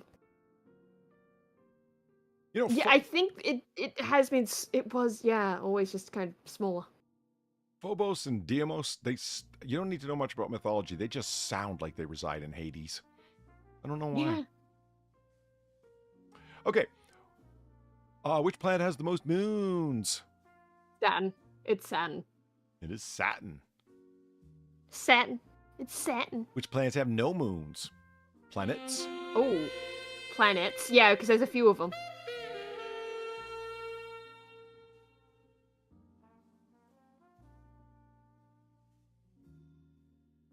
You gonna get that? Oh, I thought you were going to say something. Okay. Weekend update with Norm McDonald. Thank you for the $3. The enormous cloud called V'ger has been correctly identified as only being 2 AUs long instead of 82 AUs as originally recorded, coming in at 3 AUs in size. However, George Clooney's self-importance. 3 AUs. I actually know what that is. And it's from Star Trek. Oh. It's an astronomical unit, an AU. Mm-hmm. And it's the distance between the Earth's orbit.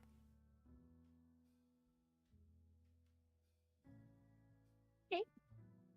I know things. So, which planets have no moons? Which planets have no moons? So Mercury and Venus, because we're not counting Ceres, to my utter disappointment. Okay. There you go. Yeah, Mercury it's and Mercury Venus and is right. Venus. Yeah, Mercury because it's just too close to really, yeah. Why is it too and close Venus, to what? It's Any the object would sun, have crashed like- into the sun instead of getting captured? Is that the thinking? probably, yeah. And Venus, it's well, it's more the oddity of like, yeah, why doesn't this thing have moons? Oh, Or like at least one. It's a little odd, but whatever. you know, I It may doesn't be have it, biased, so- but I still hold on to it. Luna's still the best moon. I love the moon.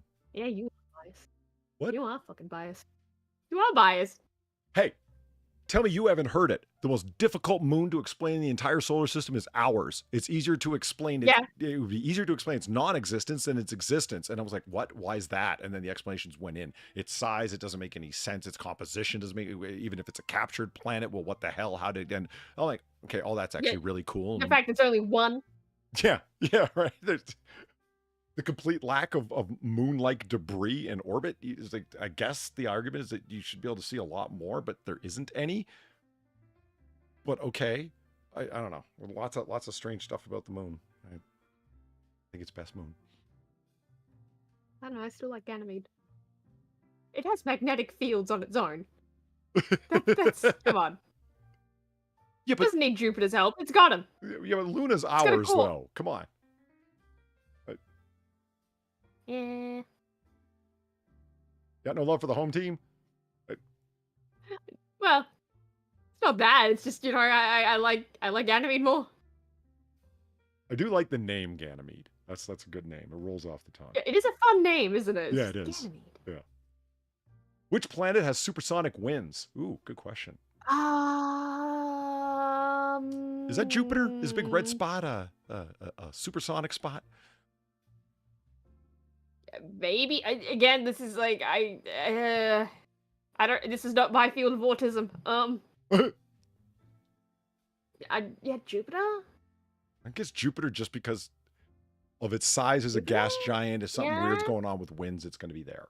It might not be, but yeah, I don't know. I don't know. Neptune. Okay. And the blue And ball Sam was wins. screaming. And Sam was screaming at us from chat of like Neptune. It's Neptune. Well, that's what you It was get for Neptune. leaving the trivia game. You could have been yelling at us, in person. But which planet has the fastest rotation? Who's got the shortest day, Far? What is the shortest day? I feel like I've heard this one recently.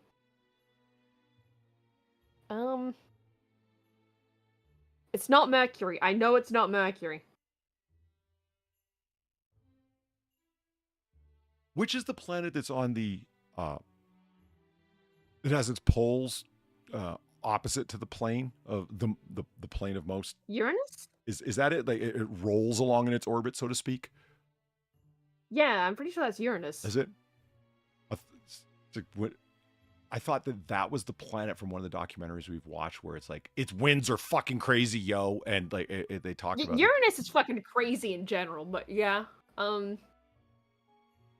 Jupiter has 9 hours. I think it orbits in 9 hours. I think Sam is right. That does sound right. That does actually sound right to what I heard. That gas fuck off size planet rotates in 9 hours. That's amazing. I mean, did you know Wow. that Wow, yeah, it there is. it is. But did you know that Io actually manages to do a full rotation of Jupiter in basically a week?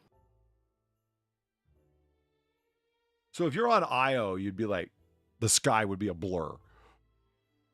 I don't know about it being a blur, but like you could easily make your own calendar not that far removed from the Earth calendar based on Io rotating around Jupiter.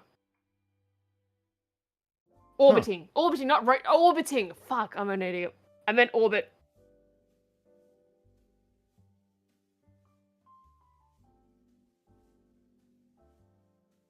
Sorry, I was like trying to think of the actual word, and I'm like, rotate. Yeah, that's what I'm looking for. No, it was not what I'm looking for. No, it was not. How long is 1 year on Jupiter? How long is a Jovian year? Oh, fuck. That's one thing I love, the way you say of a certain place. So it's like the Vesuvian year. Yeah. I love Vesuvian. That kills me. Jovian. Yeah. Jovian. I know it's long as fuck. I don't know how long though. I want to say 60 years, but I don't think that's right. I feel like it's in the tens though.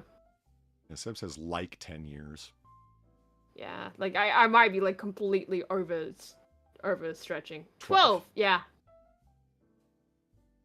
So Sam said like 10 years. Far said in the 10. So Far's right. I said 60 first though, so it's kind of like, Well, well, you said that's in the irrelevant. 10s. I just Yeah, I did. Which is the oldest planet in our solar system? Is it Jupiter again? Because Jupiter is just such a fucking beast that everything kind of just formed around it. I was under the impression it was like the giant planet sucker that allowed the others to not get blown the fuck away. So like that would make sense. Pretty much, yeah. Like it was pretty much just a fucking beast that just devoured everything in its fucking path, including, I'm pretty sure if I remember correctly, original moons. That is Jupiter. Like I'm pretty sure like there was several different types of moons that existed around Jupiter before we got the final set. Which is the densest planet. I am drunk. So drunk. I cannot get up. Oh god, the densest. Now, I know that Mercury's metal core is ridiculously oversized compared to every other core. But is it dense Yeah. enough to be denser than that dense shit at the center of whatever the fuck's at the center of Jupiter with its super size? You see what I mean? I don't know. Yeah, I know what you mean, but I don't know. Earth is the Earth is densest? densest? I don't. I was about to say I don't buy it, but then I'm thinking about it for 5 seconds. Like, you know, I could easily see that being the case just for the level of dumb that is. When in doubt about astronomy shit, just think, what would the dumbest answer be? What would the purely dumbest answer be? And a lot of the time, that ends up being correct. Just in my experience. Captain Jellicoe for the $2. Thank you very much. I've flown the Jovian run. Or if you've flown the Jovian run, then you must be familiar with Titan's Turn. This is a time when on Star Trek Next Generation, Captain Picard was sent off on a mission, and Captain Jellicoe was put in command of the Enterprise. And he shook up the crew and got them to do a whole bunch of stuff that they weren't used to or comfortable with, and his style of command they weren't comfortable with. Anyway, he's having a conversation with Geordi LaForge, and he brings up the Jovian run, the run out to Jupiter. And it's like, so you must have done Titan's Turn. So you use the gravity well of Titan to like do this like super fast slingshot zip that you're not supposed to be doing, but you're out there in like a small transport shuttlecraft, so you can get away with doing like shit like that and hope that nobody spots you while you're doing it because it's just super fun. It's a way of fucking around when you're a shuttlecraft transport pilot. The reason why one of the many reasons that two-parter Chain of Command is so awesome has Captain Jellicoe in it. You're going to find it funny. I love it so much because they bring on Captain Jellicoe and he runs he puts everybody so ill at ease that if you've managed to let any of the characters get on your nerves over the years, Captain Jellicoe comes aboard the ship and becomes your hero because he fucks with all of these people that have gotten on your nerves. Like, Commander Riker's supposed to be the super charming guy that everybody loves. Yeah, Jellicoe hates him almost immediately, doesn't find him charming or funny, wish he would just shut the fuck up and get to work. Because Riker's always standing around and telling jokes and flirting with the ladies, and everybody loves him, and it's like Jellicoe just has no time for him. It's like, dude, would you shut up and get your job done already? And Geordi, who's like, he's an asshole to everyone who works for him. Nobody works as hard as Geordi LaForge, except when you're Captain Jellicoe, and Geordi LaForge can't seem to get anything fucking done. It's just great. I love seeing all these fucking smarmy get-along characters in space suddenly, not able to get along with this one guy. It's just a refreshing change for the series. So I was a big fan of it. Which is the densest planet? You guys think it might be Earth? I was guessing Mercury. Let's see. It is Earth. Oh! See, what I tell you, the dumbest answer. Yeah. Our core is ridiculously dense. Based planet. Oh, I know the answer to this one. Which planet is known as the morning star? Venus. Venus. Which planet is known as the evening star? Venus again. I believe it is Venus again. Venus again. You again. Nailed that. You could not have answered that better, Farm. Well done. Which planets have rings around them? Most, isn't it?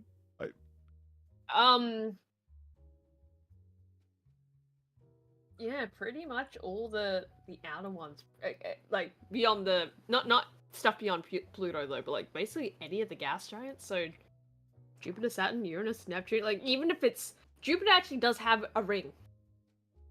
Shockingly, you just can't really see it very well. I don't know about the terrestrial planets though. I don't really know. I'm willing to be wrong. Okay. Jupiter, Saturn, Uranus, and Neptune. Hey! There you go. Which planet has the most volcanoes? Interesting question. I have no idea. My default answer is Io, but that's not a planet. Yeah, Because, fun fact, Io is the most volcanically active fucking object in our solar system. It's Io. It's fucking Io. Yeah, that's before Far's obsession with all the moons in our solar system. I didn't know a lot of shit about moons, the various moons, and yeah, there's some volcanically active planets out there. Some planets are being twisted by gravity and doing interesting things actually, because of it. Very actually, geologically active most planets. of Cool. no, actually, most of the moons that have that kind of thing going on, it's not even volcanism. It's cryovolcanism. So it's ice. I know. It's fucking ice. I love the idea of volcanoes spitting out ice. It's great. Yeah, it's cryovolcanism. That exists in the world. That is a thing. Cryovolcanism. I'm okay with it. Yeah, the answer is Venus, by the way. I'm pretty sure it's Venus. Yeah. Yeah, I don't see. I mean, there's no hello, active volcanoes on Mercury or Mars. Yeah, I'm Venus is pretty under sure an it's Venus. acid cloud, but there's plenty of surface stuff happening, right? So, okay. Hello, I made it back. Hey, it is Venus. Welcome You're back. right. Yeah, Venus. I am It very is woozy, Venus. by the way.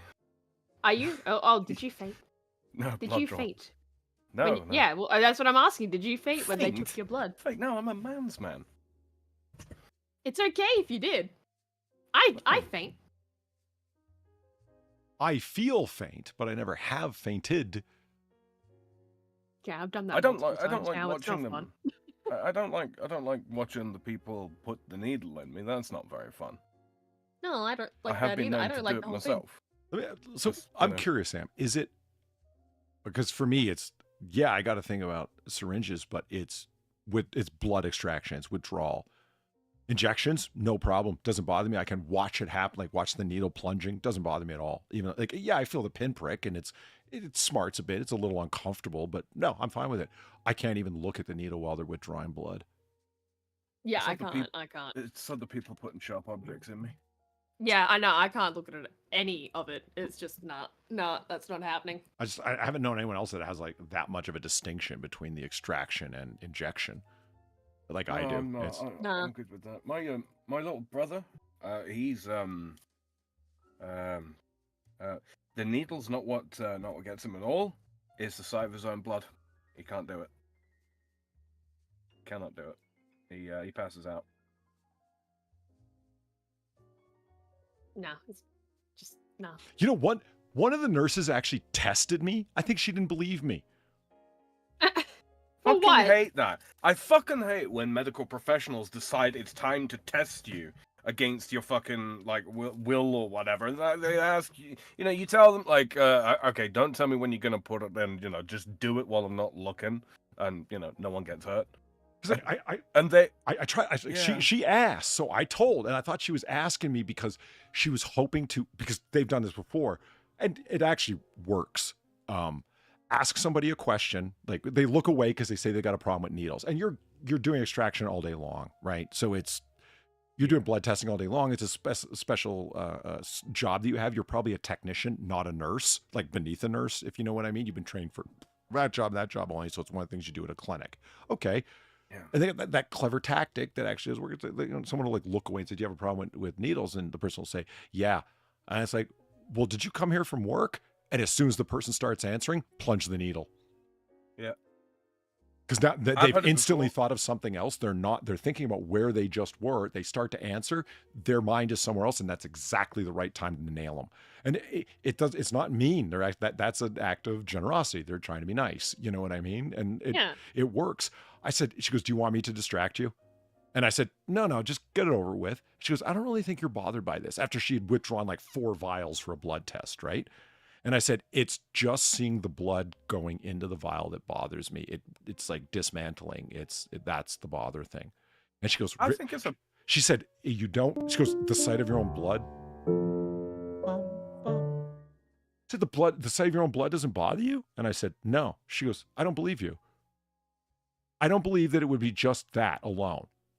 And I said, "But it is." And she goes, "Would you like to see your blood?"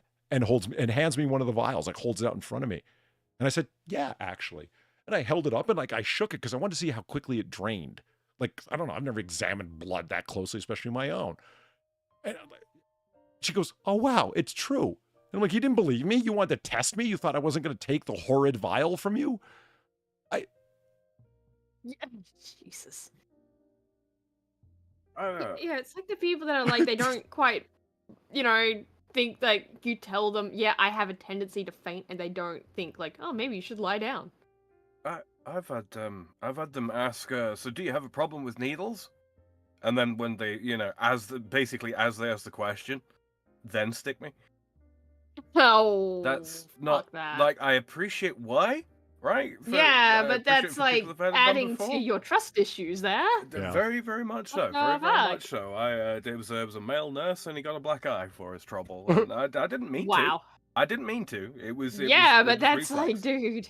It was fucking reflex. It's like let me get situated and let me, if you're gonna do it while I'm looking in a general direction, I need to have my fingers curled around the fucking like arm of the fucking thing, which makes it difficult to draw the blood. But yeah, don't and if you're having trouble finding a vein, for fuck's sake, say so and I'll do it. Oh, that was my last experience getting blood drawn. Like, she was actually having trouble getting it. And it's like, oh, yeah, you can come back later if you want. It's like, just get it done now, please. For the love of God. I don't want to come back. Yeah, Why would I want to come back? Why the fuck would I want to come back? Doc, thank you for the dollar. He says, we test overdose patients with Narcan all the time against their will all the time. I bet you do. But those people aren't compos mentis anyway, so... Yeah. What are the names of Jupiter's 4 largest moons, Far? I seed the floor. Ganymede, Callisto, Io, Europa. That is in size order as well. Did you... Not shit. Bonus points. That was a fuck off answer right there. Wow, okay. Did you see what I put in chat earlier on about Ganymede? I did, and I don't appreciate it, but I understand it. Did you because I see know it, the Polly? story of Ganymede. Yeah? Did you see Europa, it, Polly? Ganymede, Callisto, and Io. Yes, I did. Yeah, I did. Yeah, look, It's I know the bottom story moon. of Ganymede. So Bottom moon. yeah, because fun fact, yeah, the story of Ganymede, yeah, he just gets straight up kidnapped by Jupiter. Kidnapped is a very, very clean way of Yeah, putting it's a it. very generous word for what happened there. It's a very generous Let's word. just say he got very jovial and not in a good way. What? The Mhm. Christmas music is playing again? I turned that off last What? week.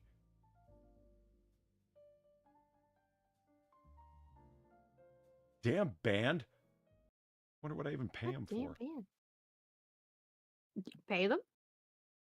Well, I keep telling I will. Maybe that's why.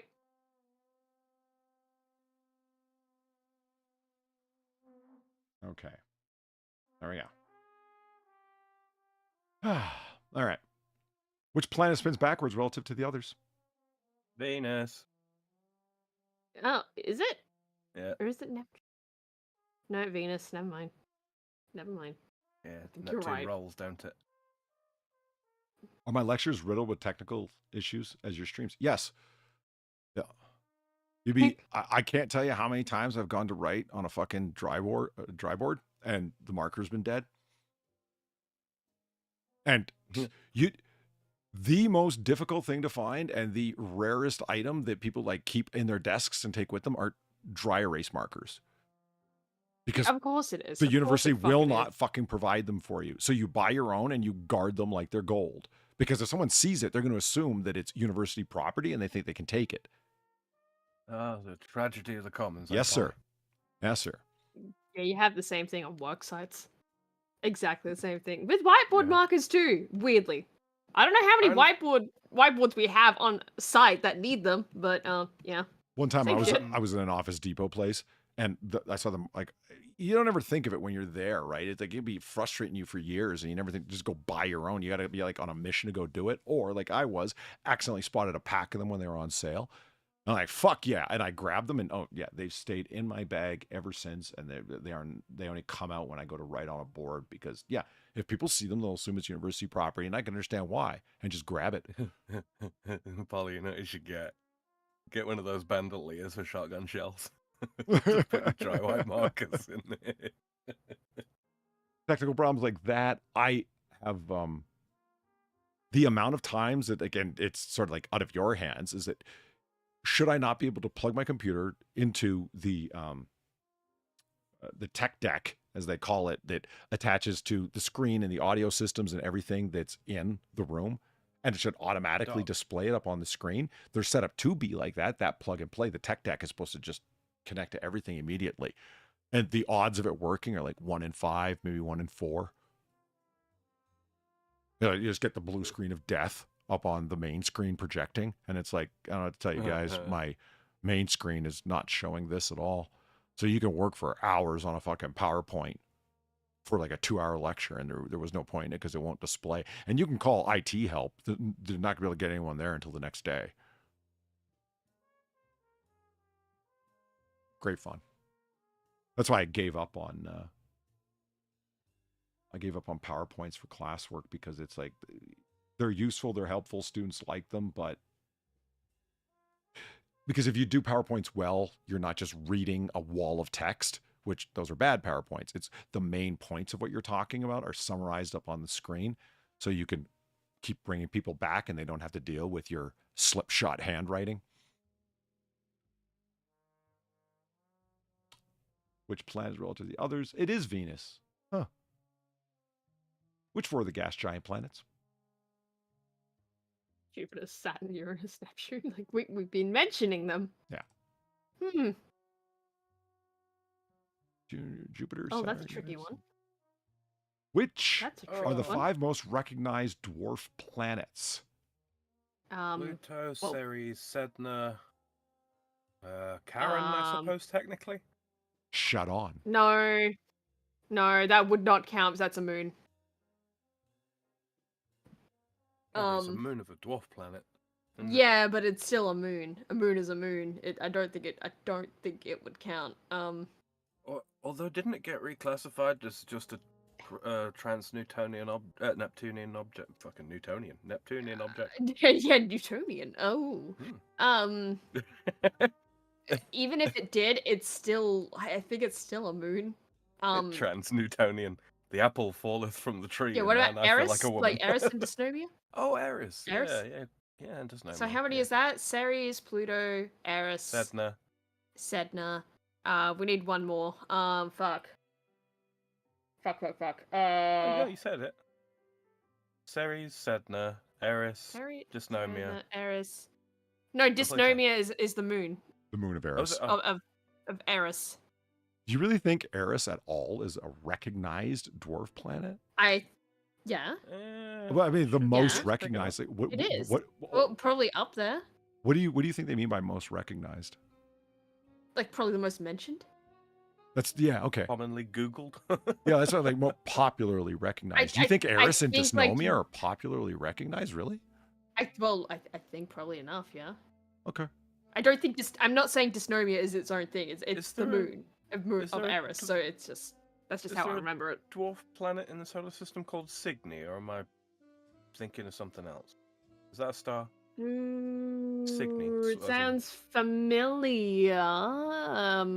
Eris spends most of its time outside the solar system, unfortunately. Is it Shucking? Is the moon Suge Knight? No, What did you just say? No, that's a person. That's a person. Okay. I don't know.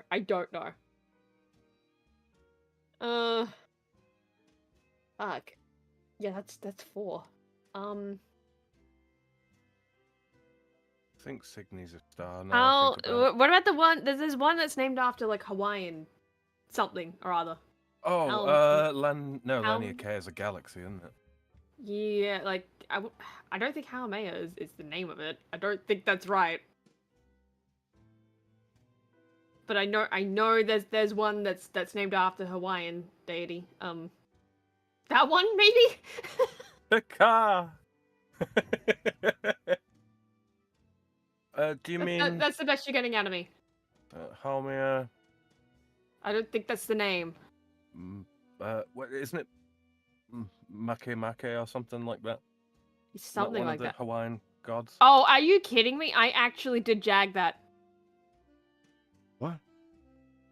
Haumea is the actual fucking name of the dwarf.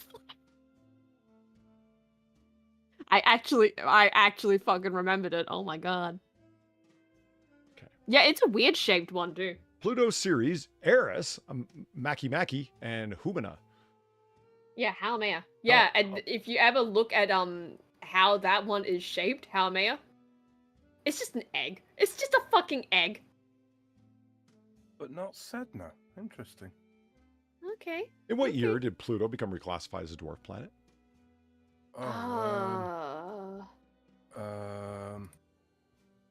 Relatively recently, wasn't it? Yeah, Question is 20th century or 21st century? Probably 20th century. 21st century, I think. I remember being a 2008. kid when it just reclassified. Yeah, there we Really? go. That's more recent than I was thinking. I was thinking like 19. Yeah, I don't know. no, 'cause I that's remember my being, guess. I like- didn't look at the answer. That's my Oh, guess. oh, you didn't? Okay, yeah. Well, I remember being fairly young and them already making the jokes, but it was a very recent event, so I don't think it's the 1990s. I'd say like 2000s at the least. 2006. 2006? Oh, not bad, Polly. Not bad at all. Which planet rotates on its side? Ooh, I asked this. Uranus, isn't it? Oh, oops, excuse me. I always get this one confused. It's either Uranus or Neptune. It is Uranus. Yeah. Which of the four terrestrial planets? Oh, that's fucking easy. Sam, do you want to take that? Mercury, Venus, Earth, and Mars. Yep. Because they're rocky. Yeah, they be rocky. They rocking and rolling. Terra firma. How many moons does Earth have? 1. 2. Or is this gonna be a fucking trick question? 1.2. You told me you believed in tiny moon theory. Not for the purpose of the quiz, I don't. We sometimes have 2 moons. We had 2 moons last year. We did. It was awesome. We had 2 moons. It was great. It was... 2 moons. I choose to believe it's the moon just singing that. Light of the second moon. I thought it was great because it brought Luna to extra attention, where it's like, and now we have to specify and call her Luna, because otherwise, which one do you mean when you say Earth's moon? Little baby Celine. She was just chilling up there. I'm okay with second moon being called Celine. I think it's a nice name, Celine. It's not as good as Luna, but it's a pretty good name. It's just the Greek. It's the Greek word that means the same thing as Luna. Sure, and that's okay. But that's like saying, like, oh, hey, this guy's name is George. It's like, but he's French. His name is Georges. It's like, well, okay, is it the same name? Would some Frenchman be okay with being called George? You know what I mean? It's like Ivan and John are the same name. You know? Yeah, much better example. Yeah, and I don't think calling the Tsar of Russia Caesar I don't think he'd be okay with that, even though, hey, same thing, but no, it's not in another sense. Besides, Rasputin was more likely to Caesar. Yeah. Why? Just because he was... Right. Because he got stabbed in the back? Is that why? How many moons does Earth have? The answer is just 1. Yeah, there we go. Tiny moon deniers. See? So, no, for the purpose of this quiz, I totally believe there's only 1 moon, but otherwise, yeah, I'm with you. Mini moon theory. Yeah. Mini moon. I choose to believe it is just Luna up there just singing, to moon, you saw me standing alone. With so much love in my heart. Oh, wow, yeah. They took some blood. Ooh. Did you drive home by any chance like that? Yeah. Jesus Christ, Sam. Why does it look like the 2 youngest children did the best displays? Look, they got dioramas. Because their parents probably did it. Oh, ye of little faith. I'm just saying the truth. Look, the girl in pink is, she knows she's got red hair and is up for some struggles in life, so she's chosen to dedicate herself to the sciences to improve her lot. I don't know. I like that they did dioramas, and I like this kid's one in this one in the back, because they're like along a continuum for size comparison. That's clever. That's good. I mean, the sizes were all off, but whatever. They only had so many foam balls to work with, Yeah. He's making the best use of the space, Yeah. Bloody 2 moons, 5 miles apart, because they're not gay. I hope there's more than 5 miles. Holy shit, there'd be some problems. Late heavy bombardment is It's obviously a made-up theory to help assist people in their ideological leanings. Sure. But as we have learned, boys and girls, Venus is always in retrograde. Always. Yeah. When is it not? Tidal forces couldn't drag me away. Now, speaking of late heavy bombardment, the area around the Reich Chancellery was subject to heavy shelling and bombardment. Fucking Christ, Polly. Fucking Christ. You just can't help yourself. I have been bedridden, okay? I've been sick. I've been out of it. And so I've been, you know, when you're like, you'll start a movie like 7 times because you keep falling asleep to it. You know what I mean? Oh, God. This is you with this documentary, isn't it? Well, isn't it? A whole series of documentaries because they're not too long. They're like, because they're dealing with very, very tight, small issues, like one particular question. You know what I mean? So let's, you know, this historian, like, I'm going to go at like, what of this theory that Martin Bormann led an early late night escape on this particular night from the Reich Chancellery, like at the end of the war? What are the odds that this is true? What's the evidence to even support it? Where's it coming from? So all that can be talked about in 20 minutes of a video. That's fine. You see what I mean? Like as tight as the questions are. So there's a whole bunch. Yeah. There's a whole bunch of videos, and they're obviously recommending the next video up after the next video, that kind of thing.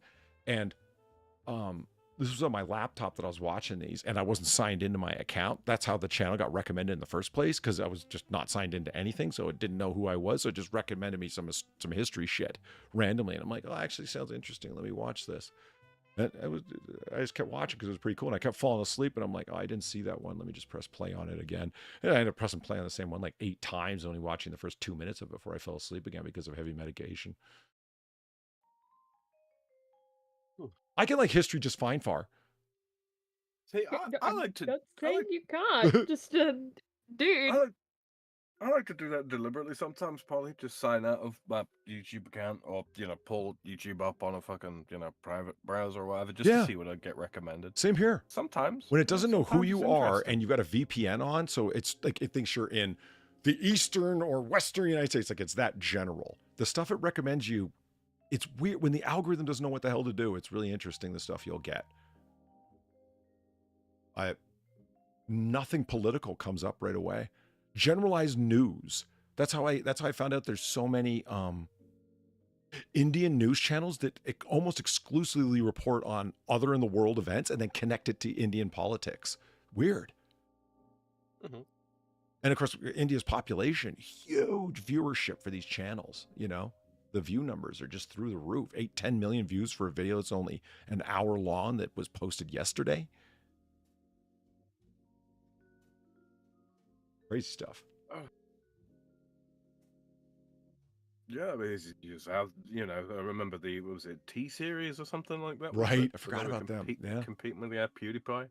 Yeah, just the numbers they were pulling, and it's like, it's literally only because Indian YouTube users get automatically subscribed to them, and, so that's, for those not in the know, they don't know that they're just automatically subscribed to this shit, so they're checking it out because, they're on the internet.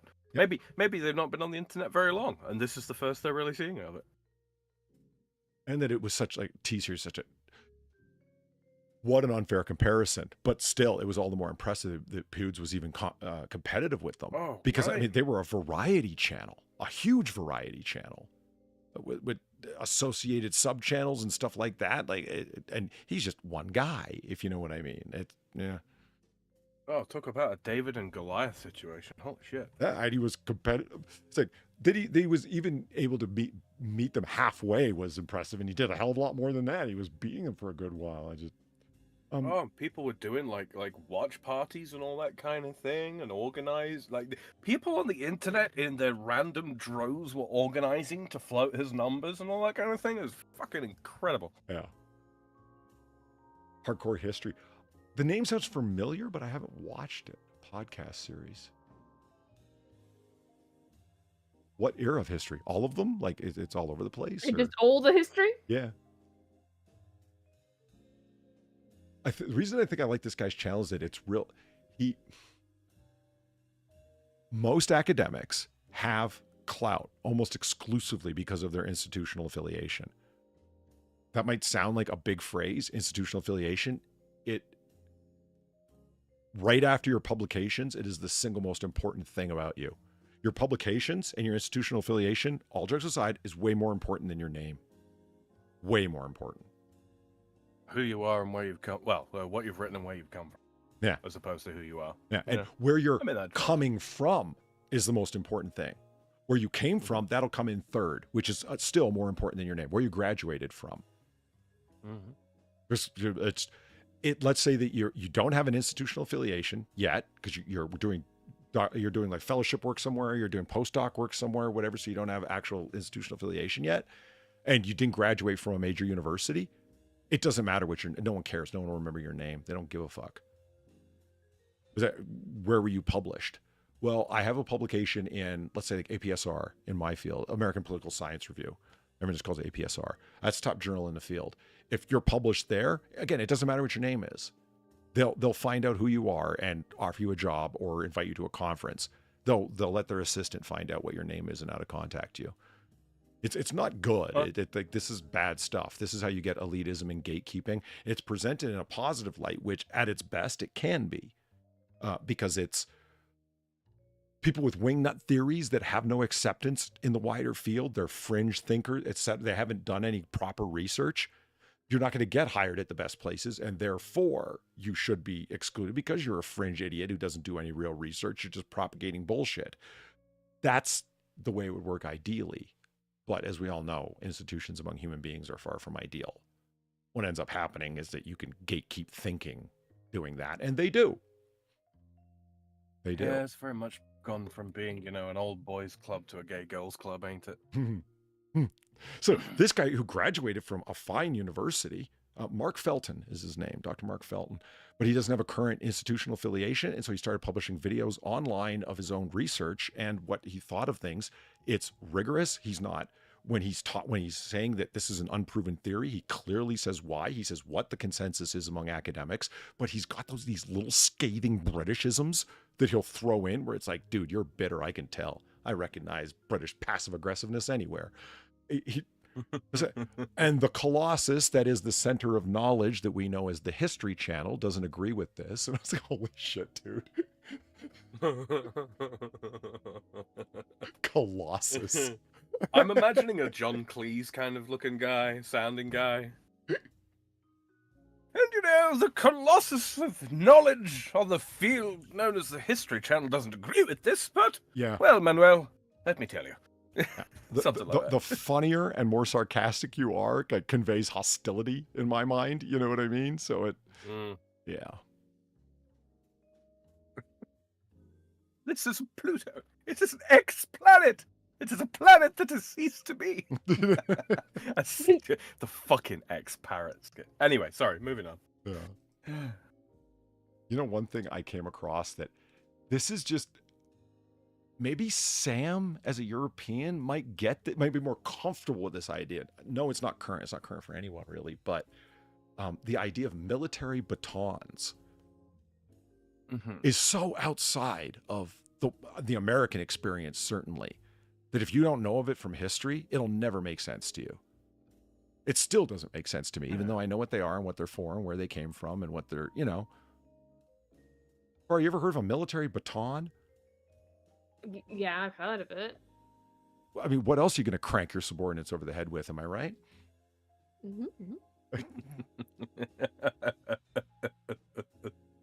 The stolen batons and whatnot are,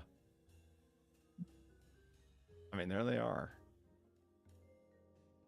There's a big history of them being like stolen and then reappropriated and then sold on the black market and then back again. And I love that they have multiple batons. There's their everyday baton and then their dress uniform baton. It's like, really? It's like, yeah. It's kind of unusual to see anyone with one that's not like a fucking field marshal, though. Indeed. Like they still exist. They're still part of like a marshal's fucking dress attire. I didn't realize until I was watching it that one of the main purposes for it is when you're a field marshal, you're going to return a salute, but you're not saluting a superior. You're a field marshal after all. How many superiors are you going to run into? Not many. Right. So you're recognizing us. Yeah. It's a return salute. So a half-hearted one, if you know what I mean, but one that should not show deference because that's not what you're doing. It's just, like you said, recognition of a salute. So you just sort of bring your baton up and go, yeah, I see you. Thank you. You know what I mean? Or just gotcha. Acknowledgement and nothing more. I'm like, okay, yeah, that makes a little bit of sense. You got this baton in hand and it's just for raising up going, yeah, you, I see you. You're more or less pointing with it at different people who are saluting at you. It's a fancy pointer, Far. It's a wand. But look how ornate they are. I mean, wow. Good old iron cross on that one. Yeah. And so many of them were stolen and broken down, and lots of swastikas everywhere, and it's a long-standing tradition, and I mean, you even talk about like a swastikas and such on it. I mean, the Germans for a long time held themselves to be the sort of the last surviving vestiges of the Roman Empire, as indeed many imperial and sub-imperial powers thought themselves to be. Yeah, not Turks. An uncommon claim. Turks, Russians, us, Jerry's. And one example that Dr. Felton was talking about when the baton seems sort of an odd thing to those who aren't familiar with military history. To give you an idea, and then he spent like maybe 4 minutes talking about this, but it was, as usual, is very information dense, and he made a bunch of interesting points and a few that I didn't think of. And he goes, it doesn't seem that far out of understanding from an American perspective if one simply thinks of George S. Patton. And I was like, Patton, what about him? Is that him and his riding crop that he had everywhere, and he showed video after video, like just rapid fire clips while he was talking, and Patton was constantly saluting with his riding crop and pointing at people, acknowledging their salute, and he carried it with him everywhere. And it's not a baton in the sense of a thing given to you by your commanding officer, by the commander of the whole army, as when you achieve promotion to field marshal. You know what I mean? No, it's not like that. But the idea of an instrument in hand that one constantly uses that's largely ceremonial and you don't need to possess for any practical purpose. Like, what horse is he cracking with that thing? Because he's a cavalryman. And so that's exactly what I was about to say. Yeah, it did. The riding crop absolutely got used for batonic purposes by cavalrymen. Yeah. And so I was like, you know what? There's a military historian talking. Nice, sharp comparison. You brought it into a kind of focus to make a little bit of sense, and then you moved on. And it's fun channel. An easier sort of like European sort of comparison for anybody not getting it would be like consider the function of like a royal scepter. It's a badge of the office. Yeah. Well, I mean, scepters often. I mean, if this thing looks ornate, then you look at a scepter and you're like, damn, bro. Oh yeah. Oh. This is Fisher Price compared to a royal scepter. Yeah. Or regal scepter, I suppose I should say. Paulie's next pointer for lectures. Yeah, not this one. I don't need the iron crosses and Nazi eagles and whatnot, but one of this shape and design. He was in this. There was a suggestion that the baton that's held at a certain museum is a fake because of this reason and that reason. It was Donner. He became head of the Reich Chancellery, so basically the head of the Nazi Party and all of Germany, or the Nazi establishment, not the party, and then all of Germany after Goebbels' death. Donner? He had both of his batons stolen by the officers who arrested him.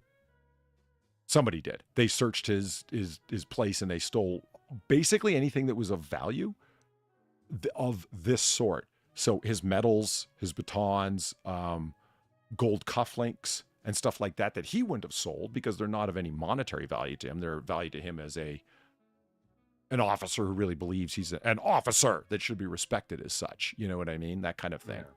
Yeah. And so he wrote a letter of complaint to Omar Bradley, to General Omar Bradley, the head of the army at the time.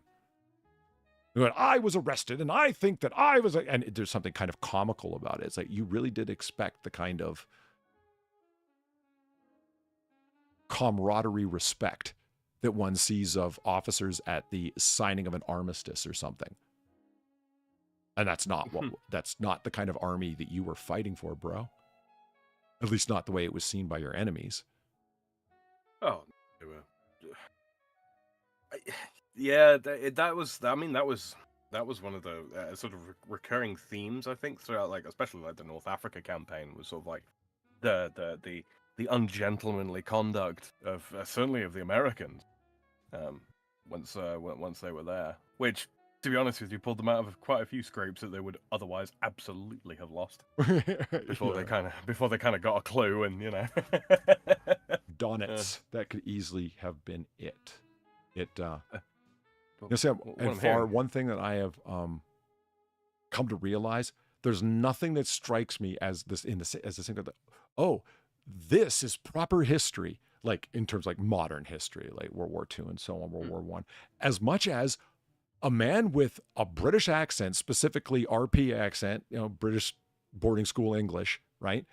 But when it comes to the German words, they get pronounced with full-on Germanic flair perfectly in the middle of otherwise an RP sentence. Nothing says history to me quite in that way. I respect it. I do. Bothering to actually learn the way that the thing is said. Good on you.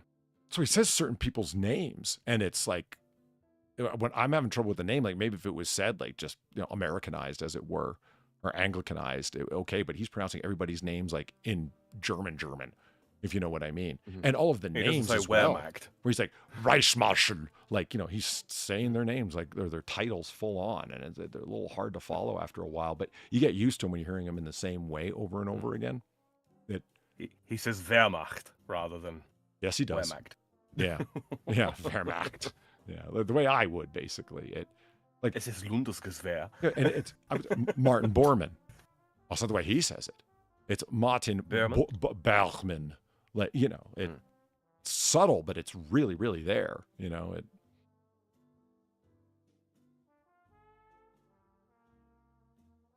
Ooh, look, a riding crop. There you go. Oh, wait a minute! It's a security police spring steel baton. Excuse me. No, that's for bonking people with those. Yeah. Martin, he was a bore man. Das ist ein German. Fuck. I lost it. And there were a whole bunch of names, and this is something that struck me as a particularly British thing as well. Hyphenated last names. Where they'll be like, Donetz Kellerman, right? And he would say his full name every time. And that's over at the far field where Reichsmarschall Donetz Kellerman, and then right back into English again. And it's like, holy shit, dude. One of the things that gets me is like with the Germans and all that kind of like how many loanwords they take from other languages when it comes to their office titles and all that kind of thing. Reminded of a little story. A German general during the Second World War goes into a candy shop in Vichy, France, and says to the sweet shop owner, "You must stop calling these sweets bonbons. That is a French word." Because one of the things was trying to force everybody to speak German. Uh-huh. And the sweet shop owner returns back at the general. You must stop calling yourself General. That is a French word.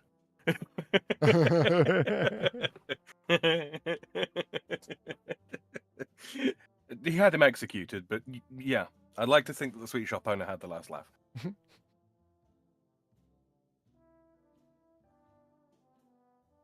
Yeah, it is definitely time to wrap up the stream. I'm feeling some kind of way, meaning sick, so yeah, blech.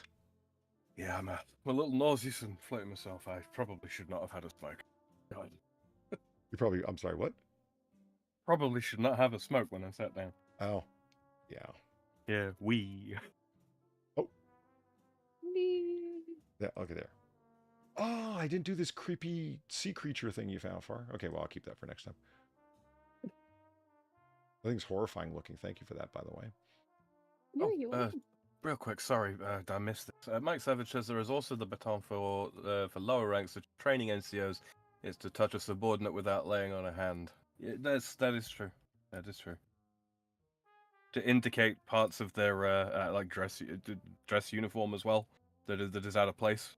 It is sometimes, depending on what unit, what force, it's seen as unseemly for a man, even a superior officer, to put hands on another man's dress uniform.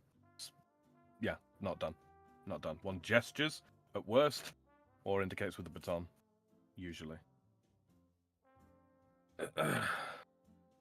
We have a certain politesse here on the continent. Fuck, that's the most bourgeois thing I think I've ever said. Anyway, sorry, Polly. Yeah, I don't know if ever, but it was up there for me. All right, yeah. Yeah, we definitely got to wrap it up. Yeah, that brings us to the end. The last call here in Noirbar, live from the Chase District in Noir City. I'd like to thank everyone for coming out tonight for our own little brand of 1940 booze-fueled banter. God, I should have stayed away from the booze, too. Good Lord, what was I thinking? I'd like to thank Far and Sam for keeping me company at the bar tonight. Thank you, lady and gentleman. Okay. Oh, good, all good. Apologies for my brief absence there within, but there within. That's a good one. Ooh, right under the wire. Doc, thank you for the buck. Throw that link open in a tab before you lose it in your deluge of unopened DMs. All. Well, now you've got to. The man paid $1 to tell you to clean up your fucking digital garbage, Polly. Digital filth, sorry. Yeah, it's digital filth. Get it right. I've got it. The last time he sent me, the last time I got a link was when he said Merry Christmas. Yeah, so thank you. Merry Christmas to you too. See, I get around to everything eventually, guys, in your face. Ladies, you don't need to keep nagging your husband to fix up the thing or do the thing, all right? He doesn't need reminding every 6 months. Nice. Oh, this is Dan Carlin's Hardcore History. Cool. It's the podcast link. Mania for Subjugation, parts 1 and 2. Speaking of, though, ladies and gentlemen, thank you very much for all the tips that went to Far and myself, and also to the bartender. That's Polly. That's me. How we keep the lights on, the candles let the fire burning, and those goddamn dastardly cops paid off. Nice. All yours, Polly. So yeah, thank you very much again to everybody who showed up for, it was a kind of impromptu stream. I was feeling out of it and Sam had to get going and so on, and we started late, but thank you for showing up because it was, as it always is, a lot of fun. So we'll see you next time, but until then, as we always say about this time, you don't got to go home, but you got to get the hell out of here. Have a good night, everyone. Good night. Oh, sketch. Yeah.